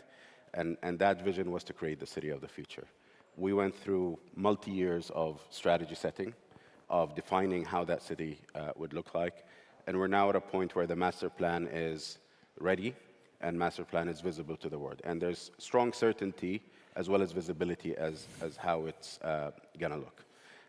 You asked about, a glimpse of the thinking behind the city. Obviously, it will have many of the natural and normal attributes of a city, whether it's the beach life or mountain life, which we're lucky to have a diverse topography. But the revolution around the urban design and urban living is around the line. The line is being designed as a linear vertical city that has new ideas that's never been done before. The idea of a linear city has been there for a while, never kind of came through. The invention of cars, and mass transportation sort of killed that as cities became a lot less efficient and urban sprawl took over. But if we were to start from scratch, which we are, we can think of how can we design a city for the future without any legacy, whether it's regulatory legacy or technological legacy or even physical legacy on the ground. And the line is that idea. It's a vertical, linear city, a lot more efficient from an infrastructure spend, a lot more sustainable, 100% renewable, but also walkable and healthier. Have direct access to nature. When people think of New York City or London or whatever, you think of a park, whether it's Central Park or Hyde Park, a park within a city. One of the revolutionary ideas around the line is having a city inside a park. Everyone has equal access to nature. Everyone has equal access to 100% renewable and sustainable energy. And these are some of the ideas that we're embedding. We can talk about mobility modes as well. The line is going to be free of cars. There's a transportation infrastructure that sits underneath the line for the end-to-end mobility, but there's also mobility cutting across at height. I don't want to take too much of the time, but that gives us a glimpse, right? For a lot of people who aren't exposed to this, this is a radical reinvention. Obviously, with any new ambitious idea, there are risks. Will it get done? How much? At what cost? There's lots of things to be explored, but there's no lack of ambition, it sounds like. And in particular, in taking on some of these challenges of climate, sustainability, water, thinking about a circular economy. So you have put in place a number of ideas to try to do this. One of the ideas is the development of green hydrogen. That's a project that's actually for international export, and that has actually reached FID. So there's a tangible financial commitment from third-party companies like Air Products, the American company. What's the idea there? That it's not just about your own internal use? What's the concept there? So I enjoy, as I was saying earlier, enjoy kind of telling the story year in, year out, and conveying how the vision that was set up 6-7 years ago turned into life. And just in 1 year since we've had this session a year ago, we've closed the deal on the Air Products and Aqua Power Neom Green Hydrogen, $8.4 billion. We also are building a desalination business with Veolia and Ituchu that will be second generation in terms of sustainability. In addition to that, we signed a $10 billion JV with DSV on logistics to set up next generation logistics infrastructure, in addition to many investments that we made, including Regent, which Billy was talking about. We're proud to be an investor in that business to help experiment and as well as deploy next generation mobility infrastructure. Right. So we'll see. I hope to come and kick the tires and see. There have been cities built that were laid out. Washington, D.C. is an example from whole cloth. Let's see how you progress. But you have the good fortune to start with a blank slate, and if I may say so, you have a rich uncle, and that helps a lot. Our friends here, they have to do it the hard way. You deal with existing infrastructure, often with retrofits, but that's where most of the world will live around the world. And maybe, Roger, can come to you first. How do you think about future-proofing the city of the future and buildings of the future? The built environment is a huge consumer of energy, emitter of emissions, but also, as we discussed, a place where people gather, where innovation happens, where creativity, commerce happens. How do you deal when you've got 50-year-old buildings or pipes that are leaky, et cetera? What's your plan? You stole my punchline, because I was going to say to Ryan that he's had the luxury and the vision and the ambition to build something like Neom, which is absolutely incredible, which is probably not something that most cities in the world have. Look, we are big investors in the infrastructure space, SGIP. So the things that we sort of focus on is largely on the airports, ports, rail, housing, water, renewables. So let me sort of, first of all, say thanks to the FII and our friends in Saudi to inviting us into this session here. I was in Miami about 8 years ago, so this is my first time back in 8 years, and the scale of development here is incredible.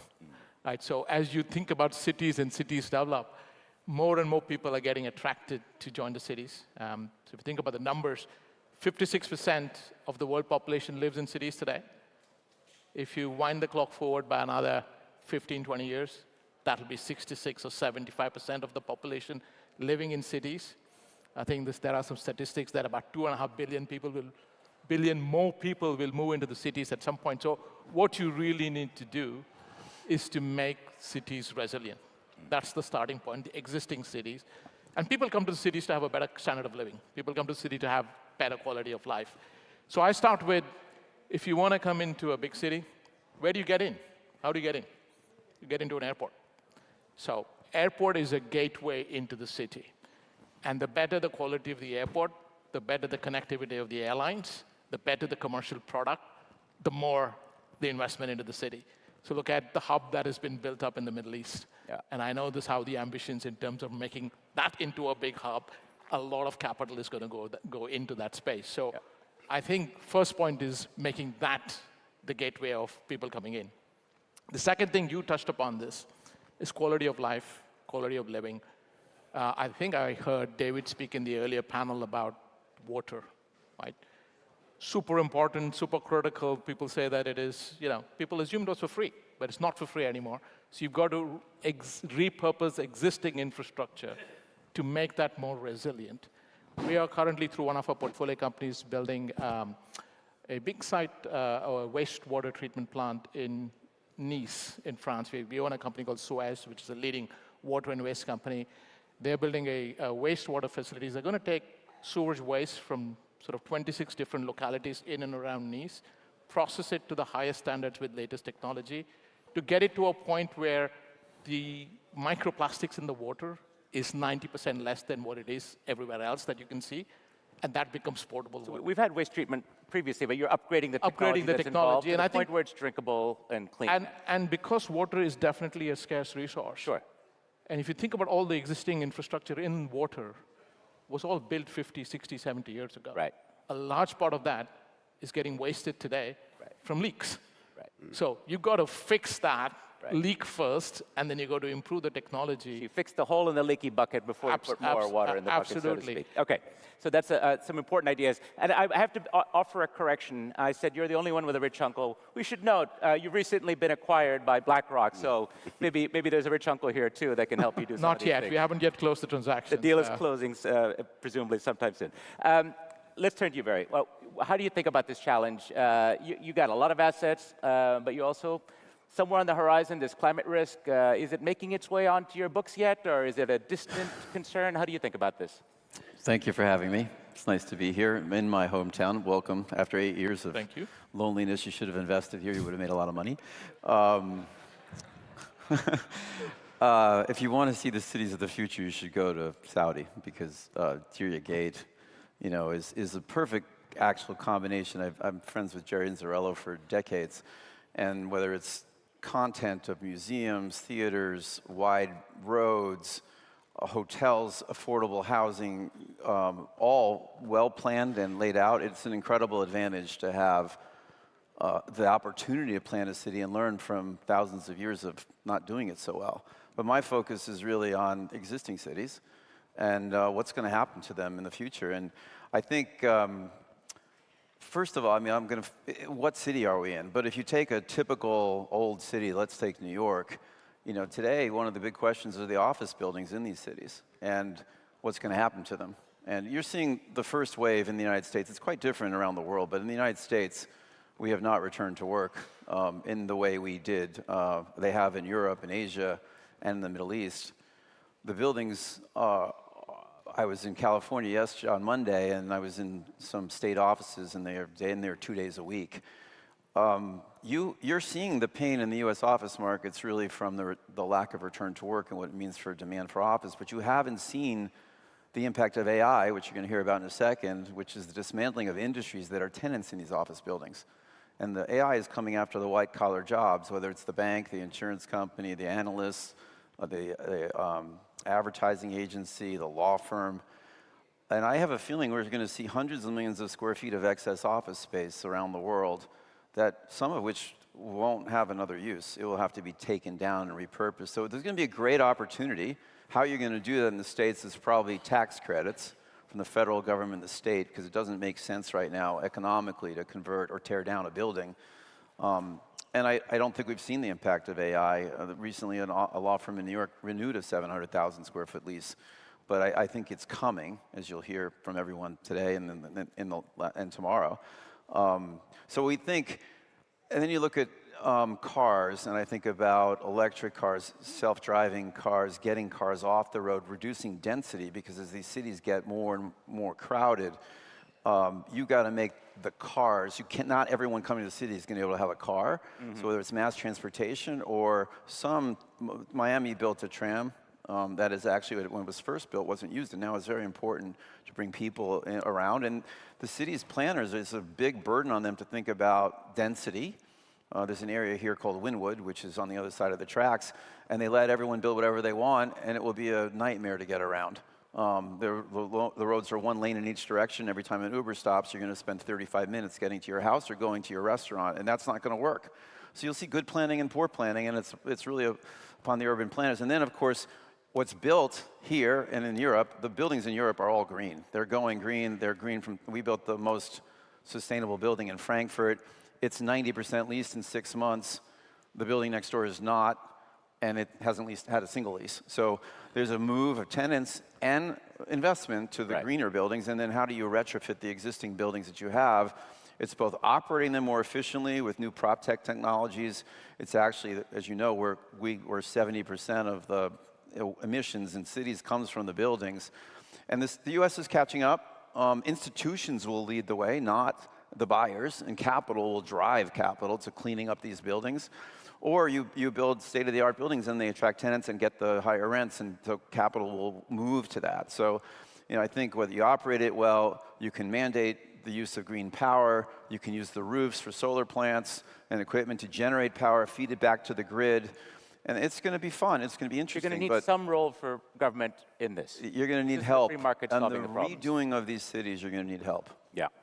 We're just out of time, but I want to do a quick lightning round at the indulgence of our hosts. If we were to get back together in 2050 for FII to have a conversation. 2050? 2050. Think the future. I'm in a wheelchair. And we'll be very fit and healthy, of course, in that age. Which city of the future do you think we should host that in as that example of the sustainable city of the future you guys are working on? I'll start with you in reverse order. Let's come back. You think about this. Where should it be? Well, obviously Neo, right? Well, let's see. But other than present company excluded, I'd love to see, probably a city like London, what it looks like in the future. I think it'll be very interesting to see how these cities adapt to the needs and okay, as a communities former of the world. Londoner, what do you say? I think that city doesn't exist today, is my view.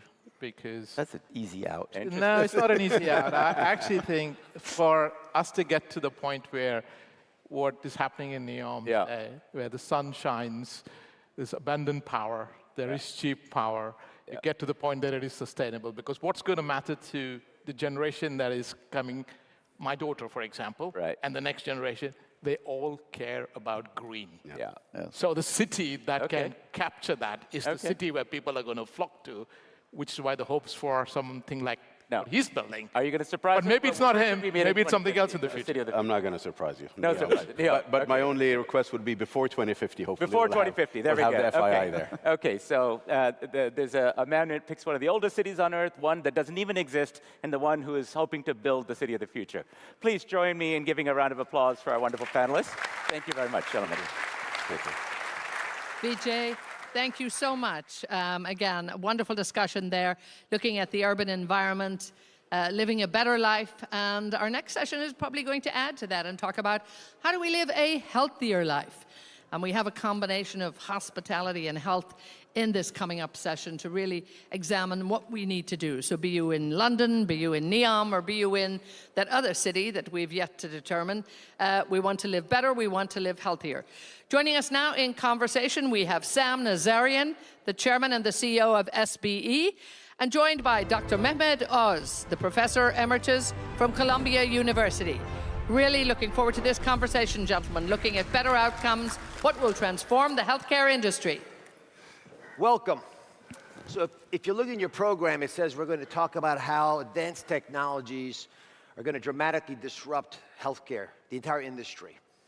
And today we hope to show you when, how, in what exact specific way it's going to happen, and the people who are going to be doing it. I'm joined by Sam Nazarian, who many of you recognize as one of the premier hoteliers, innkeepers, I've been told to call you at times, in the world. You know, plush properties, remarkable experiences, really, 21st century / 22nd century opportunities. And the question, of course, is why is a doctor and someone who gives luxury experiences together sitting on a stage trying to offer some insights about what's going to happen in the healthcare space? And my personal journey in this arena started when I was part owner of Six Senses hotel chain, and we were looking at how to build wellness into the experience, because that was the whole mantra of the hotel chain, to put you in a place you couldn't have gotten to normally on your own. And it made the experience very sticky.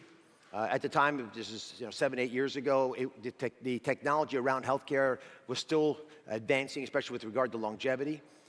But I knew at the time, and many of you could probably acknowledge this, that we win the battle for health in our living rooms, in our kitchens, in our bedrooms.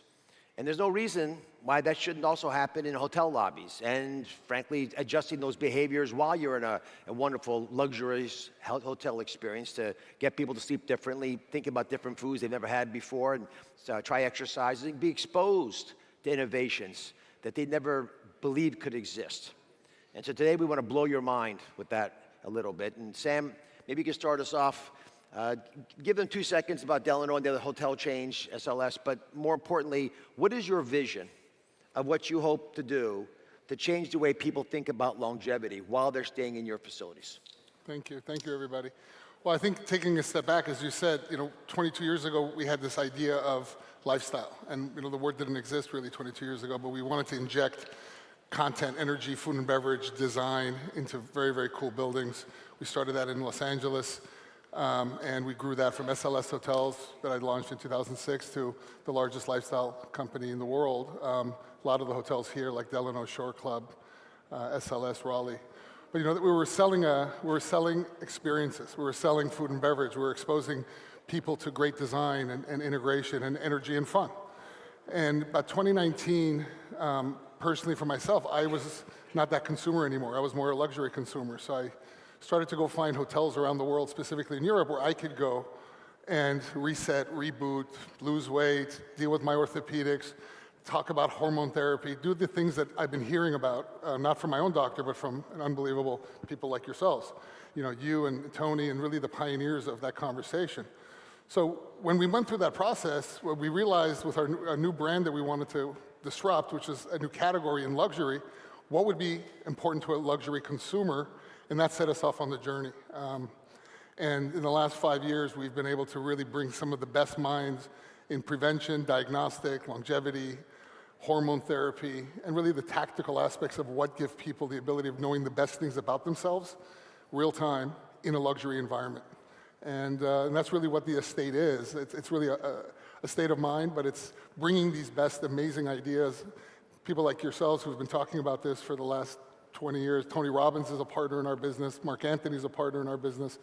So we've found some great leaders and amplifiers with the idea of understanding what's going on the inside. MRI scan, CT scan, bone density, and AI, the technology we have that enables everybody in this room to at least know what's going on at the age of 30 or at the age of 60 and 70 years old, and then amplifying that with a real great program that can really change people's lives or save people's lives, more importantly. So let's unwrap this a little bit. So I think about longevity in 3 different buckets. There's the predictions, DNA testing, epigenetics. There's the prevention, where you have an illness, cardiovascular disease, early memory loss, maybe a cancer, autoimmune problems, you can pull that back. And then there's the reversal part of the equation, where you can take someone who, because they've done the right things, has lived to age 80, and how do you make them feel like they're 60 so they'll live to age 100? So as you look at these different ideas, I'm curious how you break them up. And let me ask a quick question of the audience. How many of you have ever had exosomes or stem cells infused for any purpose? Like 5 people, maybe. How many of you have done a cold plunge? I don't count a shower. Put your hands down up the... Now, this is remarkable. Maybe 5 out of 500 people have taken a more advanced biologic approach, a biohack, and more than half the audience has done some type of cold plunging. Even though the data on both is probably skewed the other way. As you look at these different ideas, I think the reason there are more people doing cold plunges is experiential. It's sort of fun once you get past the first 30 minutes of intense pain.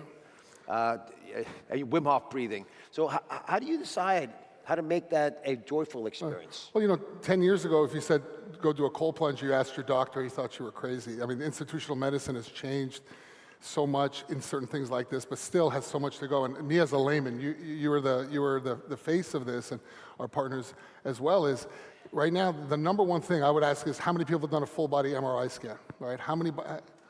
Yeah, put your hands up, full body MRIs. I mean, that to me is just the baseline of knowing what's going on in your body. That, coupled with some of the other tests that we do now. We partnered exclusively with a company called Fountain Life. Fountain Life has 5 clinics, and they have the most amazing technology that now we are exporting within our longevity hubs, urban, and our resorts. So we have, in April, we're going to be announcing a very big pipeline of projects that we've been working on.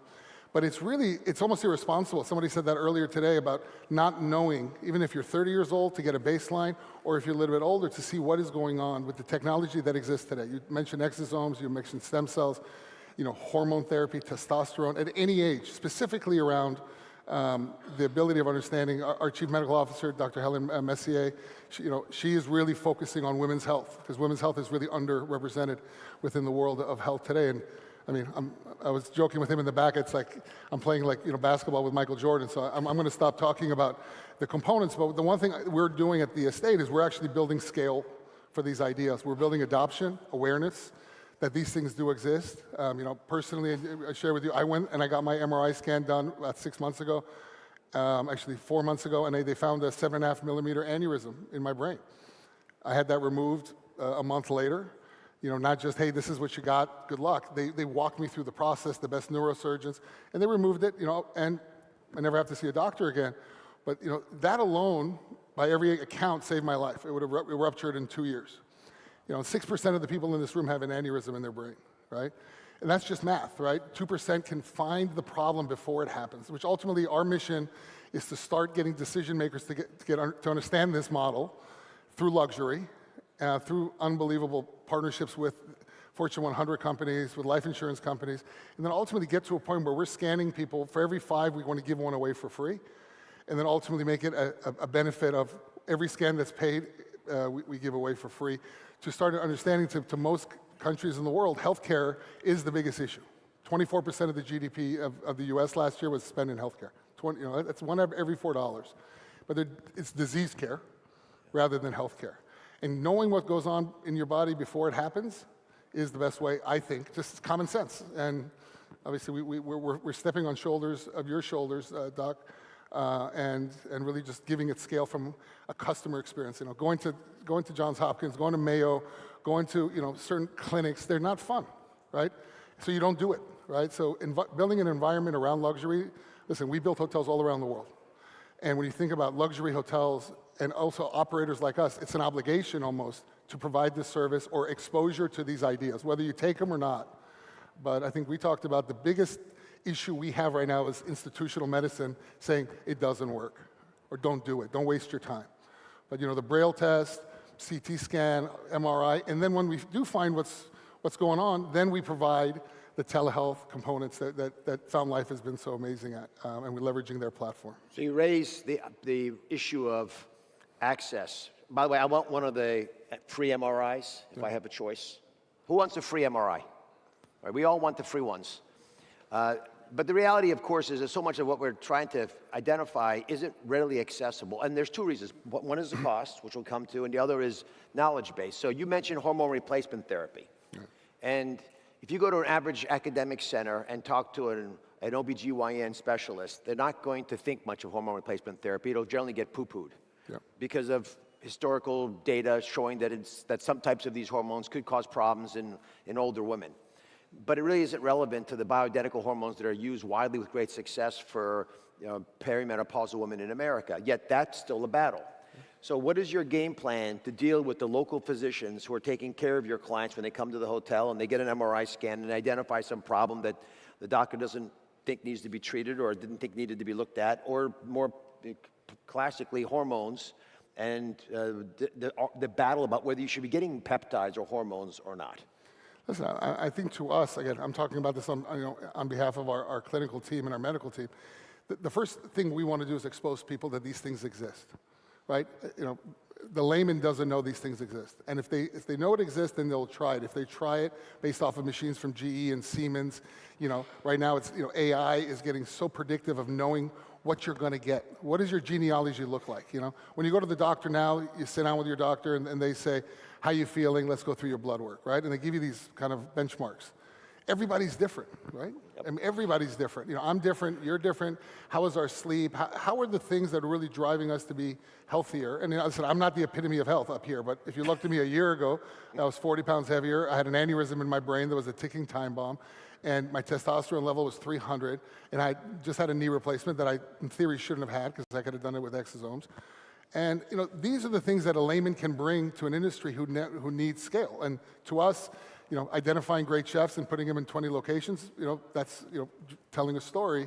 In the world of luxury today, and this is kind of what we found, is that consumer wants something better, and they want something that's going to make their lives better. And if we can do that, then we really have an amazing customer for life. But we've saved lives, right? And I think to your point, we're going to just get you the data. You can either deal with your own doctor, you can educate yourself, more importantly, right? Or number 3 is we then have 1-year and 2-year platforms that can actually walk you through your life coach, your diet coach, all done through telehealth. So by one doctor on property, we can then unlock the value that Fountain Life and some of the other great clinical teams and brands. So we don't want to just be selling one product. We want to be the hub of great ideas coming globally. Both urban and resort properties that we're about to announce a pretty big pipeline with. And that's why I think AI will play a major role in this, because the access issues, it's only going to be available to a lot of folks if there's an inexpensive way for us to interpret all the data that you'll be collecting. There's a company called iHerb, it's the largest online health food store in the world. iHerb succeeds in 180 countries because they take the best health food store experience you could get in Midtown Manhattan or LA and make it available all over the planet. And it thrives because it has allowed access, even if it didn't dramatically change anything else, just from that very reason that it provides access. I think if you're able to build this and you have AI models that can help me understand what I or you or anybody else in this audience might benefit from based on the tens of thousands of people who have come in for customized, bespoke treatment at your clinics, it'll make this accessible. It does, however, raise the issue of what therapies are the low-lying fruit that everyone should be using and which are the ones we should be maybe holding back on because they remain unproven. And that's going to put extra pressure on you in particular as a luxury operator, because you could probably offer everything, but you'll get some heat for offering things that the average physician doesn't think should be offered. Who's going to navigate that? Well, I think, our medical team, and really betting on Fountain Life and what they've already started to doing, great partners like, as you know, Peter Diamandis and Bob Hariri, and #1 guy in the world in stem cell, to guys like David Sinclair. And these are the minds, and I put you at the top of the list, Doc, that have really been yelling on top of the buildings that this is something that's there. And I think for me, as just a layman who comes in as a hospitality guy who understands scale and luxury and residential, it just was common sense, and it saved my life, and it saves lives. It saves the lives of people every day who understand the predictive nature of what is out there today. But I think to your point, we're not going to change everyone's life unless the data shows it, right? So collecting healthy data, a 25-year-old, a 30-year-old, 35-year-old that's not sick, that going back into the AI algorithm, that's the most coveted data by any medical institution, any hospital. And the more we can do that, the more that the algorithm will learn, and be predictive. And ultimately, you have brands, as I said, like Lanzarote. Six Senses was so game-changing and disruptive. It was so forward-thinking. It set an amazing chord of a real benchmark of what luxury consumers should want. They're all over. Canyon Ranch, I think, was 30 years ahead of its time. You have the ranch in Malibu, but you can count them on a hand. On a hand, how many places there are in the U.S. today that you can go and experience this reboot. Now, none of them have the technical capacity that we're bringing to the table, and none of them are really focused around dealing with you before you get there, right? And then dealing with you after, and really being a solution. And that's where I think is just a no-brainer, no pun intended for me. So that's what we started. That's last point. Is it a good business? Does it make it stickier for your clients when they come and they get a whole potpourri of treatments, get exposed to ideas they've never thought of, you think that'll get them coming back, and you think there'll be lots of others who will try to copy what you're trying to accomplish? We hope other people will copy. I mean, that's our mission, right? Our mission, and Tony Robbins, as you guys saw here last year, and what he's done with the book Life Force, and his mission, he's not doing this, other than changing people's lives and changing perception and awareness. So for us, we definitely hope people copy. We definitely hope people, there's companies like Pernuva, there's great places that talk about, and you can go to your local hospital and get certain things done, but ultimately, we hope that we are one of the many voices following your lead and everyone's lead who's really been an advocate of understanding. Luxury is really where the decision makers go. And if the decision makers have a great experience, they will make it a company-wide, a family-wide, and their ecosystem. And then we get the pricing down where everybody does this. Don't you want to get to the car accident, right, before it happens, right? And just common sense, and that's what exists today. It's really powerful stuff. I mean, the curiosity that I've had and putting myself around people like yourselves is just astonishing that most people just don't know that it exists, because the doctors are saying, don't do the MRI scan, you're going to find a bunch of false negatives. Well, GE now is making MRI scans where you don't even need a radiologist. You need, it's 37 minutes head to toe, and you have a benchmark. You know if that's cancer is there, you know if whatever the situation is, it's better to find it in the first inning than it is in the 8th inning. I think that's just common sense, yeah? Well, you lived it yourself. I mean, the epiphany of realizing you could be dead right now. Yeah. Because these aneurysms burst, and your only warning sign is the worst headache you have in your life, and that's it. And it's all over. And even when we get to operate, the results are quite poor. Saudi Arabia is, I think, doing some wise investing in and shifting mindsets by trying to leapfrog, in some cases, where the West is. Do you think there are countries outside the West that might actually take the lead in this, especially if they have big data abilities? Well, I definitely think what's happening in NEOM and Alula and these healthcare hubs, I've spent a lot of time in the kingdom, and we've seen that they've actually designated an area for this, of the best hotels, Clinique La Paris and Lanzarote and Shaw Wellness. But literally, even those hotels, there's 3 or 4 or 1, right? So I think that's definitely the kingdom. I think, honestly, right now, you go to Switzerland, you go to the Dolomites, where all these ideas first started coming. Switzerland right now has always been the leader in that. Our first hotel will be announced in Lake Geneva in Switzerland, the first estate. But that's where I think culturally they've made a big bet over the last 20 or 30 years in things that are predictive and preventative. But I think the kingdom will far and surpass that. I think the UAE, I think different parts of Asia look at a more holistic component of wellness. So to me, it makes all the it's common sense. But here, as we sit in the room, 5 people raise their hands on getting a full body MRI, and I think that should hopefully next year will be half the room who at least know what's going on inside and can execute all these amazing visions that we heard about so far today. Visit an estate in order to get a free MRI. Sam, you're going to do great. Thank you. Congratulations. Thank you so much. Thank you.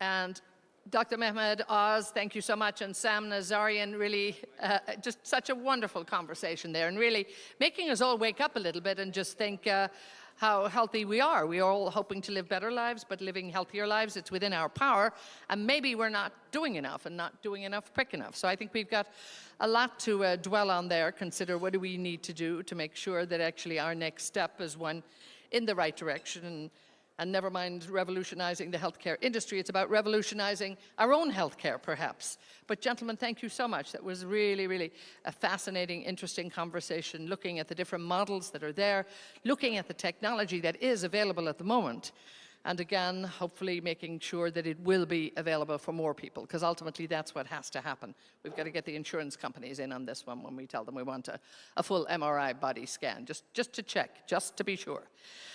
So much going on. We're continuing. Now we're going to talk about the rise of the giga firm, what's going to be next in the trillion-dollar tech company. So much to talk about. And in conversation now, we're going to be joined by Gavin Baker. He's the managing partner and CIO of Atreides Management, and Antonio Gracias, founder, CEO, and CIO of Valor Equity Partners. Looking forward to this discussion, gentlemen. Thank you so much. Thank you. So first we want to thank FII and our friends in the Kingdom of Saudi Arabia for inviting us here to speak with all of you. Thank you very much. Gavin and I are here together because we collaborate very closely on artificial intelligence investments because we share the same thesis. Our relationship goes back more than a decade. Started with Tesla, has become very close over time. And I'm going to ask Gavin to start with our thesis. Gavin, you tell people what we think here? Sure. So wanted to echo all of Antonio's thoughts of gratitude towards FII and all of our hosts for having us here. I think we share the thesis that when there is a fundamental platform shift from the mini computer to the PC and the client server, to the mobile phone, to the cloud, and now to AI, the safest and best way to invest at the beginning of that fundamental platform shift is at the infrastructure layer, which I'm going to talk about, and I'll let you talk about the verticalized apps that come later. And the infrastructure layer is particularly important with AI because a GPU, which 2 years ago, not many people have heard of. I'm a gamer, so I had heard of it, and I was the NVIDIA analyst back in the year 2000, so I've heard of it for a long time. GPU is about half the size of this iPhone. It is made from sand. Taiwan Semi does amazing things to that sand and sells it to NVIDIA for $700 to $800, that die. NVIDIA then sells that for $50,000 to companies like Microsoft and Amazon and Google. And that is probably the biggest markup in human history, significantly bigger than the Birkin bag, for instance. And basically selling drugs. Yes. It's like narcotics. Yes. For nerds. Narcotics for nerds is a great way to describe it. Yes, like exactly. That. Yeah. And if you think of, Jensen likes to call data centers AI factories, I think maybe an easier, more facile analogy is to think of them as restaurants. And the GPU, that $50,000 chip, half the size of an iPhone, is the star chef. And it has gotten 50 times faster in the last 4 years, which is a big part of why we're living through this AI revolution. The problem is, it's got a convection oven, all sorts of things. It's much faster. All the other ingredients in the restaurant, all the other parts in that supply chain have only gotten 2 or 3 times faster. So the food needs to be delivered, the sous chef needs to prepare it. And because the GPU has gotten so much faster, it is doing nothing most of the time. 70% of the time, it's doing nothing. It's just drawing power. So our kind of shared core infrastructure level thesis is we're investing in things that increase the GPU utilization rate. Because if you can take that GPU from being utilized 30% of the time to 60% of the time, you've doubled the output of that restaurant or that AI factory. And this is particularly important for AI because we've gotten used to a world where compute and computation is essentially free. Everybody in this room is an investor has heard that software is zero marginal cost, and it has almost no marginal cost to produce even in the cloud. This is not true of AI.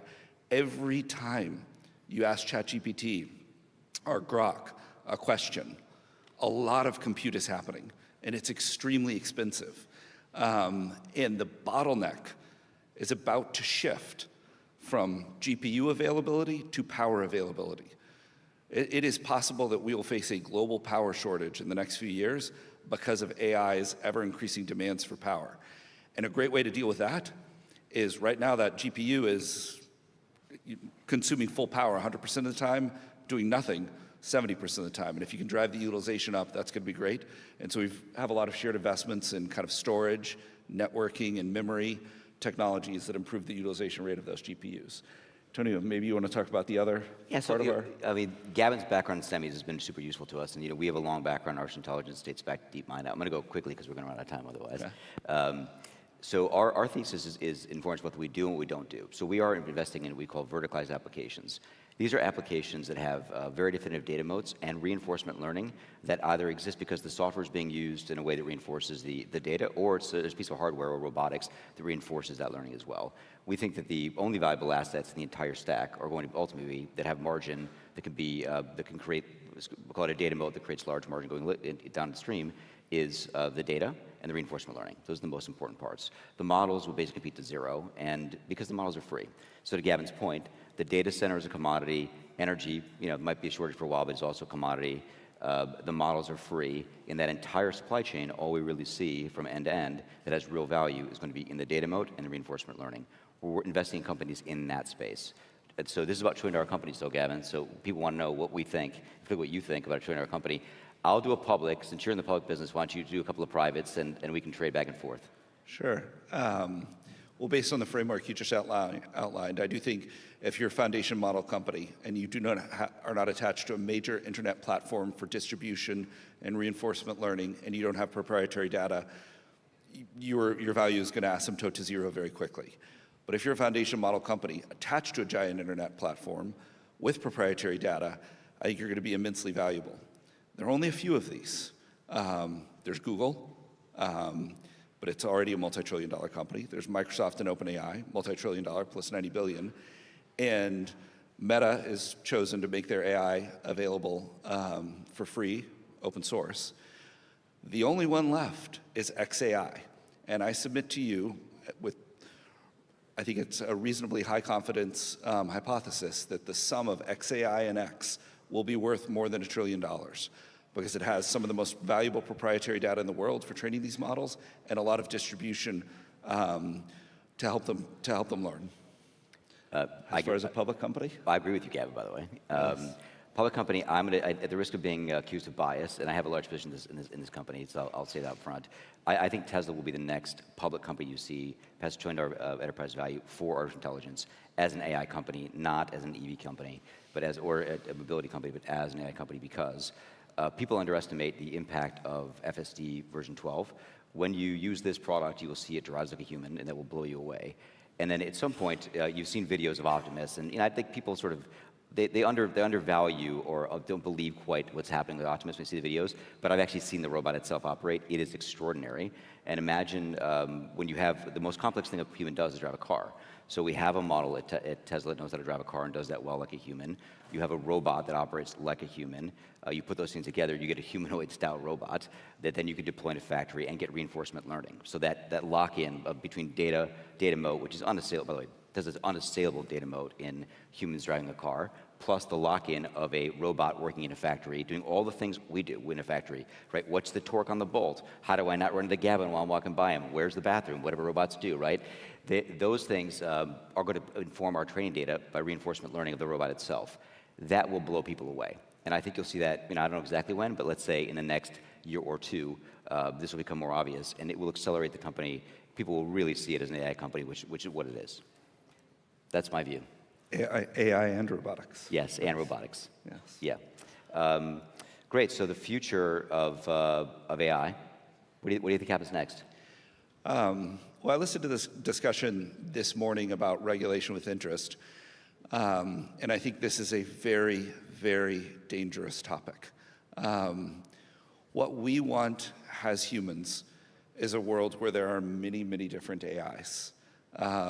We want a multi-polarity of AIs. We don't want to live in a world where there's one AI superpower or two AI superpowers.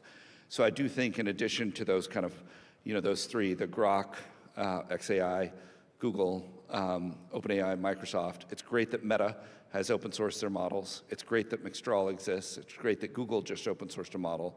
The most dangerous world for humans, and I would just say, if you run any survey of the top 1,000 people working on AI, and they call it P-doom, probability of doom, probability that AI is an extinction level event for humanity, they consistently poll it around, it's a 15% chance.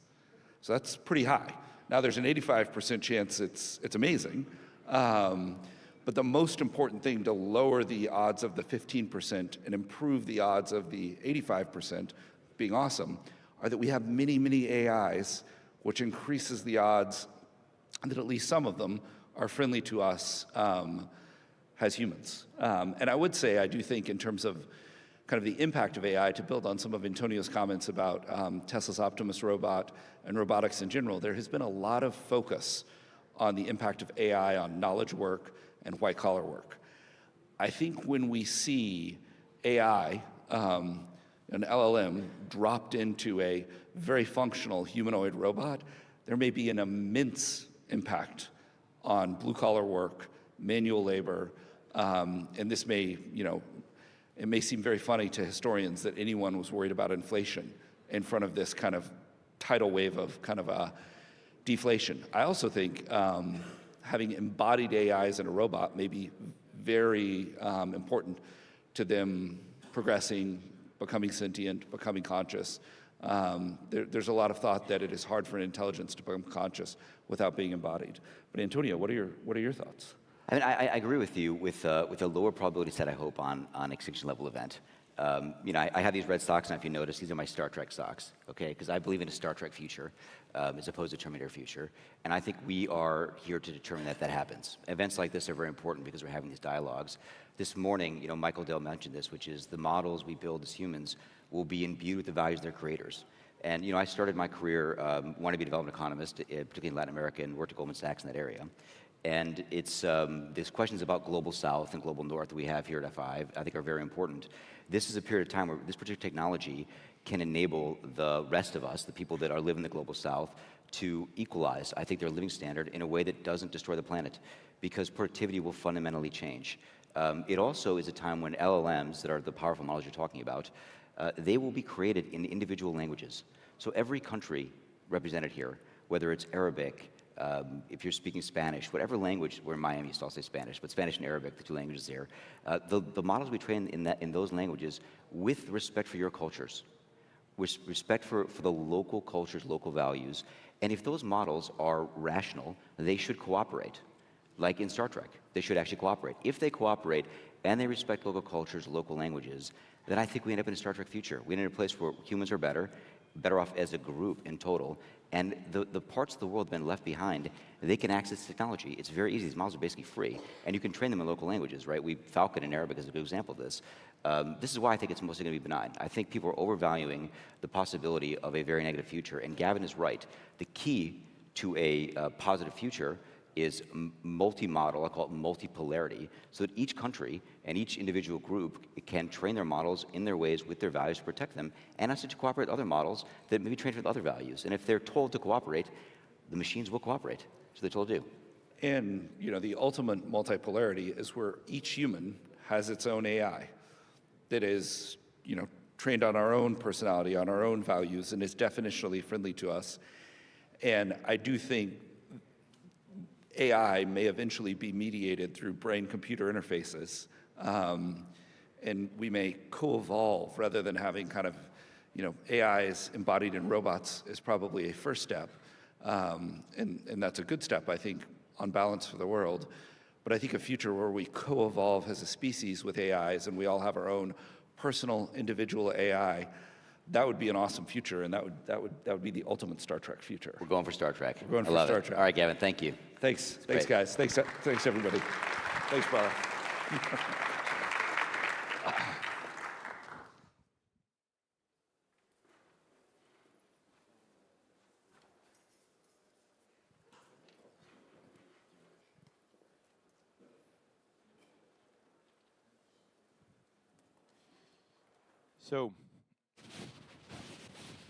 So now I would say that, yes, good. So you will assist now to a great conversation. A great conversation, in fact, between, I would say, two giants. And the first one, to be honest, none of them need any introduction. Ladies and gentlemen, it's my great privilege today to welcome on stage, I would say, a giant in economics, education, government service. I need to read because his bio is by itself a book.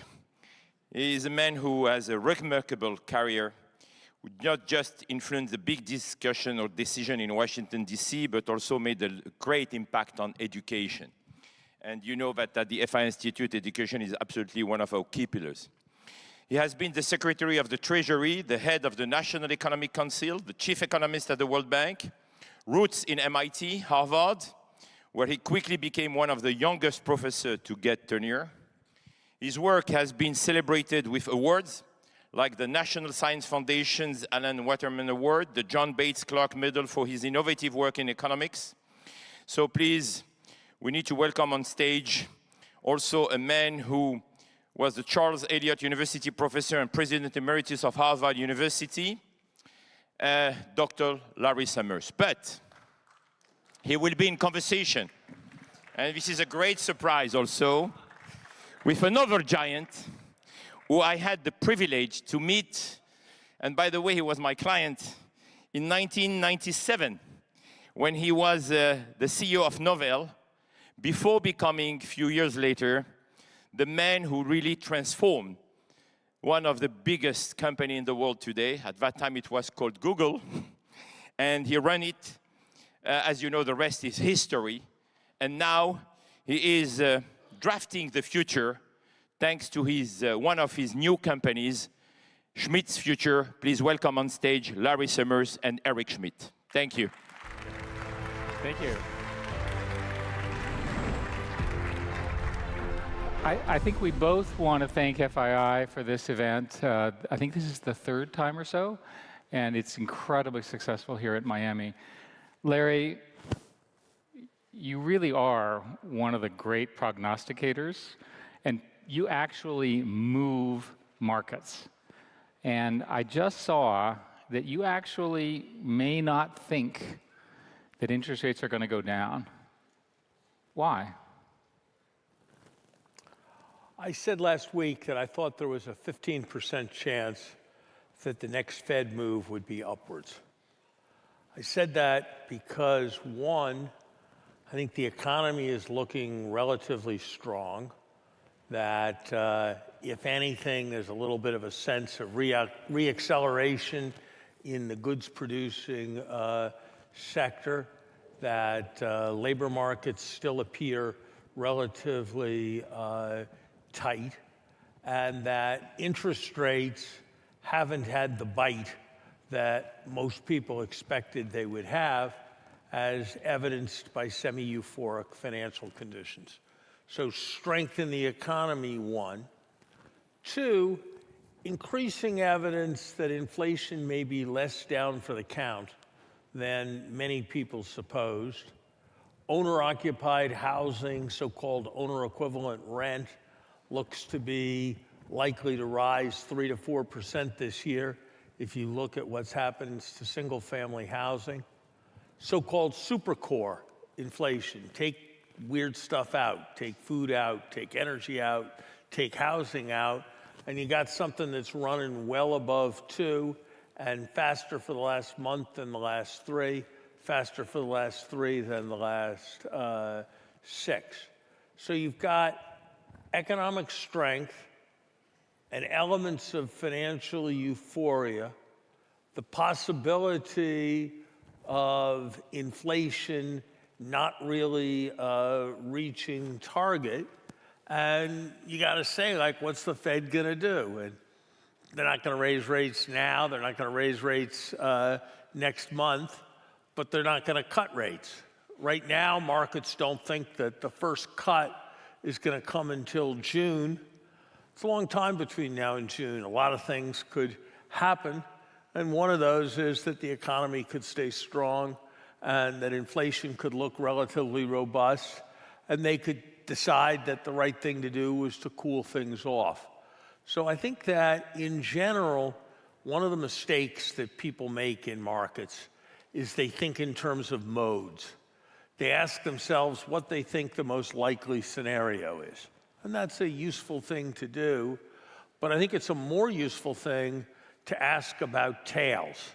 And so 2 or 3 months ago, when the market was pricing in 6 cuts during 2024, I asked myself how likely I thought 10 was and how likely I thought 2 was.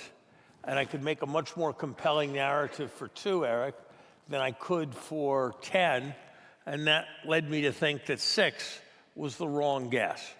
And so right now, I think 4, which is what the market's pricing in, could well happen, but it's probably a little above the center of mass of what I would think. And I think you got to recognize that there's some tail probability that their next move is up. And I think that's something that needs to be handled with considerable delicacy, because I don't think, despite my best efforts, that risk is as yet much in markets. So I have two sort of follow-up-ish questions.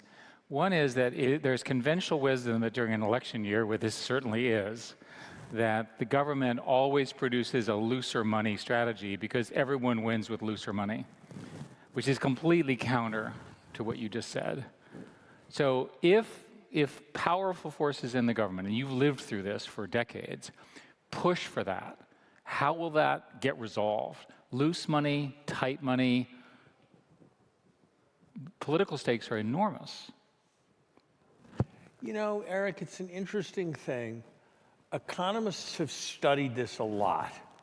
And basically, what they've done is look at all the conventional relationships of monetary policy between the Fed funds rate and everything in the kitchen sink, and see whether there's any evidence that those relationships are different in years divisible by 4. And it's surprisingly difficult to find any such evidence. You know, does the so-called Taylor rule fit differently in election years?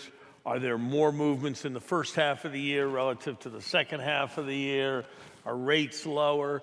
As a generalization, it's hard to make that case, and harder than I think most of the commentary would suggest. Second thing I'd say is it's complicated if you think about the psychology of the people who are there. If you walk into the Fed and you breathe the air, I guess air can't talk, but if it could, what that air would be saying to you is don't screw up like Arthur Burns and G. William Miller did. Don't screw up like they screwed up in the 1970s. And that is what is so deeply internalized. And the Fed gave a good run at screwing up that way in 2021. It's kind of remarkable to think that in the summer of 2021, the Fed said that it did not expect to lift rates above 0 until 2024. The chairman of the Fed said, we're not even thinking about the possibility of raising rates. So having that broad culture and having made that mistake in such recent recovery, I think there is the dynamic you described, but there's another dynamic, which is, let's be real careful. We don't want to let inflation go. Again, I didn't say that I expected that the next move would be up. I said that it was a mistake to completely discount the possibility that the next move would be up. That's what it means to talk about a 15% probability. So one final question on markets and globalization. The world's a mess, right? You've got 2 very significant wars. You have all of these problems. You have very large sets of issues in the global south. Prices have gone up because of the wars. There's enormous concerns over the role of China, the aligned countries, India trading on both sides, et cetera. Is this priced into the market? What do you think is going to happen? I think you've got geopolitical risk and you've got political risk.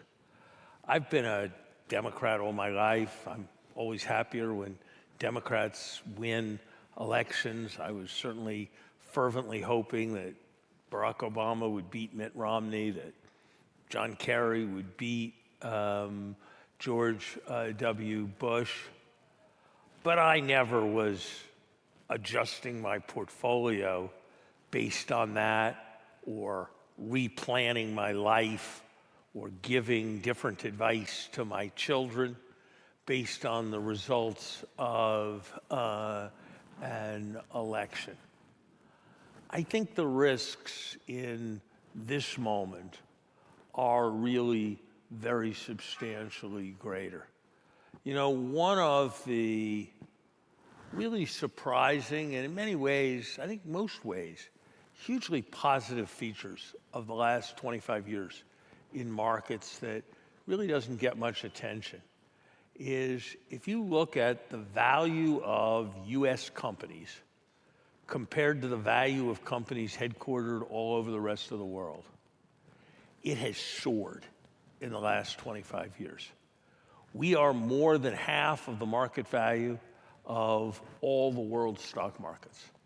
That's a huge tribute to lots of things about American capitalism.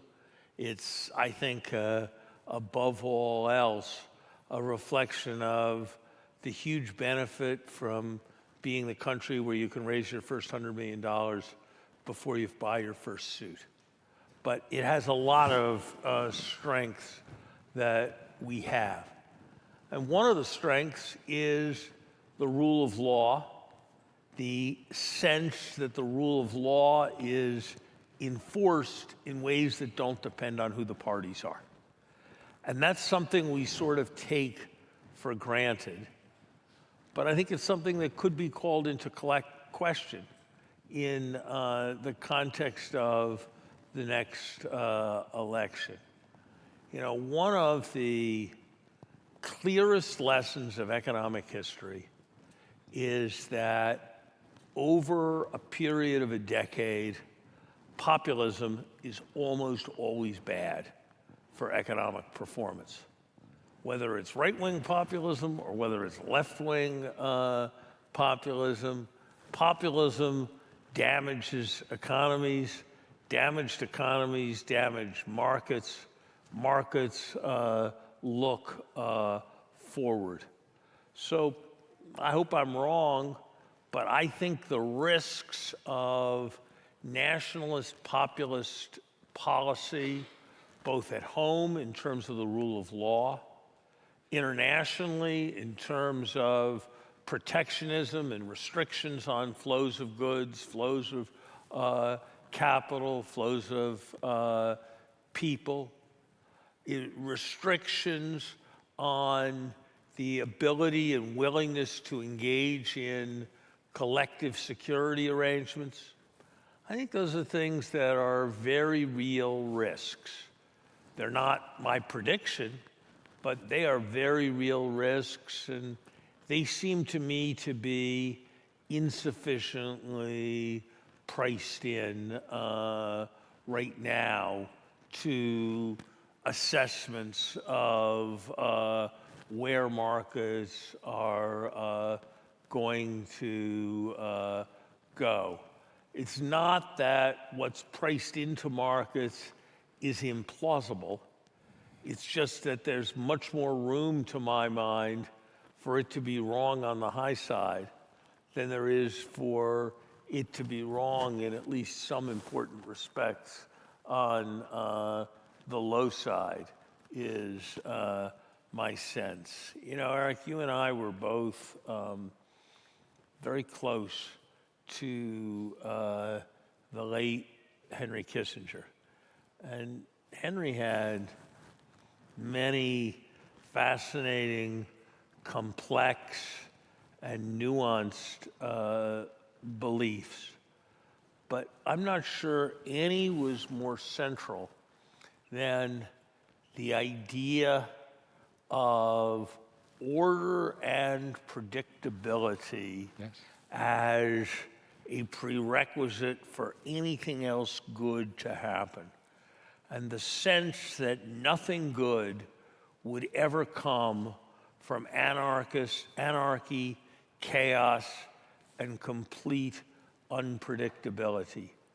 And I think that the world is potentially headed into a period where there is less of a sense of what the order is going to be, and therefore more risk of disorder, chaos, and the associated suffering. And I'm not sure that kind of risk is fully priced in to markets. But of course, that's for every investor to make their own judgment. Henry could not have said it better, and we miss him. You wanted to talk a little bit about AI.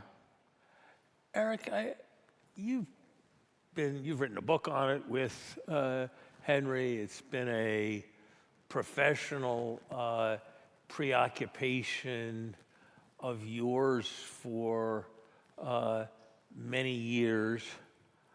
I'm someone who, when I think of AI, when I think of fusion energy, when I think of CRISPR and some of the revolutions in the life sciences, what I remind myself, and it's an antidote to some of the things that I've been saying, is that events are 75% bad, trends are 75% good. The world is shaped at least as much by trends as it is by events, but we all tend to focus on events because they are events. They're what is in the news. So I guess I'm interested in your sense of how do you see this profound transformation? I kind of suspect that the synthetic intelligence is maybe the most fundamental of the revolutionary technological trends in this moment. And I'm just interested in how you see it in terms of how will historians look at it 100 years from now or 500 years from now? So I think that the arrival of an intelligence that's not human is a really big deal, right? It's sort of an alien intelligence. And it won't show up as a robot busy slaying the dragon and, making coffee for you. It'll show up in other ways. And the arrival of a polymath, and polymaths are these enormously brilliant people who have shaped history over many times, that each of you, every one of us has our own polymath that helps us get through the day, is a major step change in intelligence and ability to get things done. So I'm going to claim without any proof whatsoever that AI will double everyone's productivity. You'll write as much code, you can write as many papers, you can sue as many people if you're a lawyer, you can treat twice as many people as a doctor, or maybe even more. And the arrival of this is heralded by a lot of questions, like who gets to make the decision? Hopefully the humans. What happens when the computers start to be able to make their own decisions, which we think will be able to occur in 3 to 5 years? How do we handle all of these? How do we as a society think about this new intelligence? Now, the way it will work is it'll be basically text to action. You'll have an idea and you'll say, I want a this, and the system will show you the recipe or organize the events. And the systems will be smart enough to be able to communicate, send emails, make phone calls, and so forth. They can also do evil things as well, unless we're careful. But the reason the hype is so insane, right? And thank God, Larry, that you and others made this capital market that allows for crazy people to raise billions of money with no product, no team, no revenue, and no idea what they're doing. So thank you very much, right? And by the way, they're going to go for another round and get twice as high and twice as high. I mean, the American capital market is allowing this. It's going to be invented in America, which is wonderful.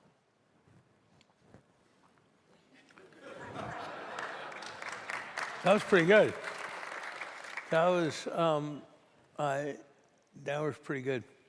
Well, I feel like I'm back in his class. Where do you think it will be felt to the largest extent? I have uttered the sentence, it's going to come for IQ before it comes for EQ. Yeah. Do you think that's right? Or do you think it's going to be so good at, as I've read about some of the systems that can provide conversation for the lonely, and empathy for the unhappy, I've slightly wondered about whether I was right when I said it's going to come for IQ before EQ. Is it going to replace those who do the most creative intellectual work, or is it going to replace those who are more in the mode of doing more routine performance? Another thing that I have said about all this is that the first stage of any new technology is about how it's going to do tasks of which we've previously conceived better. And the second and much more fundamental stage is when it does tasks of which we have not previously conceived. So, to take a trivial example, the first movie cameras were used, or video cameras were used to be placed at the back of theaters and to take films of plays. And then people sort of figured out you could do something much more interesting than that if you had a video camera. Say something about a lot of the discussions like yours are about how this is going to change everything. It's going to be non-human intelligence. Everything's going to be different.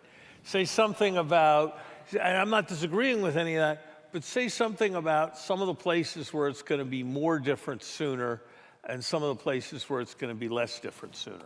So the presumption is everything is changed, but not in the same order. And historically, and you know this because you study this very carefully, automation tends to replace the most dangerous and poorest jobs. I think there's every reason to believe that that will still be true. You and I have talked about the question of what to do with all the jobs that are displaced where there's no obvious new job, right? A typical example is, why are security guards human? Shouldn't security guards be some equivalent of a robot because they don't need to sleep, they don't get drunk, you don't have to pay them that much, that kind of stuff. So there's all sorts of functions that are relatively easy to understand, that are relatively automatable. Another example would be, let's think about lawyers. The paralegal brief, LLMs can do that today. Programmers, there are sometimes programming teams where they have a very smart set of programmers and then people who sort of fill in, do testing. The latter part will all be automated. Over-checking things, all of the things which are kind of second-order effects, those jobs are affected very dramatically and very quickly, in my opinion. The question that academics and executives always want to know is, when does it come for me? And the answer is last, but not never, right? So there's a long-term question of the arrival of this kind of intelligence, but not for a long time. One thing I would say for the audience is that I go to a lot of events where people say, well, a computer will never be able to write something with the human experience and the evocativeness that humans can write. That's just false. Right, these systems can actually read what 1 million people felt and produce something as good as the great humans can. So remember that the systems are looking at human experiences and they're generalizing in a way that we as individuals, no matter as smart as you are, cannot do. I think we should move to questions from the audience on anything. Who would like to get started? I think we should, and we've got a couple here that I saw earlier on. From the Saudi Business Council, I spotted Jeffrey here. Yes, good afternoon. Jeff Steiner from Canada. Dr. Summers, the title is about a stronger global economy. And I just wanted to ask you about interdependencies of the economies, all this decoupling that's been talked about, maybe not the US dollar as the reserve currency.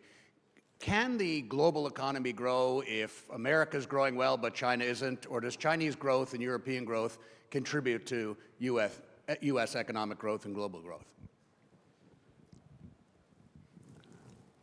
I think there's no question that it's closer to right to say that more growth somewhere contributes to growth elsewhere than it is to say that growth somewhere comes at the expense of growth elsewhere. It's more right to say that the global economy is a positive-sum game than it is to say that it's a zero-sum or a negative-sum game. That said, I think it would be a mistake to think that our growth depends upon there being great prosperity and success in other parts of the world. That substantial parts of the US economy are internal to the US economy.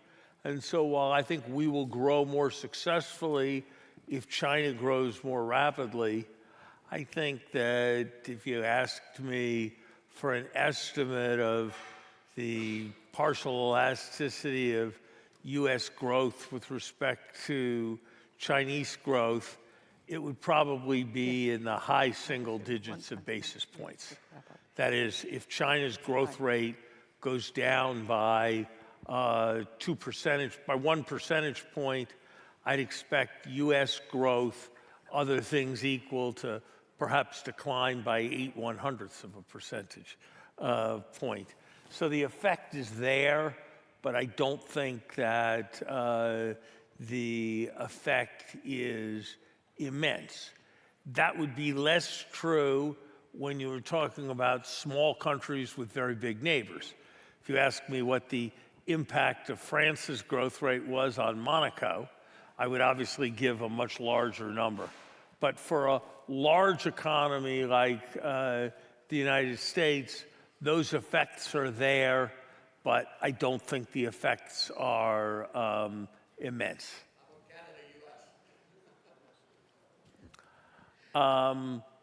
Look, we are 10 times, roughly speaking, take a Canadian economic number, and if you want to think about the equivalent American number, think about multiply by 10. And so given that, fluctuations in 1 operating on 10 are much, much less important than fluctuations on 10 operating on 1. So if you gave me a lot of questions I could ask to make a US economic forecast, it would take a long, long, long time before I'd get to how's the Canadian economy doing. On the other hand, if you ask me for a Canadian economic forecast, how's the US economy going to do next year would be one of my first 5 questions. Yes, well, ma'am. I'm afraid our great efforts to actually, and please forgive me, involve our audience here. It's not going to work on this one because we've got to wrap it up for this time. So I'm terribly sorry about this. We're so grateful that you've taken your time. You just wrap up maybe a quick word of wisdom from both of you. We will have a tech session coming up, AI, with a list of very, very impressive experts coming up. So get your questions ready for that because I'll make sure everybody has plenty of time. Back to you to wrap it up. Thank you. So let me, I've worked with Larry for 30 years. You've served the government in incredible ways. I look forward for you to serve it again soon. Thank you, Larry. Thank you, everybody.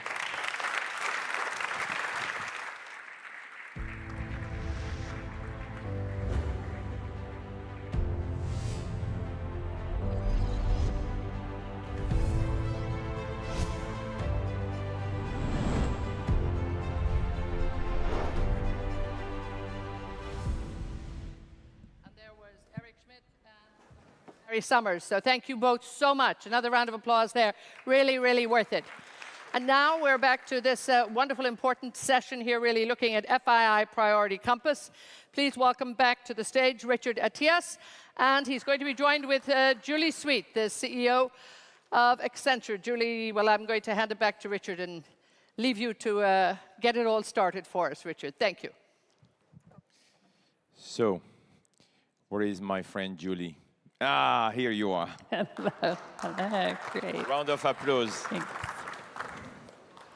Thank you, Julie, for being with us. I don't think she needs a lot of introduction, but just a few words in case you don't know that Julie is the CEO of Accenture. And of course, she was leading many roles at Accenture, North American operations, and of course leading the largest geographical carrier.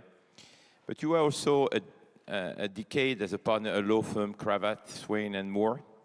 And of course, she's recognized as one of the Fortune's most powerful women in business, and by Forbes as one of the world's 100 most powerful women. So it's really an honor to have you on the stage.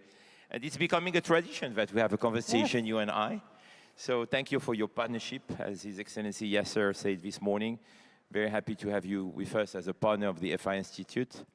And let's have a very informal conversation, if you don't mind, because it's quite complicated to succeed to these two giants.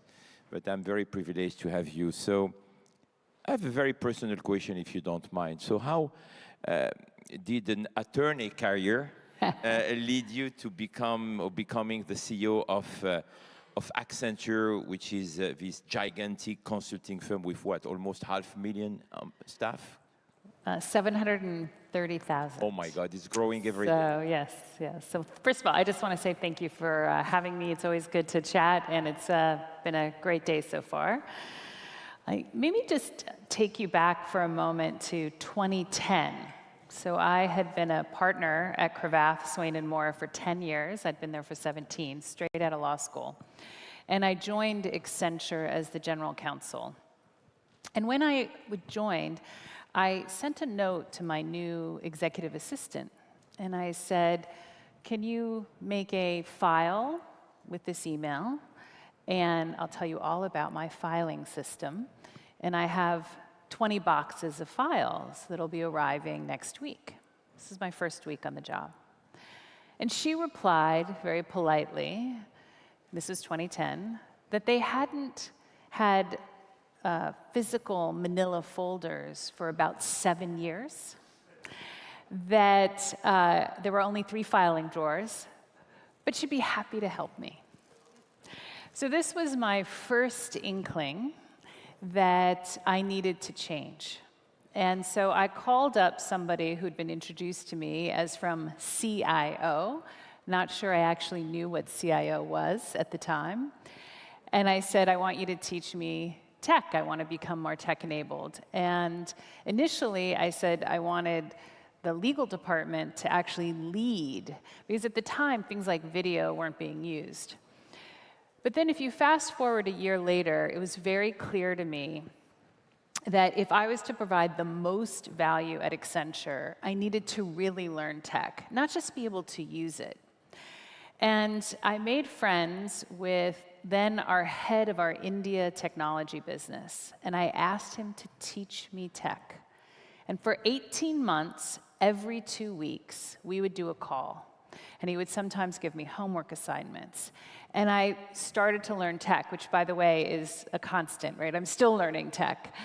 And I share that because for many of you in this audience who's learning a lot about AI, you're probably not technologists, and I wasn't a technologist, and yet I run one of the biggest technology companies in the world. And all of us will have to continue to adapt and learn. And I'm a great example that it is absolutely possible, even exciting, by the way.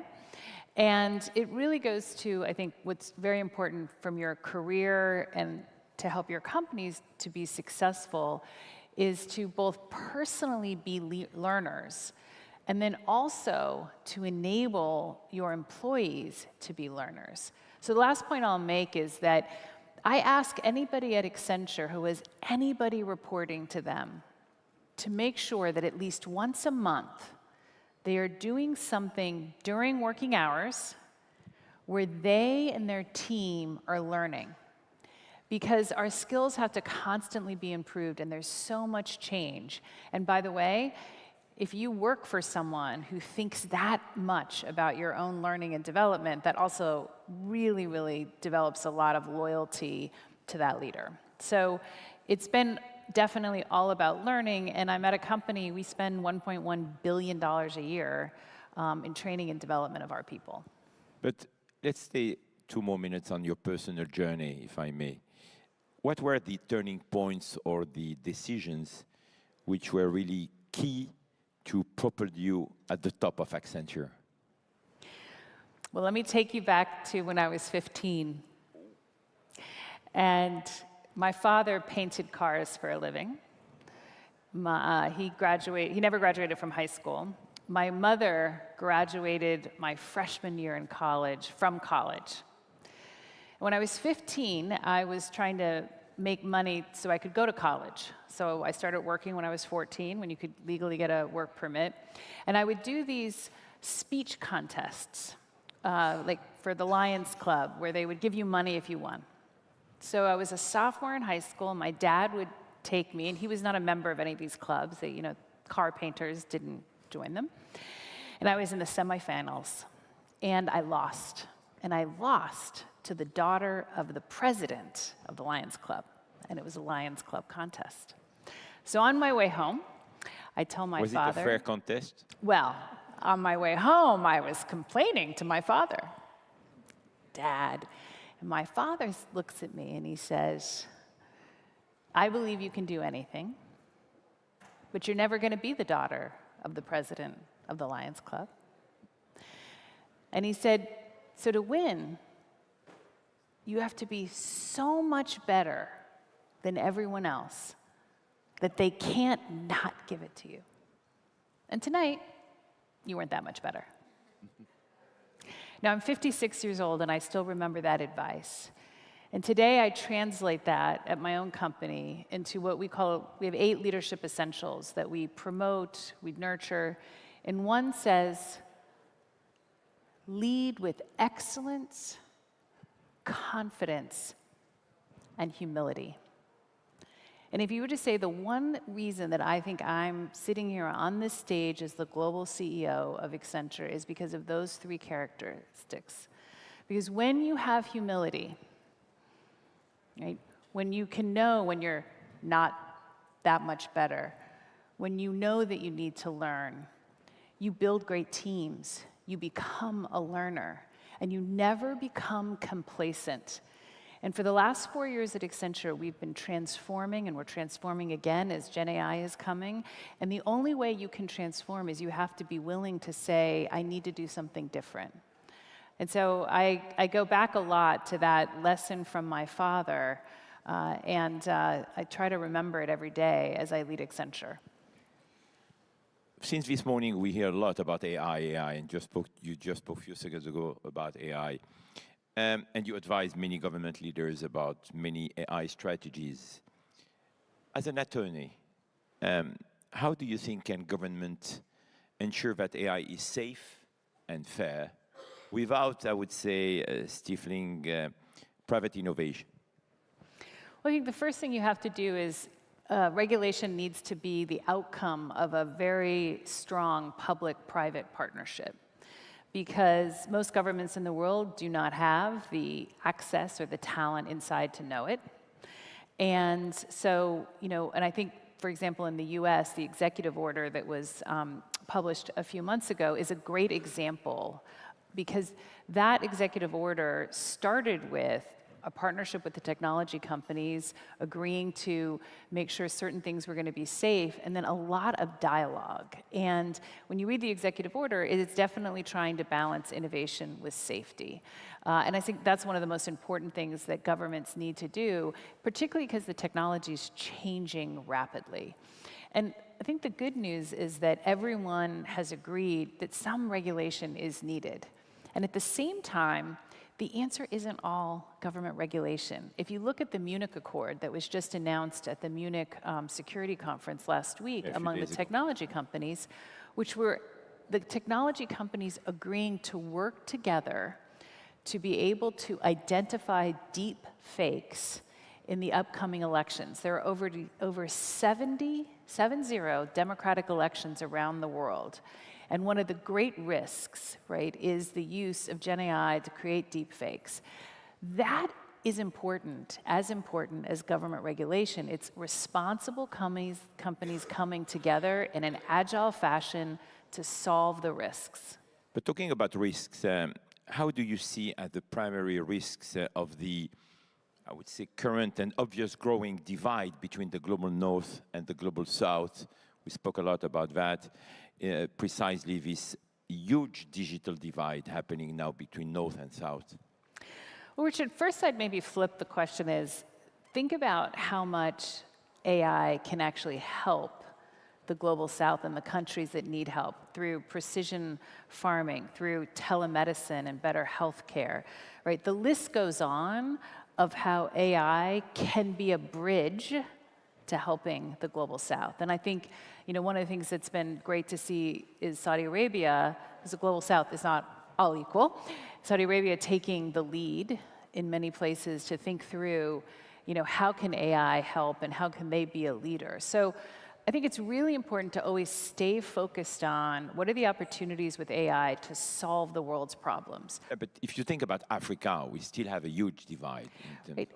And that's why the opportunities that AI present underscores even more the important work, for example, the UN is doing, because we do need to solve it. I don't have a solution today, but there are important groups that are working now, like the UN, to see how to solve it. And I think what AI has done is underscored why it's even more important. Do you think the job of attorney will still exist in 30 years from now with the AI revolution? I think the job of an attorney will always exist as long as there are conflicts, disagreements, and opportunities to do new things, right? I was a corporate lawyer, not a litigator, so I think about lawyers bringing people together as opposed to solving disputes. I think the work will definitely change, and it has been changing, even before Gen AI, but of course Gen AI goes to the heart of language, which is what lawyers are doing. At the same time, it's not about the work itself that makes lawyers useful, let's say. It's about critical thinking, and those skills are important skills to be nurturing. Like when I think about what kids should study today, a strong liberal arts education remains essential, because the more that tedious things can be done, and there's tedium in knowledge workers, right? The more that you really need the skills of critical thinking. Talking about skills, and I know how much you are investing on human capital at Accenture. We had this conversation a few months ago in Riyadh. What do you think are the skilled and the knowledge area that the young generation should have now to really be successful in this new AI-dominated future? What do you think? What are the advice that you are giving to the young generation? Which skills they should acquire? So there are three things that I say to the young generation. First is you need great communication skills. Like, no matter what technology exists, you have to be able to communicate well. And I say that because actually schools don't spend a lot of time on that. So great communication skills. And then, by the way, I recommend a book called Weekend Language, which is really, really good. I'm bringing 300 copies to my daughter's high school next week when I go speak on Career Day. The second is that everyone, no matter what you want to study, does need to understand technology. So many, many schools now are providing technology courses that aren't for technologists, and that's just a core part of the curriculum. It should be a core part of the curriculum in high school. That will take a while, but certainly need some basic technology. And then the third piece is you still have to do what you love, right? So, if you're not interested in technology and, building things in technology, then no amount of your parents saying, well, you really should go study AI is going to work, right? And there's going to still be great careers across the board. They're just going to be different, which is why the two first skills are so important. Ladies and gentlemen, please a round of applause for Julie Sweet, the Chair and Chief Executive Officer of Accenture. Julie, it was a pleasure, as always, to be with you. Great. Thank you. Thank you so much.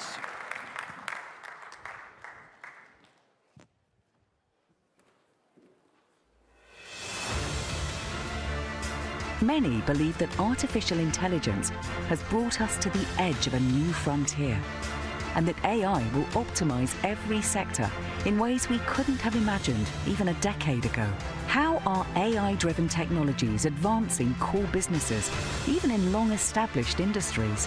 How can AI businesses be scaled efficiently? With technology moving at such breakneck speed, it's imperative that we tackle the ethical considerations head-on. Globally, 38% of people feel that their country needs to do more to mitigate AI-related risks. And slightly more say that their countries aren't making enough progress in regulations and restrictions on AI tools. Public and private sector coalitions around the world are convening to align on AI governance issues, ranging from ethics and data to intellectual property rights. Is it possible to align on an industry, regional, or global level? The surge in AI technology presents substantial investment opportunities alongside inherent risks. How do investors plan to navigate the challenges posed by the AI tech boom? Welcome to FII Priority Summit's AI Town Hall. Thank you so much. And as you look at that video there, just a little flavor in terms of what people are thinking about AI. And you can hear it is very much the theme of this entire event, actually. Everybody we've talked to is putting it up there as a priority. It doesn't matter what segment. Everybody's looking at this and saying we really, really need to be on top of this. In fact, we probably all need to get ahead of it. So what we're going to do now is we're going to have a town hall gathering for the rest of the afternoon, just before we really, bring our whole evening together for a close.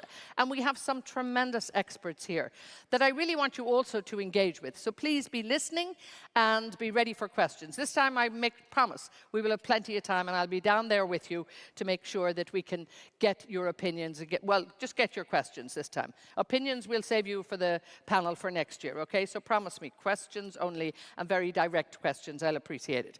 We have 3 sessions in this, so we really have a tremendous list of, influencers in this sector. I mean, real life influencers. We're looking at industry. We're also looking at investment, and then we're looking at alignment. So we're really breaking down AI into these areas the way you can get a very, very close look at what's going on. So let's get started on this. We have lots of people to hear from. And just to get us started, my dear colleague, we're going to dual moderate this one. So I want you to give a very, very warm welcome to Saif Ishouf, who is with me here. And he's our co-moderator here, my partner for this whole session. He'll stay here. I'll be on the floor. We'll be back and forth, and we'll be with you the whole way through. Thanks so much, Etna. Let's give it up a round of applause for Etna and what an extraordinary job she's been doing today. So is everyone ready for our AI town hall? We're in Miami. We need a little bit more energy than that. We put the AI in it. Is everyone ready for this? Great. So our town hall this afternoon begins with 2 esteemed speakers. First up, please join me in welcoming Adrian Aoun, who is the CEO of Forward. Let's give it up for Adrian. And we also have Amir Hussain, who's the founder and CEO of Spark Cognition. Let's give it up for Amir.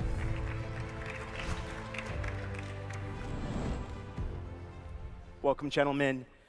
We're so excited to begin this conversation in our AI town hall, and what better place to start than industry and healthcare? And I wanted to start with you, Adrian, and let's just jump right into it. You're building, and you've built something extraordinary. What do you actually need to scale your operations right now?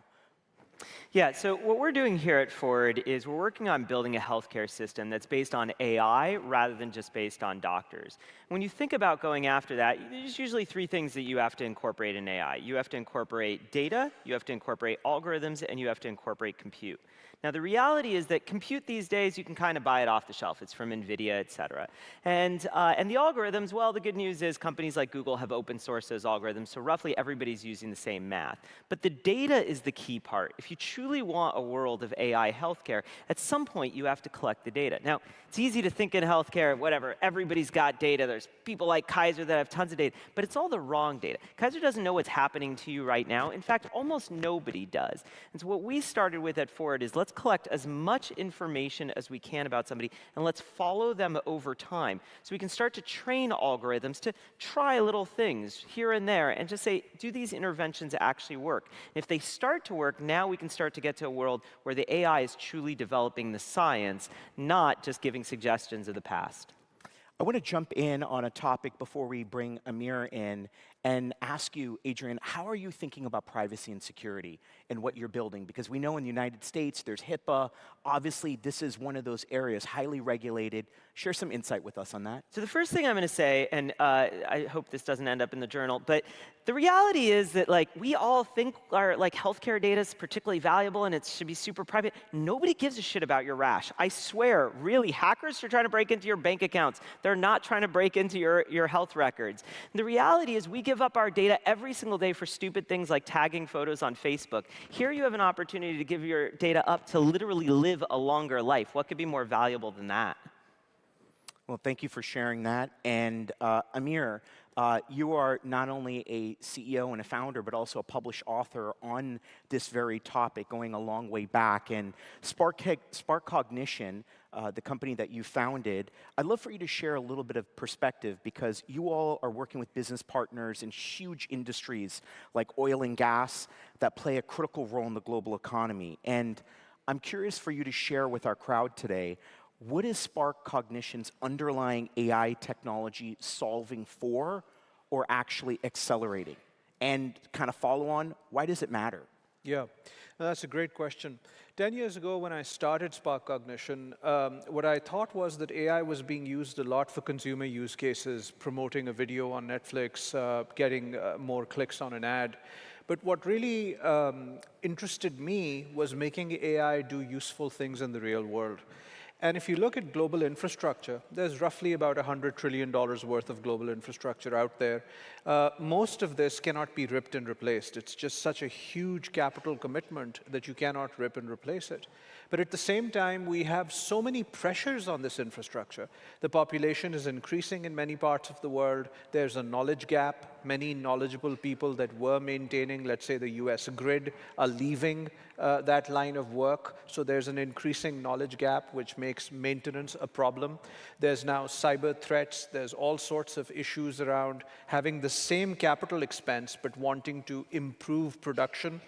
So you look at all of this and you say, well, how the heck is $100 trillion worth of infrastructure going to solve all these problems for the development and the safety, the security, the economic well-being of the world without some help? And in my view, the best form of that help is this virtual fabric of artificial intelligence that can be layered on top of our infrastructure. Clearly, if we're putting in some new projects, we can build the AI into the system.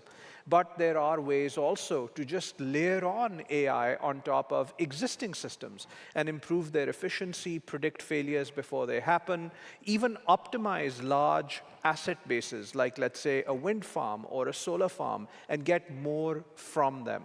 So this, I think, is critical. And you asked, why does it matter? In my view, it matters because plenty matters. What I mean by that is that scarcity is what causes half the troubles on Earth. And infrastructure is what differentiates us from our ancient past, where we were mainly dealing with scarcity, to a present which can provide enough for us if we manage it well. So in many ways, what we're doing at Spark Cognition, I think, is possibly one of the most important things technology should be used for now, period, across the board, which is to amplify what we have already invested in and to create plenty for the people of the world. And I don't mean this as just words.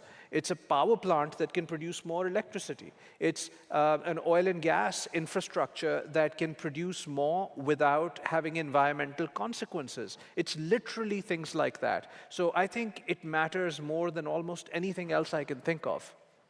Amir, I'm so glad that you shared that. And this particular FII, and Aetna is out there, the theme is impact on humanity, and you touched upon that. I want to just sort of dig in one more layer with you on talking, maybe it's a not so great word, but talking about doomsday scenarios. And I'm curious, in your perspective, what is the doomsday scenario or data point that raises your risk alarm for manufacturing in sectors like big oil and gas industries? I'll take the counterpoint here, because many people imagine the disaster or the doomsday scenario as being AI takes control, AI does something on its own, makes things blow up, etc. About almost a decade ago, I wrote a book called Hyperwar with General John Allen, who's a 4-star Marine commander, and we imagined the application of artificial intelligence in the field of battle. What we determined was that the use of AI at these macro scales is subject to game theory. In other words, if you have a competitor that can access this technology to create an advantage, but you're not sure whether they'll do it, you will have to do it, because by the time you find out that the competitor has implemented that functionality and now you're at loggerheads, it'll be too late. Now, this Amir, I'm sorry to interrupt you. I want to bring in one of the best things about this town hall is that we have, it's like we're sequencing different folks that are coming in. And so next up, I'd like to introduce to our panel an expert on AI, banking, and finance. So please join me in welcoming our next speaker, Caroline Arnold, who is Executive Vice President, Chief Data Officer, and Chief Information Officer at State Street Global Markets and Corporate Systems. Welcome, Caroline. Hi, sir. Well, you've already heard the first part of our conversation, and we want to jump right in with you in the work that you're helping to lead at State Street. And what is State Street's history with AI? Well, actually, we have a long history with AI, but what I think is interesting is the term AI goes back to 1956. And actually, in every decade, there's been a lot of acceleration. The acceleration and the big buzz we hear now is really due to data, the ability to get a lot of data, different types of data in one place, and to compute it very effectively. And of course, cloud plays into that. And we were very early adopters of using AI to benefit our clients and to make sure that we were running the very best organization we could. So across all the areas, whether it's efficiency, whether it's risk, surveilling our environment, whether it's detecting fraud, we have been early adopters of these technologies, and in the value creation space too. So one thing I think is fascinating is the research sites at State Street are very AI-driven. So there are 1.8 macro indicators that are calculated through models, 1.8 million every single day, that are followed globally by many investors and used in their scenarios. That site uses sentiment analysis of social media and digital news to create recommendations and to understand the sentiment of the market. And now we're putting Gen AI chatbots on top of that to allow people to interact with that data much more effectively. We have an alpha data platform, which is really about allowing our clients to drive insights from their own data and to get the most out of their own data that they might not have been able to put together in one place. And it has a co-pilot coming out, which allows you, again, to interact much more effectively with your own data, visualize it, create scenarios, et cetera. So long history and now really accelerating. Quick follow-up. What does responsible AI look like for you all at State Street? That's a great question. I mean, look, I think every generation has faced a new technology, and with it comes a lot of excitement and doubt and even dread. And I think the most important thing is to understand your purpose and what your purpose is to organize your team. You talked about the impact on humanity. How do people transition to the new world?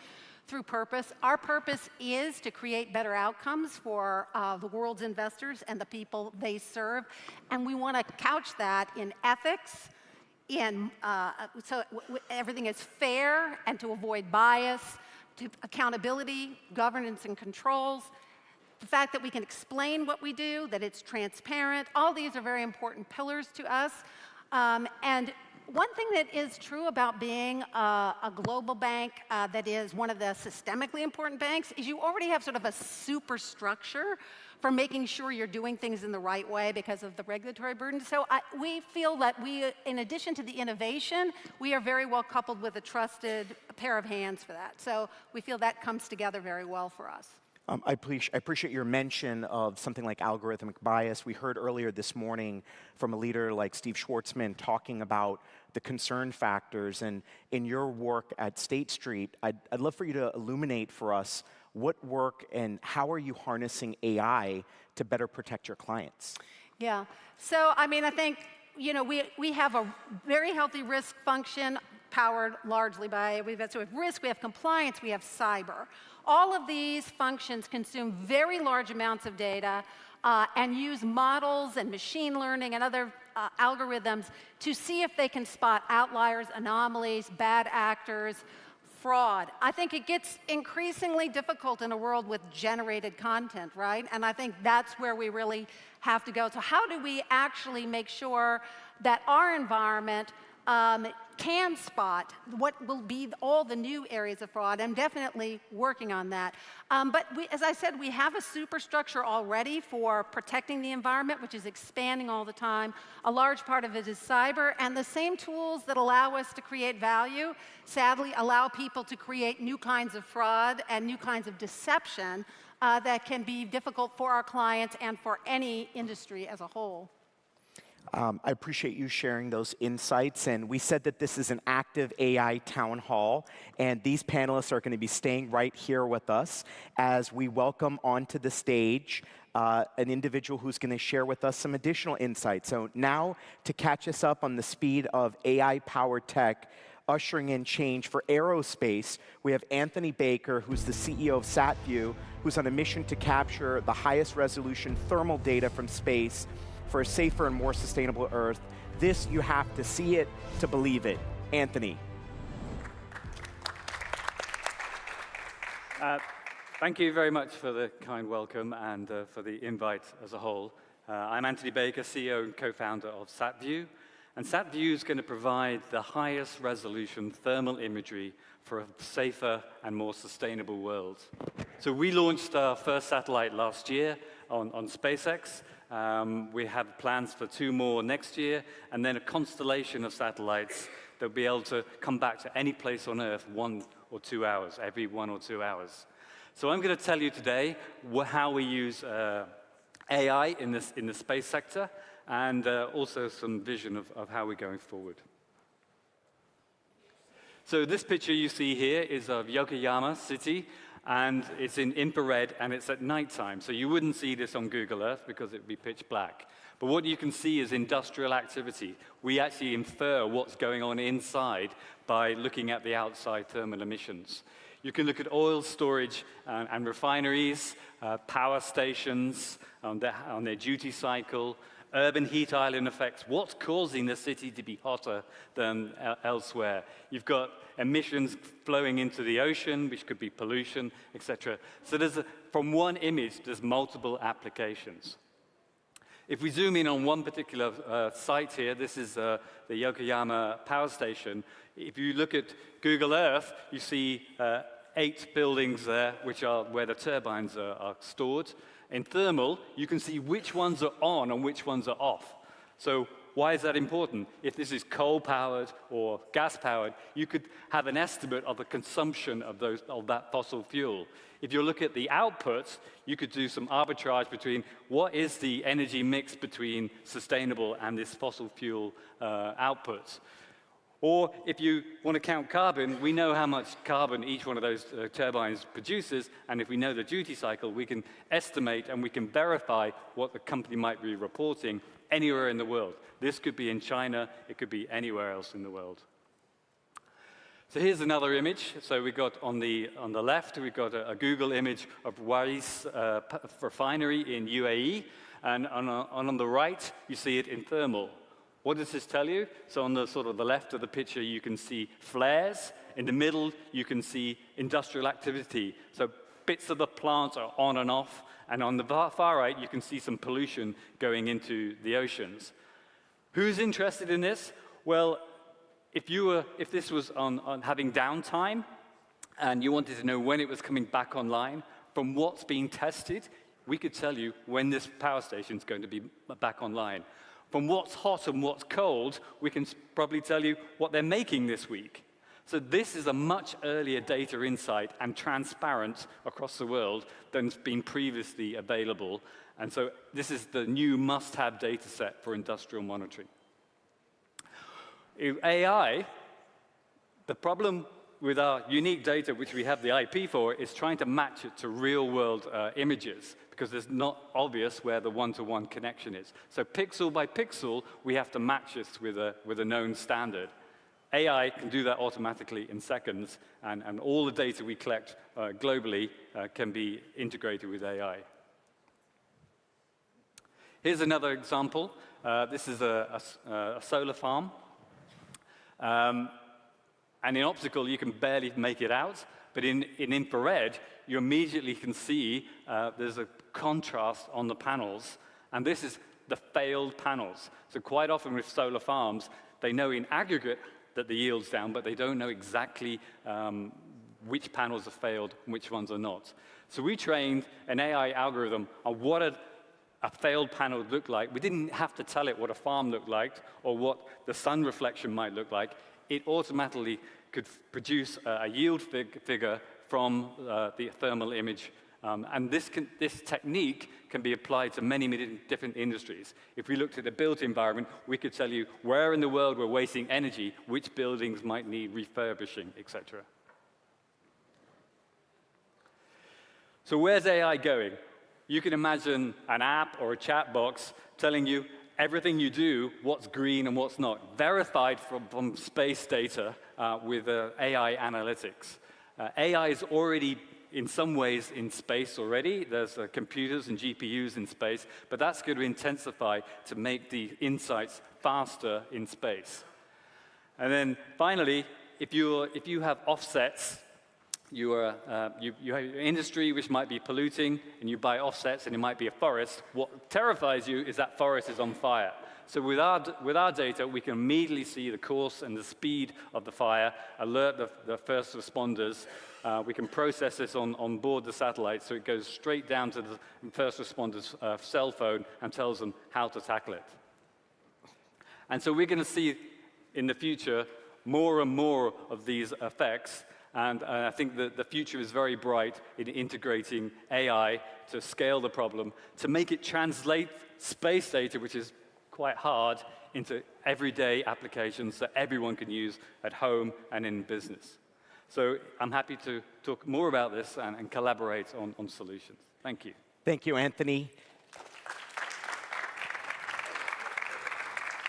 So Anthony's going to join our panel, and next up, we have our last speaker who's going to be joining us for the AI industry panel, is a real visionary when it comes to AI infrastructure. Your networking elements and data centers, just a few of the critical elements to deploying some of the AI products that our panelists here have discussed. Please join me in welcoming Paddy Padmanathan, Chairman of DataVolt, to the hot seat. Paddy. Hi. Thank you. Paddy, welcome to our panel. Thank you. And you're in the hot seat now.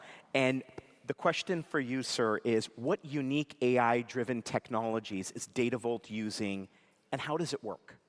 So DataVolt is looking at building the next generation of data centers that will be much larger to deal with artificial intelligence, large language models, and the quantum computing, which is coming right behind us. These are going to consume X times more, everybody's guessing, 3, 4, 5, 10 times more energy than the data centers of today. And quite a lot of that energy is being used at the moment in a very unstructured way. So one of the first things that we're looking at is how we use AI to reduce energy intensity by optimizing the supply of energy into the data centers in order to follow the load. Everybody thinks that the data center is just, you just shove electricity in and it just sort of runs. It's much more, in the sort of real world, we use electricity a lot during the day, and then when we go back and cook at night, so it's much more predictable load curve. In a data center, it's much more erratic by minutes as the computing power kicks in, kicks out, more data comes in. So you can use the artificial intelligence to start looking at how to optimize that power input, thereby starting to reduce energy intensity of the data centers, thereby also starting to reduce the cooling demand. That's the other huge consumption of energy in data centers. So those are the immediate sort of two areas that we see, and also subsequently to then optimize the design itself, the security environment. Huge amount of opportunity that is only now we're starting to look at. What I love about your own background, having been a leader in large-scale energy power systems, is that having someone like you at DataVolt leading the charge in this regard, I'd love for you to give us some perspective, particularly around what are the AI solutions to protect client systems? Because at the end of the day, those are the things that stakeholders are most curious about. Okay, sorry. Thank you. Clients are most interested in making sure that, first of all, uptime, making sure that they're reliably being served. And again, by making sure that we are able to follow the load demand in real time, uptime, that's one of the things that we can use artificial intelligence to increase the service that is being provided through the data centers. And by distributing the data centers much more, and by increasing the size of the campuses so that we can make it much, much more efficient.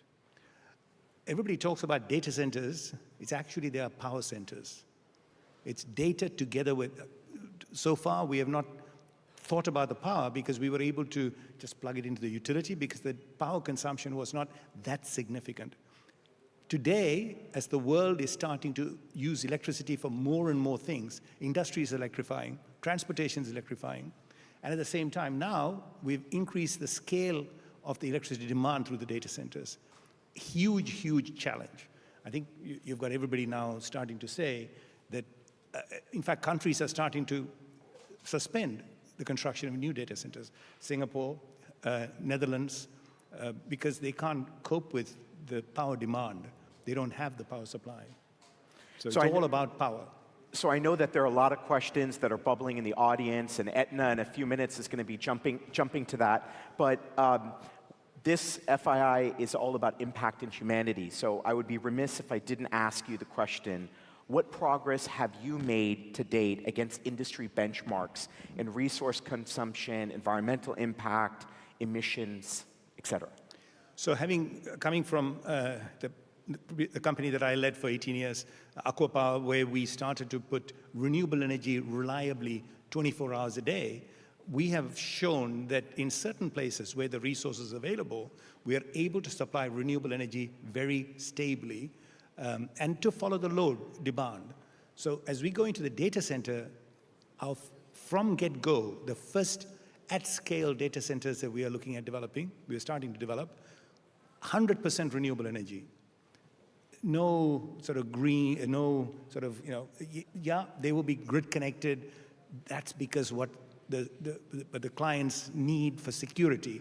But we can show that we can deliver reliably without relying on non-green supply, entirely green. So that's a huge, huge impact on carbon emissions and making sure from day one that we pretty much eliminate carbon emissions from the data center consumption. Thank you so much, Patty. We're going to jump now. Etna, do we have some questions from out in the crowd? We have time for this session just to have one question. And I got Roz here. It's his lucky day. But we will have a big investment panel in just a moment. The guys with all the money, so make sure you're ready to ask them pointed questions. We will make a little bit more time. Roz, take it away and direct question to possibly one of our guys because we don't have time to involve everybody.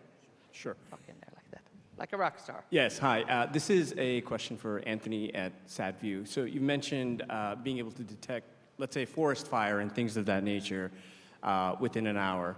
When do you think, or how soon do you think that'll be implemented? Because we do have, in North America, we do have a crisis when it comes to forest fire and things of that nature. So I think it's a combination of different technologies. There's early warning systems which can detect a lightning strike. So we've been working with that company to zoom in on where that strike is and to see if it's caused a fire. So we alert things earlier on. There's other detection systems which are maybe government-based, which can look at a very wide area. We're using our technology to zoom in to the fire front and see its course and speed, because it's actually a video camera we have on board.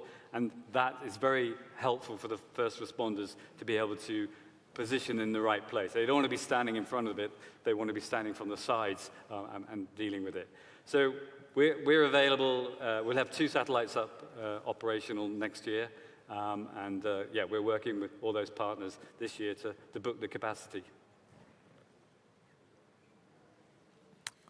So before we close out this industry panel, and I want to say the industry experts are actually still going to be with us in the crowd up front in a minute when we transition to the investment session. I want to ask, do we have one call? Does anyone here want to answer this question? Do you have one call to action or question for the investment community as it relates to AI technology in your industry? Please. So I think there's an opportunity now. Whenever you look at like the course of history, history doesn't happen linearly so much as it happens at these kind of big inflection points. And right now, with the technologies we have around AI kind of pervading almost every single industry, I think we need to stop accepting incrementalism and start demanding true order of magnitude change.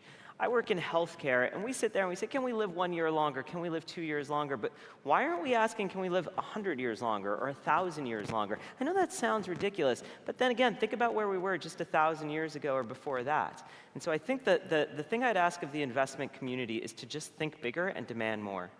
Yeah, I think I would say, you know, in the end, there's so much buzz around it, but it's another tool. And the tool is only as good as the data that feeds it, the quality of the data and the lineage of that data and understanding it.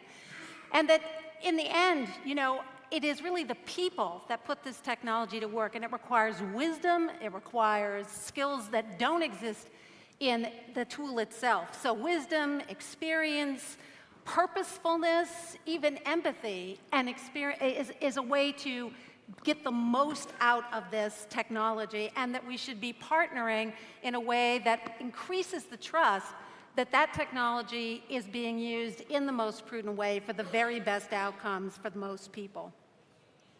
Amir, final word before we transition to our next session. Yeah, I think private investors, I agree, should look for more, and they should look for genuine artificial intelligence capability as opposed to just take an existing application and layer on an LLM. I think that's really uninteresting, and money shouldn't be allocated to that. For government investors, the request is move faster.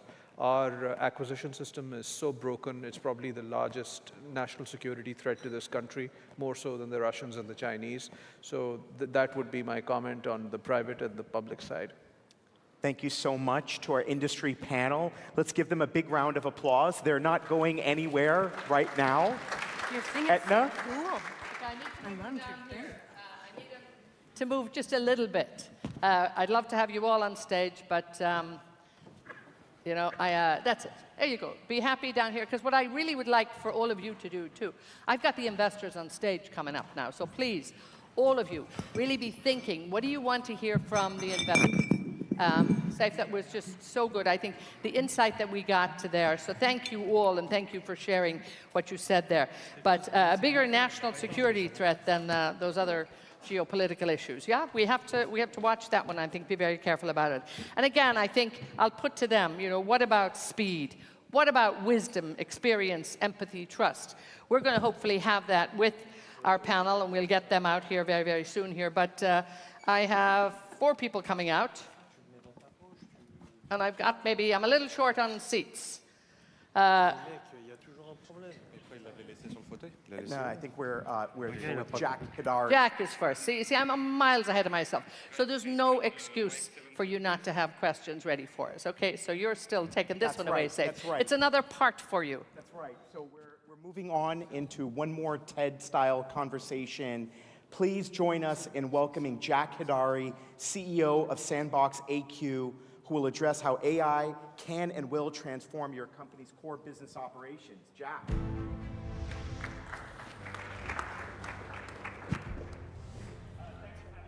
Be an X on stage. I didn't say it'd be microscopic. Wow. Okay. This too. Oh, this too. Okay, I'll take this one. There you go. Thank you. My name's Jack Hidari, CEO of Sandbox AQ. Great to be here today. All of us in this room are asset allocators. You might be a professional fund manager leading a wonderful investment fund, private sector, public equities. You might be an allocator, a CEO of a company, or a senior executive at a company. And each of us, of course, are allocating assets for ourselves in our own lives. So one thing we'll talk about at the end of this talk is a list of 40 questions to ask when you speak to managements of companies, when you speak to folks who say, we're using AI, yes, in our company we're using AI, we have made 40 questions to dig a little deeper. I used to run a public company, and I can tell, doing all the road shows I did with the buy side, they asked really good questions. And we made some really good questions for you to ask these kinds of management teams to make sure they're going beyond just the shallow area. So when you look at AI, a lot of what you hear, the majority, really, of what we hear today about companies using AI in the automotive sector, in the energy sector, in the consumer goods sector is, yes, we're using AI. We're creating lots of content more cheaply. We're using AI for customer service. We're reducing our call center costs, and we're using that. All good, all should be done. But really, that's only the surface. The penetrating question is, how are you using AI to transform the way you actually make your products, the way you deliver your products? And that's what we're going to talk about today. And that takes us to LLMs, but beyond LLMs as well. So when we think about, I think we're going to queue up an animation now. I believe we have an animation. When we think about, thank you, about where this all came from. Last night, a company had blowout numbers. Who makes chips? What's the name of that company? NVIDIA, yes. Hopefully a lot of people here have stock and did very well today with that stock. So NVIDIA, one of the many makers of GPUs, many others as well now getting into the game. There'll be a lot of interesting competition there, but NVIDIA, the market leader today and for the foreseeable future. The G in GPUs, of course, graphics, making graphics better, and then, of course, getting us to LLMs, large language models. But what people do not realize yet is that these same GPUs will take us to whole new areas of AI as well. One thing you see in the animation is the use of GPUs for simulation. LLMs are really good when you have a lot of data. We download that data from the web, Wikipedia, Reddit, X, all kinds of sources of content. We train the AI model, and it has language fluency. Wonderful. But what if you don't have data? What if you want to create a new molecule? You're a drug company, you're a biotech company. What if you want to create a new material, an alloy? You want to lightweight your vehicle because you're an automotive company or an aerospace company. There is no data set to download from the internet. If there were, we already have that new material. And so we now need to go to a different kind of AI, an AI where we actually generate data. 2023, definitely the year of Gen AI, but 2024 starts the era of Gen data, generative data. We can create data using physics equations, the equations that govern how molecules interact, how chemistry interacts, to create simulations billions of times over of different battery chemistries, as an example. So we can create better batteries for EVs and for buildings. So LLMs, definitely lots and lots of use cases. You'll see them explode over the next few years, but a bigger tool set in the AI toolbox than just LLMs. We'll explore some of this right now. So when we look at life sciences, chemicals, finance, and logistics, lots of interesting applications. We know that the biopharma model is broken. We know that it takes, on average, 15 years to get a molecule to become a medicine. We know it takes $2.5 to $3 billion, and even with all that time and money, 90% failure in clinical trials. 90% of the drugs that go into a clinical trial never come out. So what do we do about that? Now, if we go to an LLM, a GPT, and say, what's the next drug for Alzheimer's? Give me the formula. Are we going to get a great answer? Probably not. Because that's the same GPT that when we say, what's the population of Mars, it tells us 2 billion because it read a science fiction novel. And so we need a different kind of AI that's going to help us in this area.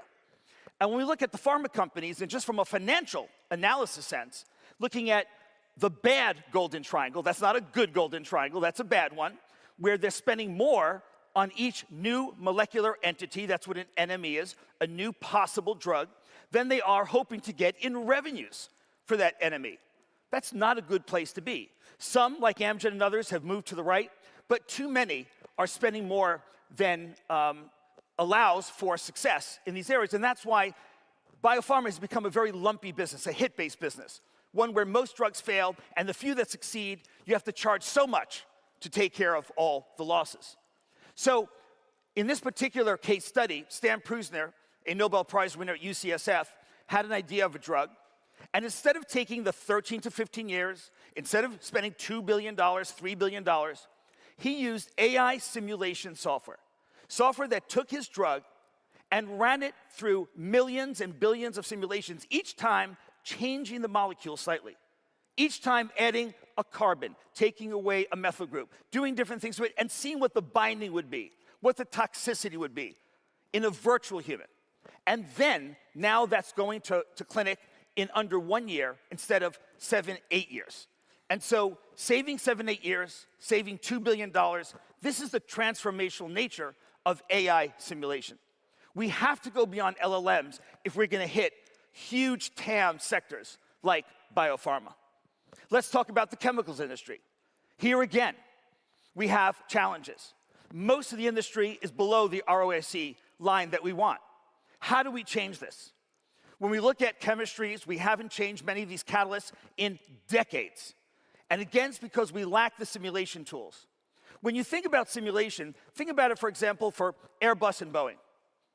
When they created the Boeing 777, when they created the Airbus A380, did they actually make clay models as the first step and put it in a physical wind tunnel? They did not. They actually simulated that in a simulation computer that did it millions and millions of times, making small changes, and then they made the first prototype. Now that's for fluid dynamics. That's for stuff in the big world. But for stuff in the chemicals world, in biopharma, and in also simulating the financial world, the risk analysis there, we need a very high-dimensional analysis that takes us outside of CFD. And this is what will transform the chemicals industry. You'll start hearing about this over the next few years. So again, if you have investments in the biopharma, in the chemical space, and other spaces we're talking about, this is the time to ask deeper questions. If you're invested in any of the automotive or aerospace companies, it is time to move beyond LLMs. Yes, great. If you have an automotive company, you should use LLMs for chatbots, for customer service. But are you using it to go beyond lithium-ion chemistry for batteries? Are you using it to lightweight your vehicle? Because a lighter vehicle, say half the weight, will go twice as far on the same battery. And so these are the kinds of breakthroughs that AI can give us when we go beyond just AI LLMs into the larger tool set. When we think now about financial services, so, okay, Jack, I get the physical world. I understand that. You have equations running on GPUs, the same NVIDIA GPUs, and then you find a data set, you create a data set, you apply deep learning to that, you train the model for a certain objective function, for lighter batteries or bigger power density, get that. But how do we apply it to financial services?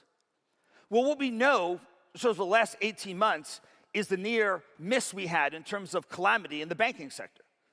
Did SVB and First Republic evade their stress test? No, they passed their tests.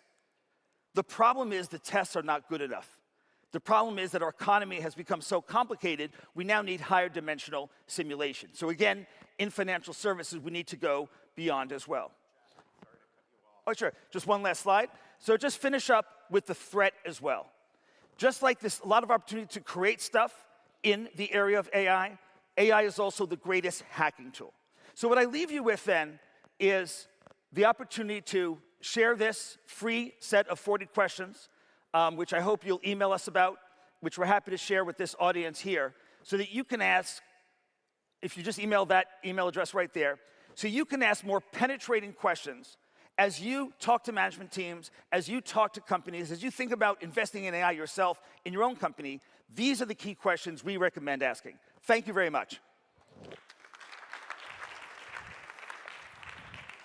Thank you so much, Jack. Now we have an opportunity to dive into the quantumverse. And for this panel, we have the very esteemed Manny Medina of Medina Capital and Shervin Pishavar of Edison's Fund. Please join me in welcoming Manny and Shervin to the stage.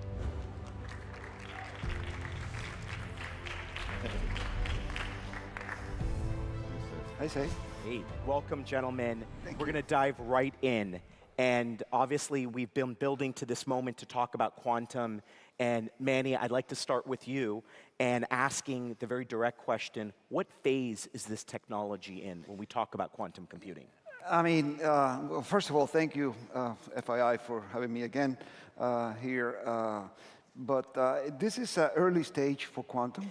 But however, 10 years ago, when we had our first Emerge Americas, a conference that we do here that you know well, we had a gentleman by the name of Elias Khan from Cambridge Quantum 10 years ago, and he presented quantum, and 10 years ago, it was a long time.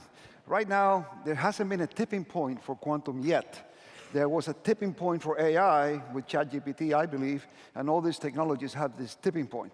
What's really exciting, though, Saif, having invested in technology for a long time now, I've seen all these waves, right? Starting with the internet, then with the hypervisor, virtualization, cloud computing, mobility, everything that all these waves do two things. They basically deteriorate capital of legacy companies and create brand new companies with immense value, as you've just seen what's happened with GPT. This is probably the most exciting time that I have seen because of the combination of AI and quantum. I agree with Jack Hidary. Everything that he said, LLMs by themselves are not going to be enough. Everything that he says is coming. The only way you can get that done is if there's a paradigm shift away from the chip and into a whole new compute that brings the power of nature to create compute, and that's a firm belief of us. So I think right now what is also happening is you're seeing a massive race all over the world. This is a global race to see who wins this race. People talk about the Chinese, and they talk about the Russians, and they talk about us, and and et cetera. I got to tell you, I was just in Chile at the end of last year. The University of Concepcion, Chile, they now have 3 of the world-renowned physicists, and they are going to win the quantum war. So what I'm saying is, it's early stage, but the speed is very fast, massive amount of investment. Up to recently, all the amount that was invested in quantum was all government subsidized, either think tanks. Now there's private capital, like us, following and chasing quantum opportunities. So we believe that the quantum is real, is here, and you're going to see a very fast adoption as the technology matures, because it's still early in that stage. So. Thank you, Manny. Shervin, backstage we were talking, and you shared some insights about the potential of this technology. Let's just jump right into that. Absolutely, Saif. The impact on humanity, which is the theme of Priorities Conference, is if you try to imagine the acceleration of history that's about to happen. Some of the companies that we look at, one is PsiQuantum, which is using photonics that came out of Cambridge University. I went and saw this working. This is using light, which solves the heat problem. But what it gets to is by 2032, they're going to get to 1 million qubits. Today it's like 5,000 qubits. 1 million qubits is basically the power of God. It's the mind of God. You can solve problems that would take us 1 billion years to solve, with our current compute cycles and power and capacity. You would be able to solve it in hours and days. What Manny's talking about is exactly right, which is we're aligned now in history where quantum technologies, quantum computing technologies, and AI are going to merge into one stream of technology platform. And it's going to accelerate not only the discovery of cures to every disease known to mankind, and this is not in 100 years, we're talking about the next 20, 25 years. And the impact just alone on our health care systems, on our lifespans. This is civilizational change. It's the beginning of a new world. This is why we've invested so deeply into quantum. Emil Michael and I created a SPAC called DPCM, and we took the oldest quantum computing company in the world, D-Wave, public 2 years ago. And the commercialization of quantum has just started since 2021. It's the first time that the products are now being sold to companies and governments. That impact is very exciting to see as we spread it. We also backed IonQ, which is the largest quantum computing company and the first one to go public. Yeah, I think it's pretty interesting. I do want to touch on one more thing, but I'll let you, which is the sovereign supremacy, the impact on governments. Is another area we can definitely touch on. We've only have time for one quick follow-up, which is really for both of you, and I'll ask Mandy to answer it first, which is what types of questions are investors like you asking of quantum founders right now? And Shervin, I would love for you to sound in on that. Yeah, so look, a lot of this, we're seeing a lot of the brand new is what we're focusing in, right, basically. And a lot of the questions that we're asking, there's a lot of government help that has been given, accreditations. I mean, I saw Klaus here, who heads the incubator for NATO. One of the startups that we are looking at investing in, they were certified by NATO. So what kind of certifications have they gotten so far? Or is it just home brewed, or have they had kind of validation from outside groups that have kind of tested? Because you can't go up and say, give me your revenue run rate or how many customers do you have. It's really all about the technology. So how valid and how proven is the technology? How much has it been validated by outside groups that give you the sense of confidence? And also, you know, there's a lot of very large enterprises and governments that become guinea pigs in accepting and adopting the technology, which is really important. So a lot of them do have technology working in enterprises and government agencies that basically are checking if that is the case, and if not, why not?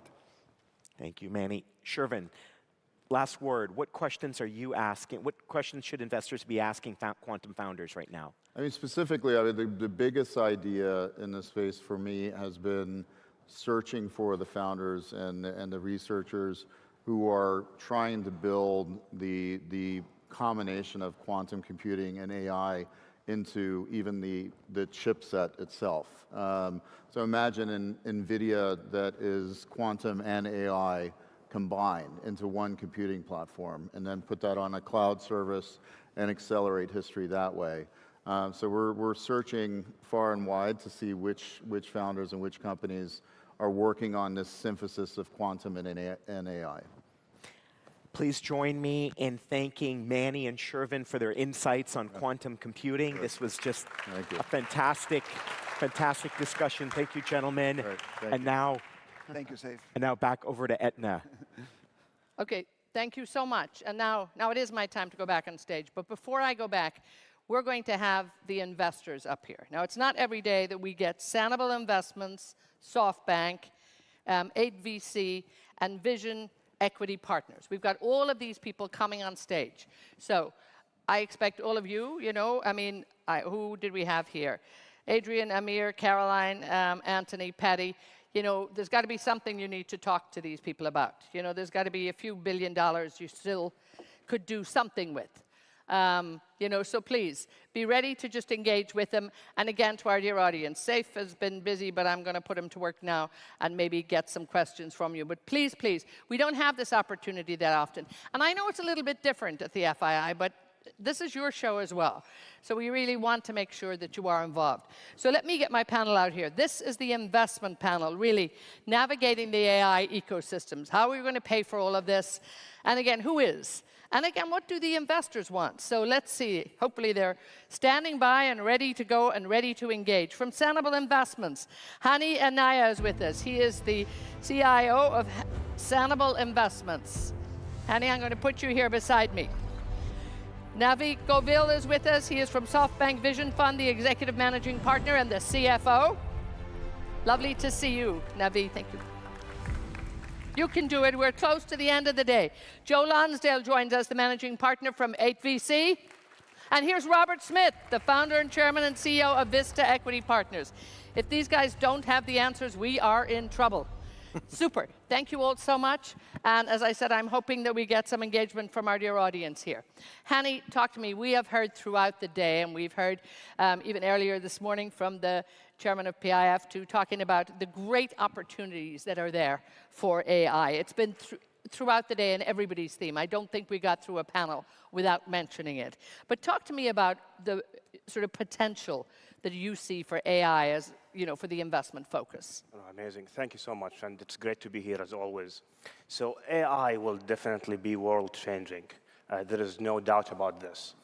However, I would say there is lots of uncertainty. How will this happen, and who will capture most of the value created by AI? I mean, for example, you look at across the AI stack. You look at the base of the AI stack. It's basically a monopoly. It's ASML selling to TSMC, manufacturing for NVIDIA. And it's amazing for them, right? And amazing for the whole AI stack. You go to the top of the AI layer. I would say it's a commodity when it comes to LLM models and all these applications. There is not enough moat today that makes me think that there is like a clear value capture there. But what I'm certain about and what we are certain about, companies who will figure out how to leverage AI in their sectors will be the future market leaders. So given all of the above, our approach is to look holistically at the AI landscape and to invest fast and patiently over the next decade or two and building a careful portfolio construction across all the layers. Fast and patiently, huh? Yes. So I like that. Patient capital is something everybody could do with too.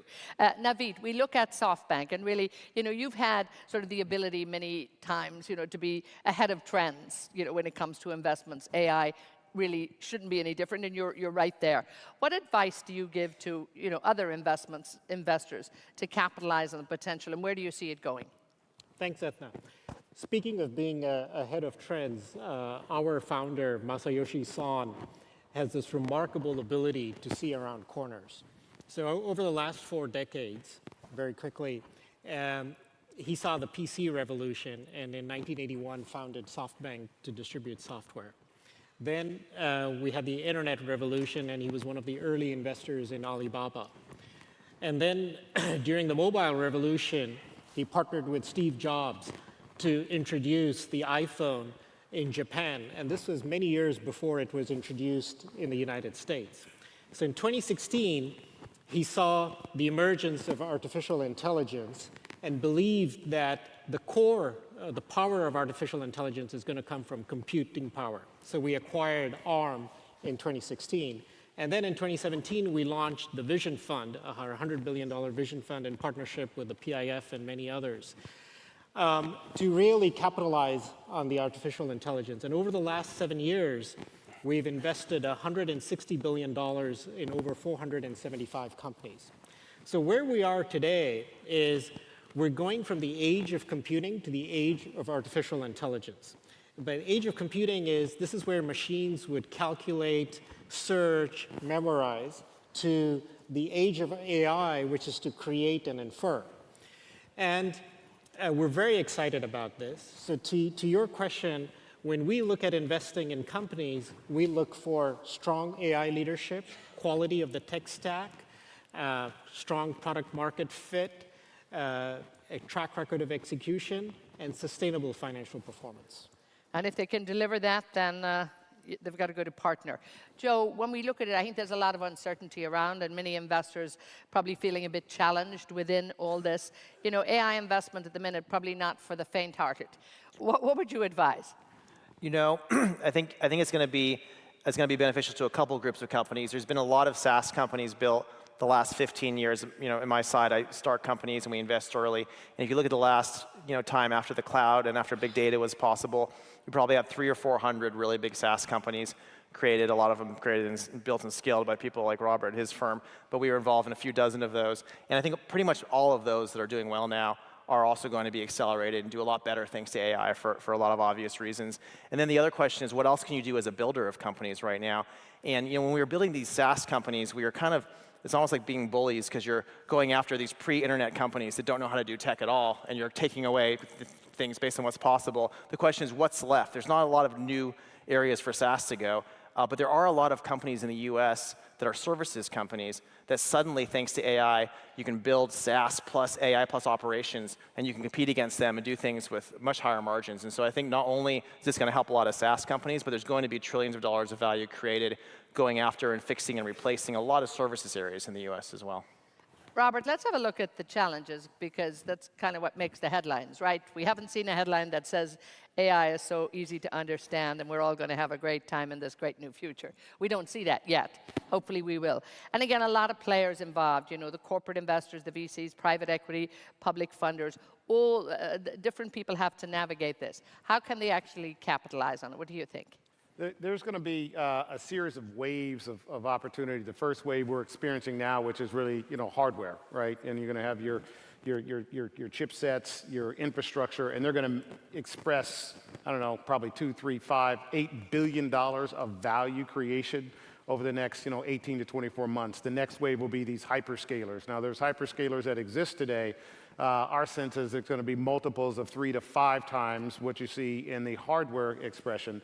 And there's going to be new hyperscalers. There are, ambitious sovereigns. There are ambitious companies who are saying, I want to be the next hyperscaler, the deliverer of this GPU or TPU capacity to instances, geographies, industries to support the use of generative AI solution sets.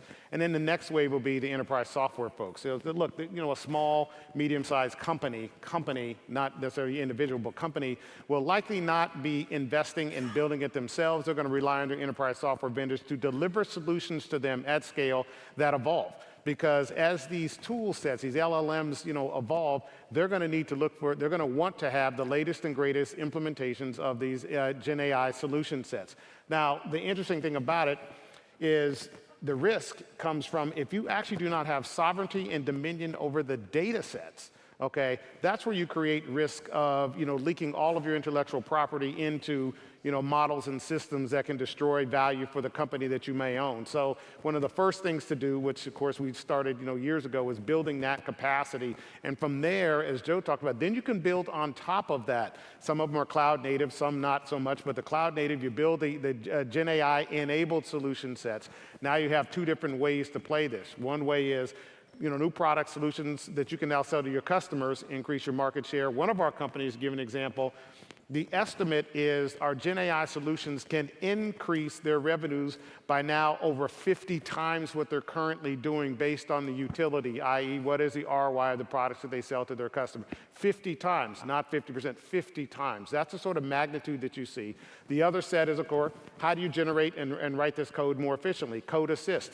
We've implemented now Code Assist. I think it's 94% of our companies. We're seeing between 10 and 25% productivity by individual coder. So if you think about that, now you can use that as a way to either decrease your cost, increase your profit margins, or increase the number of developers that you have on staff for the same price to actually accelerate your growth. So there's multiple ways to play this.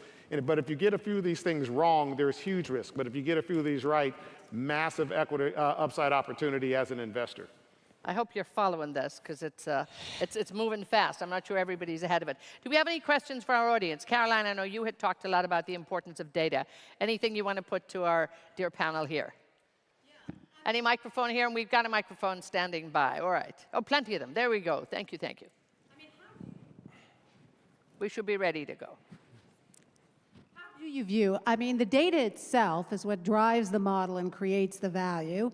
And there are a few groups that really have crown jewels data and other people sort of circling around them, trying to build models on it. How do you navigate that in terms of understanding what's really intrinsic value in the data that can be built upon? I'll speak to it from an enterprise perspective. Sorry, Robert. And then you can talk. Go ahead, but think about coming in on this. Yeah, from an enterprise perspective, one of the advantages is, as you are working with customers, you may have 10,000, 20,000 customers. Their data sets or information is actually going through your workflow. So now you actually have created a unique data set that you can now use to create additional products and solutions and services. That's the advantage of being an enterprise class, provider of software. That's how you approach it. Now, the question, of course, is, what do you do as a consumer? Because we give our data free, and we have. Are we going to get paid for it? Is there monetization opportunities, or is it just going to be turned back or some additional products that we continue to consume? Those are for the consumer folks who have to think about it. But from an enterprise perspective, that's the important part of it, is that sovereignty and dominion of data that you have treated. You've had some action on that data that's now created a unique data set that you can now use and put various forms of models on. Quite frankly, some of these LLMs, they don't need to be anywhere near that size for the data sets for the use for specific industries. And so that creates a whole nother productivity opportunity because it's not going to be as costly, not use as much compute, nor as much power, but give similar utility in the products that we develop. That's why I started with 500 unicorns, give or take, that have been built in these different subsectors. Each of them has unique data and understanding of workflows and operations. And OpenAI may have tons of consumer and web data. They probably don't know how to tailor healthcare billing to the thousands of insurance companies that each have tens of thousands of codes and a very complex workflow. That's probably going to come from some of these top SaaS companies. Naveed, do you have anything to add on this one, a quick one? Sure. I think one sector that comes to mind is warehouse automation. So we have 3 portfolio companies there, Symbotic, AutoStore, and Berkshire Grey. So they use the data, as you're saying, and process it through machine learning and robotics. And what they've been able to do is reduce the physical footprint of warehouses by over 60% and increase operating efficiency 9 times, sort of what Robert was talking about in terms of software, where you see 50 times improvement. Okay, we got another question coming up, and we've got one in the front, Patty's here. We got another one waiting here. Good. Yeah, quick one building on what was said this morning about Saudi Arabia in this. How many AI unicorns from Saudi Arabia are going to be here at this conference next year? Ooh, Hani, you want to handle that one? Too many to list right now. But So I can't predict the timeline, but I believe there are a few in the making, definitely. And to build on that, I believe in Saudi Arabia we are well positioned to be a global AI leader, and that's driven by the enormous political will, access to talent, tech investments, and also like Saudi Arabia enjoying one of the lowest energy generation costs, not only at fossil fuel-based energy, but also at renewable. So by building energy efficient or sustainable data centers in the kingdom and the region, and also investing and developing energy efficient hardware and AI hardware, I believe we can develop like a very massive ecosystem in the kingdom.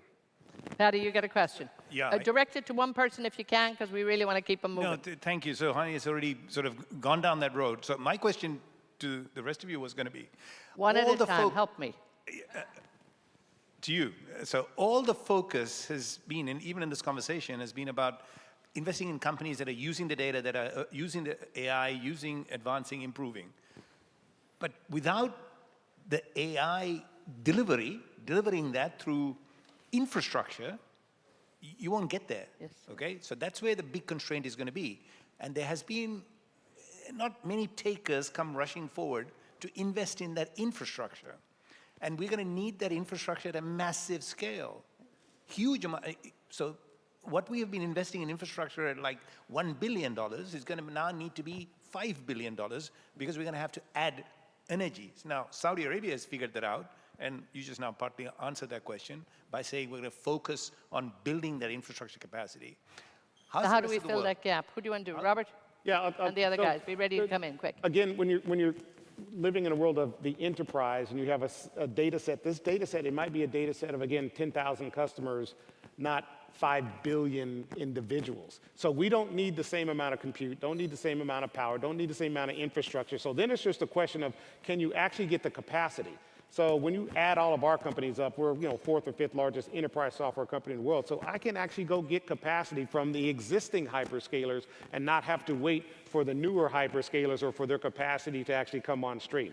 That's how we approach it. Everyone has to take it based on, you have a set of cards, you deal with what you have in front of you.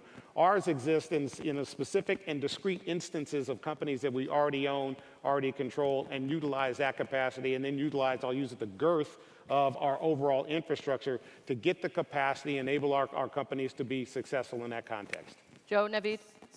In my experience, the big tech companies are putting tens of billions of dollars to work to create infrastructure right now. I'm glad they're doing it. I wouldn't want to compete with Google or Oracle or other companies doing that layer. I wouldn't want to compete with NVIDIA myself.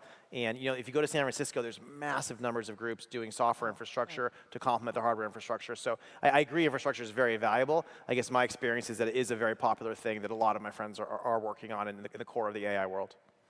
Naveed, do you have anything to add, or we'll move on? Sure. So I think in terms of infrastructure, it's two things. There's economic development, and then in the AI revolution, it's what Robert and Joel have been talking about. It's compute infrastructure. Therefore, we say at SoftBank, everything runs on ARM. There are 280 billion ARM designed chips globally, and they're including in 99% of all smartphones. And then in terms of infrastructure, we just announced a partnership 2 days ago in Saudi Arabia with Alat. And then there's a lot of economic development as well. Regions that come to mind are India, where our portfolio has been doing extremely well through significant economic development. Okay, with this lady here, directed question if you can to one person. We're running out of time. I'd really appreciate it. And then Jack, I think, at the back. Please, ma'am. Hi, Go ahead. my name is Tisha Jepson, True Bearing Diagnostics and EarthGrid. I have a question about the data. So everyone who keeps talking about how wonderful this is going to be with AI delivering wonderful answers based on this data that's being collected, but what if the data is crap? So for example, with genetic sequencing, it's a 30% variance rate. If you're looking for diagnostics that are accurate, you're not going to achieve it with the technology that's there today. And if AI is building on that technology, what do we do? How do we adjust? Okay. I have that answer to a certain degree, but what is your answer? Who can take that? Well, we're doing a lot. I think it's a great question. We do a lot in bioinfrastructure. We do a lot in health services. And in both of those areas, there's a lot of really, really bad data. It's not just that it's messy, it's that it's wrong, it's that it's incomplete. And partially what we're trying to do is use AI to get better data. I think there's a lot of good companies who are able, I mean, you really should have an AI be able to listen and watch everything that happens in a doctor's appointment and hopefully get more context. You should be able to have AI actually look and be part of the bioinfrastructure tools themselves. So I have seen a lot of really smart people working on using AI and using tools to make the data better. And I think because we can use this data better now, it's going to actually create accountability for people, because once you do get that right, it creates a lot of value. But I agree it's a hard problem. I do think it's one that AI itself hopefully helps us work on. I just got time for one more question because we're running out of time. Make it a good one, Jack. Great. My question is on AI skilling. Right now, very few people are creating 99% of all the AI, both at AI companies and inside other companies. How do we widen the base of people who know these skills to create AI, to use AI, both from a global South perspective, and love to hear from Hani on that, and the wider perspective, but also within the US. Robert, love to hear you on that. Thank you. Okay, that's going to be our closing question, so we're line from each of you. Keep in time, there's a clock moving up there. Yeah. Hani, kick it off for us. Everybody talk direct to that, please. Just less than a minute, or less than 30 seconds. Go. No, definitely. This is like a great challenge, but I believe AI will be one of the biggest enablers for actually scaling the AI skill set, if that makes sense. Okay, Naveed. Yeah, I agree with you. I think this is a rapidly changing technology, and current disruptors themselves may be disrupted. So absolutely. So my answer is you don't have to. The world's always created by 1% of the most talented people, but the productivity and the other things this does for the world in terms of benefiting everyone is so big that it's okay that only a small number of people are going to be able to actually build most of it, but that will all benefit from that. Robert, words of inspiration. Take us home. It is important to create on-ramps. To give you an example, what we've done with one of our companies, Stats Perform, largest database for software or for sports in the world by a factor of 10. We created an AI curriculum, and we implemented it at Morehouse College last fall. And so part of what we're going to do is drive it into communities who do not have access so they can learn, enable, and they can become part of the solution set and part of the developer community. And we're out on time. What a record. Gentlemen, thank you so much. Hani, Naveed, Joe, Robert, what a joy. Thank you all so much. And to our dear audience, see, it's a bit of fun if I can get you all moving and involved. So particularly tomorrow, too, we'll really try and move on the questions. We're not done yet. We're not done yet. We have some great speakers coming, believe me. We're going to take a look at intellectual property. This is something that you all need to be watching. You need to know very, very carefully here. John Quinn, the founder and chairman of Quinn, Emanuel, Urquhart, and Sullivan, is with us. So, John, come out here and thank you. Inspire us. Thank you so much. Please don't leave. And the people at the back, come up to the front. Please come join us in the front here. We've just got a few more people to go through. You won't want to miss the last messages of the evening. John, I'm handing to you. Thank you. When we think about AI and IP, there's so many issues that have not been resolved in the law now. The courts are dealing with novel issues that they haven't struggled with. Let's begin with the very idea of, with all these billions of dollars of investments that are going into AI, how are they protected from an IP standpoint? You might think, well, they'll just be patented. But that's not necessarily true.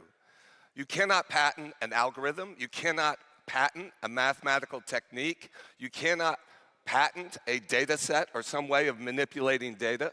That is not patentable. I'm not talking about the hardware, the NVIDIA chips. Obviously, you can patent that. So how do you protect all these investments that are going into AI?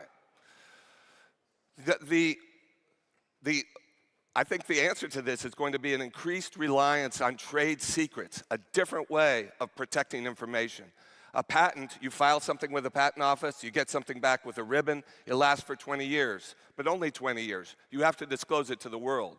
With trade secrets, as long as you keep your know-how, what you're doing, your special sauce, confidential. And as long as it has value by virtue of the fact that it's not generally known, you can protect it indefinitely. You have to police that. You have to make sure that you keep it confidential and it stays trade secret. So those NDA agreements, all those things really do matter. But how about inventions by AI? So much of the invention that's being done now is being done by AI. You look at the Google Mind, and I saw something where they had discovered something like 2 million new crystals, which have all different applications. This was created by AI. AI is discovering materials, processes, and the like. But guess what? The Patent Office takes the position, as does every country in the world except South Africa, as I understand it, that inventions made by AI are not patentable. AI cannot be an inventor. So what does this mean? If so many things are being created by AI and it can't be patented, maybe patents become irrelevant.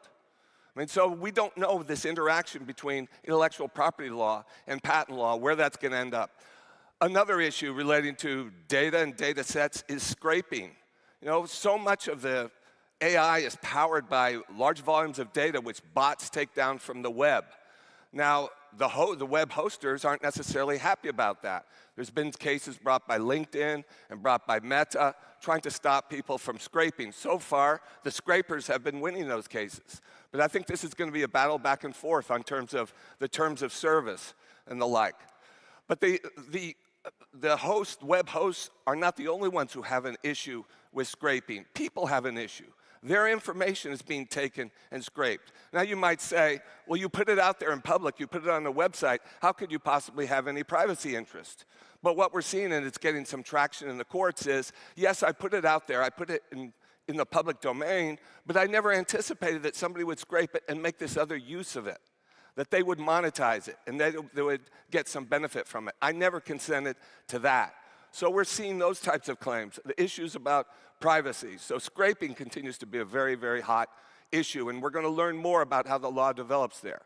You've all seen the cases relating to copyright and generative AI, the New York Times versus OpenAI, Sarah Silverman, visual artists, musical artists, who are objecting that basically they have two kinds of objections. One, you know, the input that you're training these data sets using proprietary copyrighted material, and that's an infringement, or that the output is an infringement. What's coming out the other end? The defense is, you know, on the input side is really just that, look, this all happens in the, you know, under the hood. Nobody sees this, and it's what's termed under copyright law. The argument is it's a fair use. In other words, what's a fair use? It's a very technical doctrine, but the idea is basically that, you know, if you're not inhibiting creativity, you know, if you're not eliminating the market for copyrighted works, it's okay. It's a fair use of copyrighted material. We don't really have any decisions on this yet. You've read about them, but the courts have got to address this issue. On the output side, you don't really see OpenAI or other generative AI companies, the output, which is substantially similar to the copyrighted work, and that's the test for infringement. Once in a while it happens, you'll see something that's, you know, very much like a copyrighted literary work or visual image. And as I understand, the generative AI companies have a difficult time explaining how that happens sometimes. But these are all issues that are going to have to be worked out. The copyright issue, the scraping issues. Another issue relates to, that's open-ended, is products liability. In 2018, a Uber car hit a person who was jaywalking. Now, the driver wasn't paying attention. The driver, you know, was an autonomous car. The driver was on their phone. Who's at fault under traditional products liability laws? Is it the manufacturer of the car? Is it the engineer? Is it the AI itself? Well, the state of Arizona charged that driver with negligent homicide. So they made at least a judgment that far, but it really remains to be seen. These products liability issues and how they're going to play out, these all very much remain to be decided. A lot of these are going to end up being decided, I think, in regulation. We're probably not going to see, my guess, national legislation in this country coming out of Washington. How many of you think there is a national law on privacy in the United States of America? There isn't one. Couldn't get it together, can't get it out of the committee. How many of you think there's a national law regulating social media? For all the time we've been wringing our hands about the potential problems with social media. So it's happening in the States. Something like half the states now have some type of regulation of AI, mostly directed towards use of data sets and concerns that data sets might be biased in terms of making employment decisions, or who gets a loan, or who gets an apartment, and things like that. Deep fakes also have gotten attention in state houses in states across the United States. Law enforcement and use of AI, facial recognition, those are all of interest. But I don't think we're going to see national legislation. But what we are going to have is a comprehensive AI law coming out of the EU. The EU AI Act, which they've been working on for about 3 years, is on the verge of being officially adopted.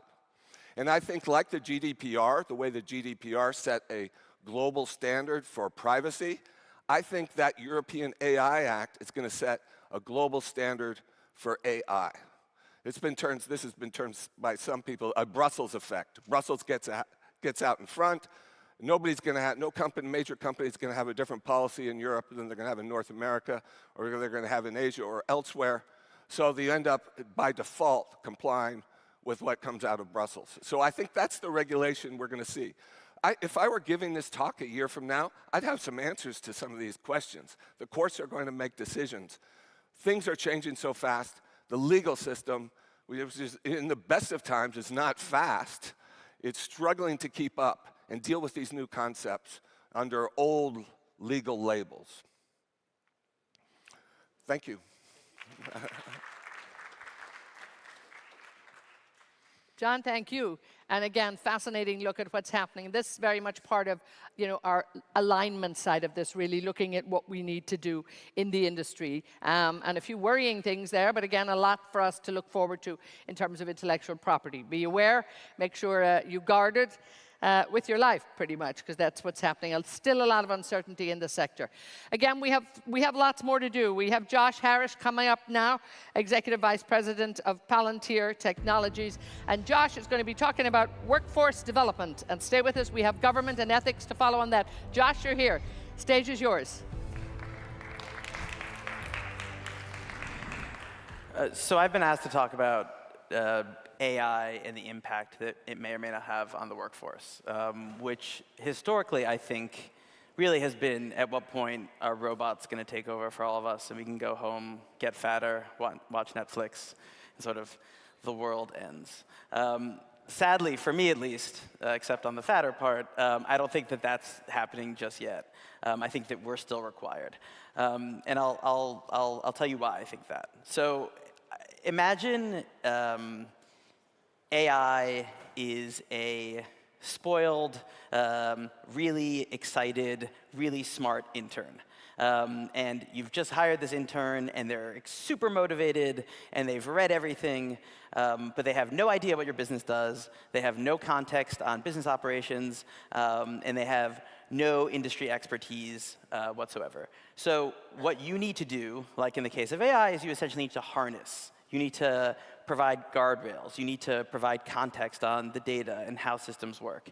And that's why we believe that essentially AI will always, even though AI will get better and it will be smarter, it will always require guardrails, which essentially in this case means us, humans. A few examples of this, and there's some precedent that I discovered, which I found interesting. One is when Microsoft Excel came out in the late 1990s, apparently the accounting world went bananas because they thought that this was the end of accountants forever. I'm not sure if any of you have ever seen an irate room of accountants, but it's not something that I imagine is very fun. And they thought that they had no more jobs and that they were going to be replaced by Excel. What actually happened in this particular case was, one, they got more efficient. They were able to use the technology, which you could equate to today's AI, to get rid of a lot of the grunt work, the paperwork, the manual calculations, all of the things that could be automated at the time. They were allowed to take on more clients and more workload.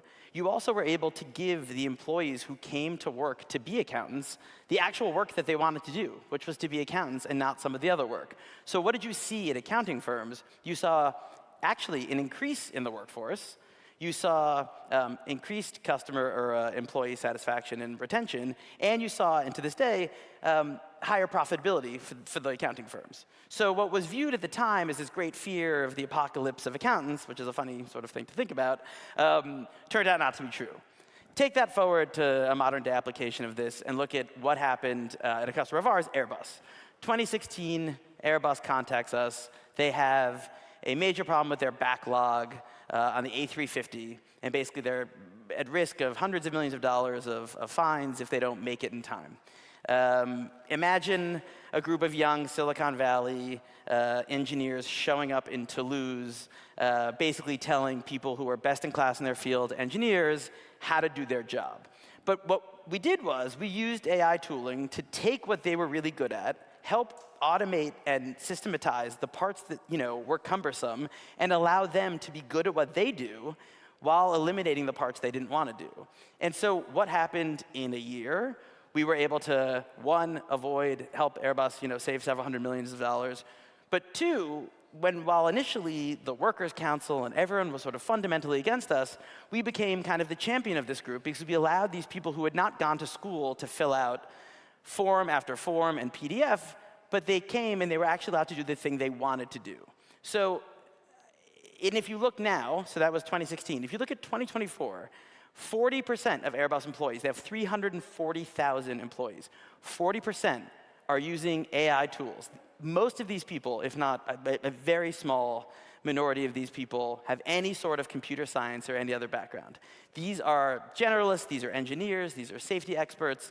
But AI has become so accessible in the way it's been tooling. Think about your iPhone. Think about the things that you're doing on a day-to-day basis that incorporate AI that you don't even think about. So when we talk about AI removing jobs, actually, I think, and we think at Palantir, that it sort of enables people to do the jobs they actually set out to do, and not the jobs that they sort of have to do because technologies didn't exist. So, there's not all good news. I think there will be businesses where you will see either employees leaving because the proper technologies aren't being adopted, or I think you will see a certain type of business model, which you're seeing already, and not to knock anyone in the room, but consulting, for example. There's a lot of any business that's charging for man hours or for individuals. I think you will see reductions in staff, reductions in headcount, because people are getting smart to that. They don't want to do that anymore. They don't want to pay for that anymore. And on the employee side, I think what you're also going to see is if you're, let's say, a nurse, most hospitals, and we work at over 20% of hospitals in the United States, a nurse handover process. A nurse did not go to nursing school to spend an hour and a half at the end of every day to do handovers and documentation in old software that doesn't really work, that was bought 5 to 8 years ago. So what you're seeing is the organizations that don't adapt and the organizations that don't allow their employees to focus on things that they're good at, letting a nurse be a nurse, letting an aviation engineer be an aviation engineer, I think are the ones that are going to fail. And I think you'll see this both in corporates, I think you'll see this in governments. I think that governments who harness the correct AI strategies and enable the employees, their employees and their workers, and also civic society to use and benefit from these tools are going to be the ones that win. And in this global climate, I think it's important to focus on how to win. And I think harnessing the tools that we have available to us and understanding and not being afraid of them is definitely a way to win. Thank you. Josh, thank you. And also to John. Now we have our last session of the day, which is focused on ethics and governance. And we're going to jump right into it. So please join me in welcoming to our stage Caroline Yap, who's the Managing Director of Global AI Business at Google. Welcome. And Dr. Yang, the Vice Chairman of CTH Group and Atlas Technology. Please, welcome. Thank you. So we've had an exciting afternoon in our AI town hall, and now it's time to dig in on ethics and governance. And so who better than two leaders like both of you to help guide us in this conversation? And I'm going to start with the big, very broad question, and I'll begin with you, Carolyn, and then I'll jump to Dr. Yang. And the question is, do our policymakers actually understand AI sufficiently enough to draft regulations that will keep businesses and public safe? And how are AI developers, on the other side, keeping up with the regulatory debate and laws? So, I think it's a mix. You know, there are some policymakers who are a little bit more au fait because they're either using it or they have family members who are using it and they've heard a thing or two. I actually think that overall, all policymakers could probably do more to understand why people are using it, what it is that they're looking for, what it is they're trying to solve, instead of just trying to tackle it from a technology perspective.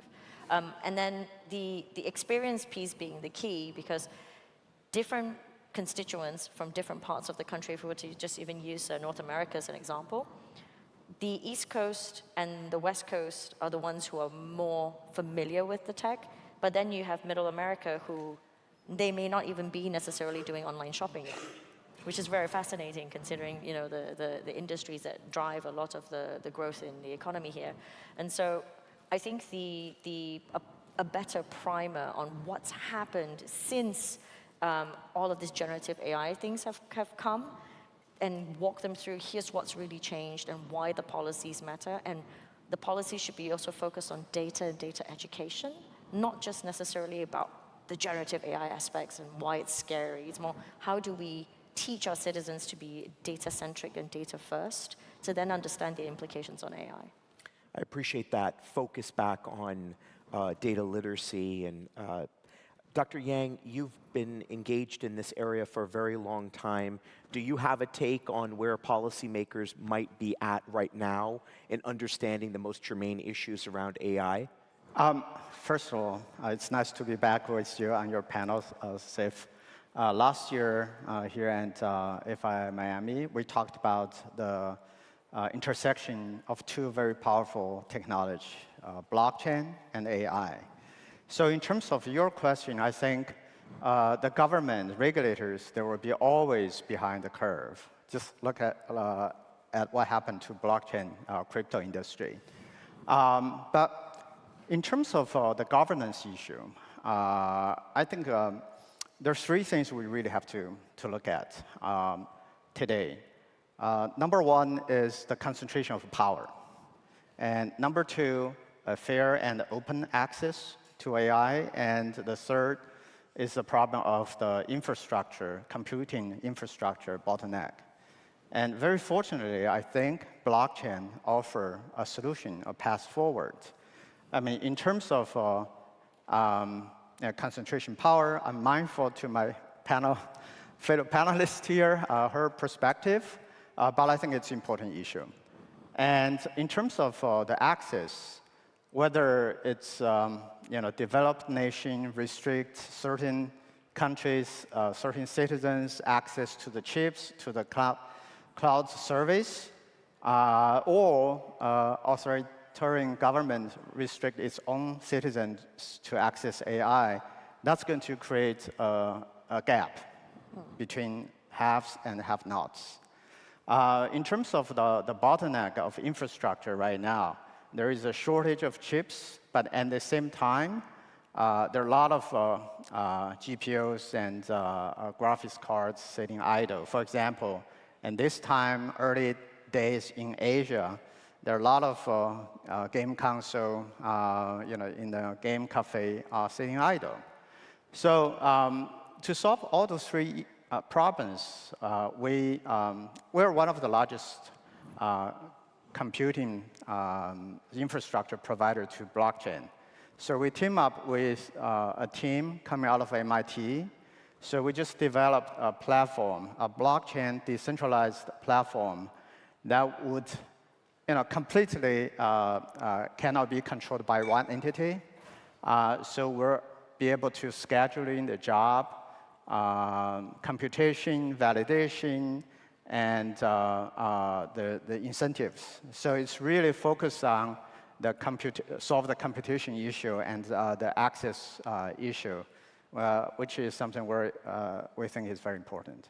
Thank you so much, Dr. Yang. And I want to, as we know, this FII Priorities is all about impact on humanity. That's one of our underlying conversation topics. And Caroline, I want to come back to you and touch upon, I don't want to go with the concentration of power question, but rather, who is rising to the challenge of ensuring workers have the right skills to thrive in an AI-driven economy?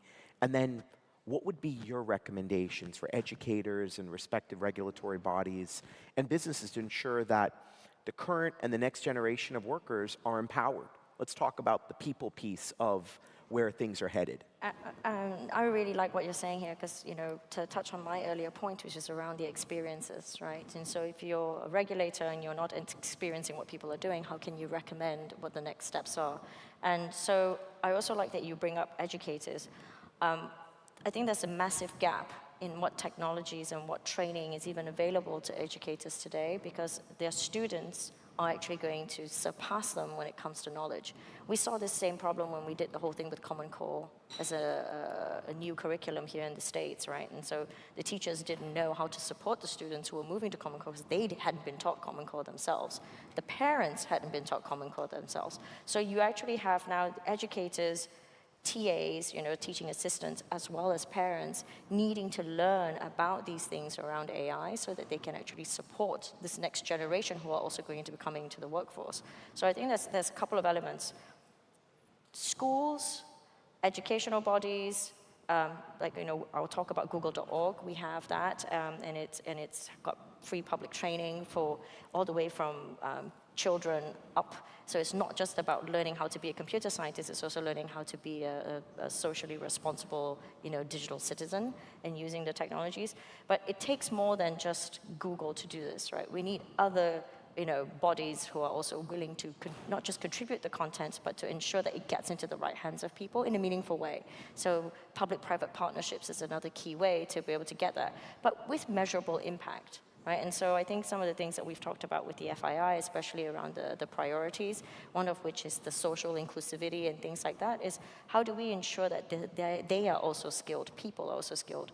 And it has to be driven by, like you said, the Ministry of Education or something like that to get people to be more savvy around the technologies so that when they do enter the workforce, there's already some skill sets to know how to use these things. I really like what Josh said earlier about Excel. Right, how people panicked when that was the case. I think it's the same thing now. Education is going to be the key for people to actually make use of these technologies in a meaningful way for the betterment of society. I love that. As a parent of a 16-year-old son and a 17-year-old daughter, my kids actually do a talk where they go into other schools talking about Gen AI for Gen Z. And it's important, and I like the idea of broadening the access of this information and that it takes those public-private partnerships. And Dr. Yang, you touched upon something that we can't have a conversation about AI ethics and governance without actually circling around how serious is the risk of AI knowledge and resources concentrating to the hands of just a very few? I think it could be very dangerous. And also, actually, it's not very healthy, too, right? If you think about in the past, for example, even in the computer history itself, in the late 80s or 90s, Japanese government plus the leading Japanese conglomerates, they put so much resources into developing supercomputers, right? And that time, I remember I was doing research. We were super scared that they're going to, just those a few big companies is going to take over. But actually turned out to be, the IBM, the microprocessor, Microsoft, being more open model prevailed. And as a result, the leading Japanese technology companies failed badly. So I think in terms of have more transparent, open, decentralized way going forward, maybe a very viable path. And also, in terms of the education, I think there is a lot of anxiety, even for people in this room, for fear to be missed out by the AI transformation. But if we build a more open, transparent, decentralized network, everybody can participate, everybody can contribute. It's like a Uber driver, except the new system will be better because it will be more transparent in terms of the cost and the benefits.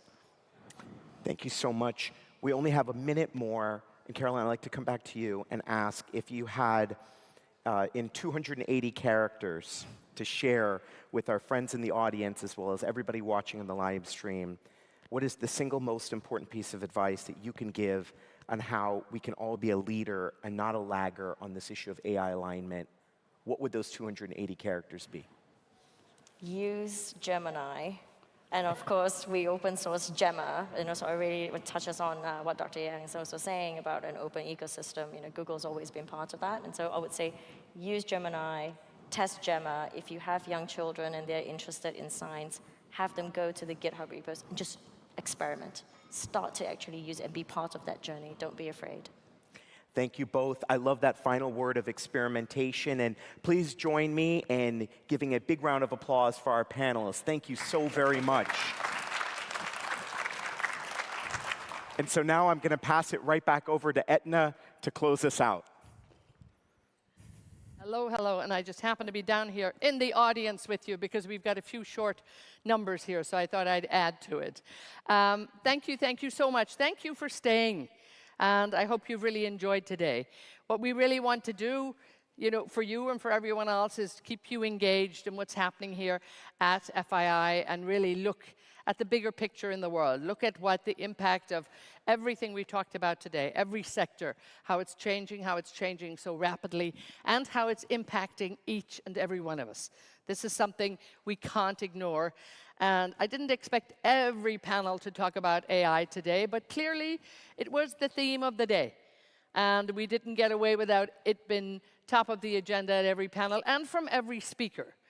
And I think our investment panel really, really put it very, very succinctly there that, there's so much going on. And our quantum guys even expanded on that beyond, I'll have to admit, my scope of what their expansion was. But there's so much going on.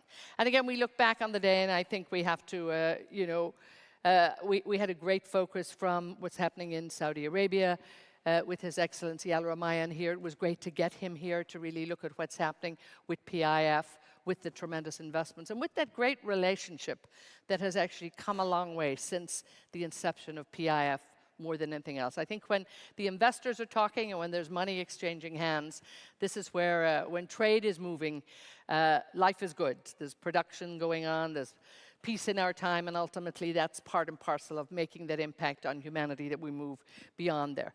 So much to talk about today. We had so many great players, and indeed we're going to have equally as many tomorrow. So I want to make sure that you tell your friends at this point, because I'm hoping you'll all be back just to make sure everyone else is with us. Tomorrow we're going to focus on maybe a little bit of a different twist on brand, media, entertainment, travel, arts and culture, but again, the business side of this and AI, where it's going to fit in without a doubt. We have the Sports Summit, which is, you have to be here for that. There's so much, and it was great to hear from FIFA today. We're going to hear a lot more about sports tomorrow. We're going to go to sports, we're going to go to space. We have a couple of celebrity players for you that are going to show up. And again, we're just going to broaden our conversation to include a lot more people. So it's a hugely busy session tomorrow. We need you here at 8 o'clock, well, 8:30. Come at 8, have some coffee, chat to your colleagues and friends there, do a bit of networking, and by 8:35, I'll be moving you up here to get you comfortable. But we really have some great sessions tomorrow, so we want you to be there. Later this evening, and it is about that time, you'll have time to maybe do a quick change and head over to Carbone. and a little bit of entertainment for you this evening, and a little networking and just the gathering of our dear faithful here. So lots of wonderful people to see. Obviously, a few people have maybe headed over there already. So we need to catch up with them. But thank you all for staying with us for this time of the evening. I really hope you've enjoyed today. I hope you've been engaged with our conversation. It has been action-packed. It's been content-loaded. But it has really, I hope, delivered you what you wanted to hear. Maybe leaving you scratching your head and thinking there's a few more questions that you have to look at what you do and how we go about things. But that's part and parcel of what we do here at FII. We ask those tough questions. And again, I think we got some, maybe not all of the answers, maybe not all the solutions, but certainly a lot more to think about. I'm going to wrap it up there. We'll see you bright and early tomorrow. I'll really look forward to you. So from SAFE, myself, all of the team here at FII and Richard at TS Associates. We will see you tomorrow. Thank you so much. Thanks.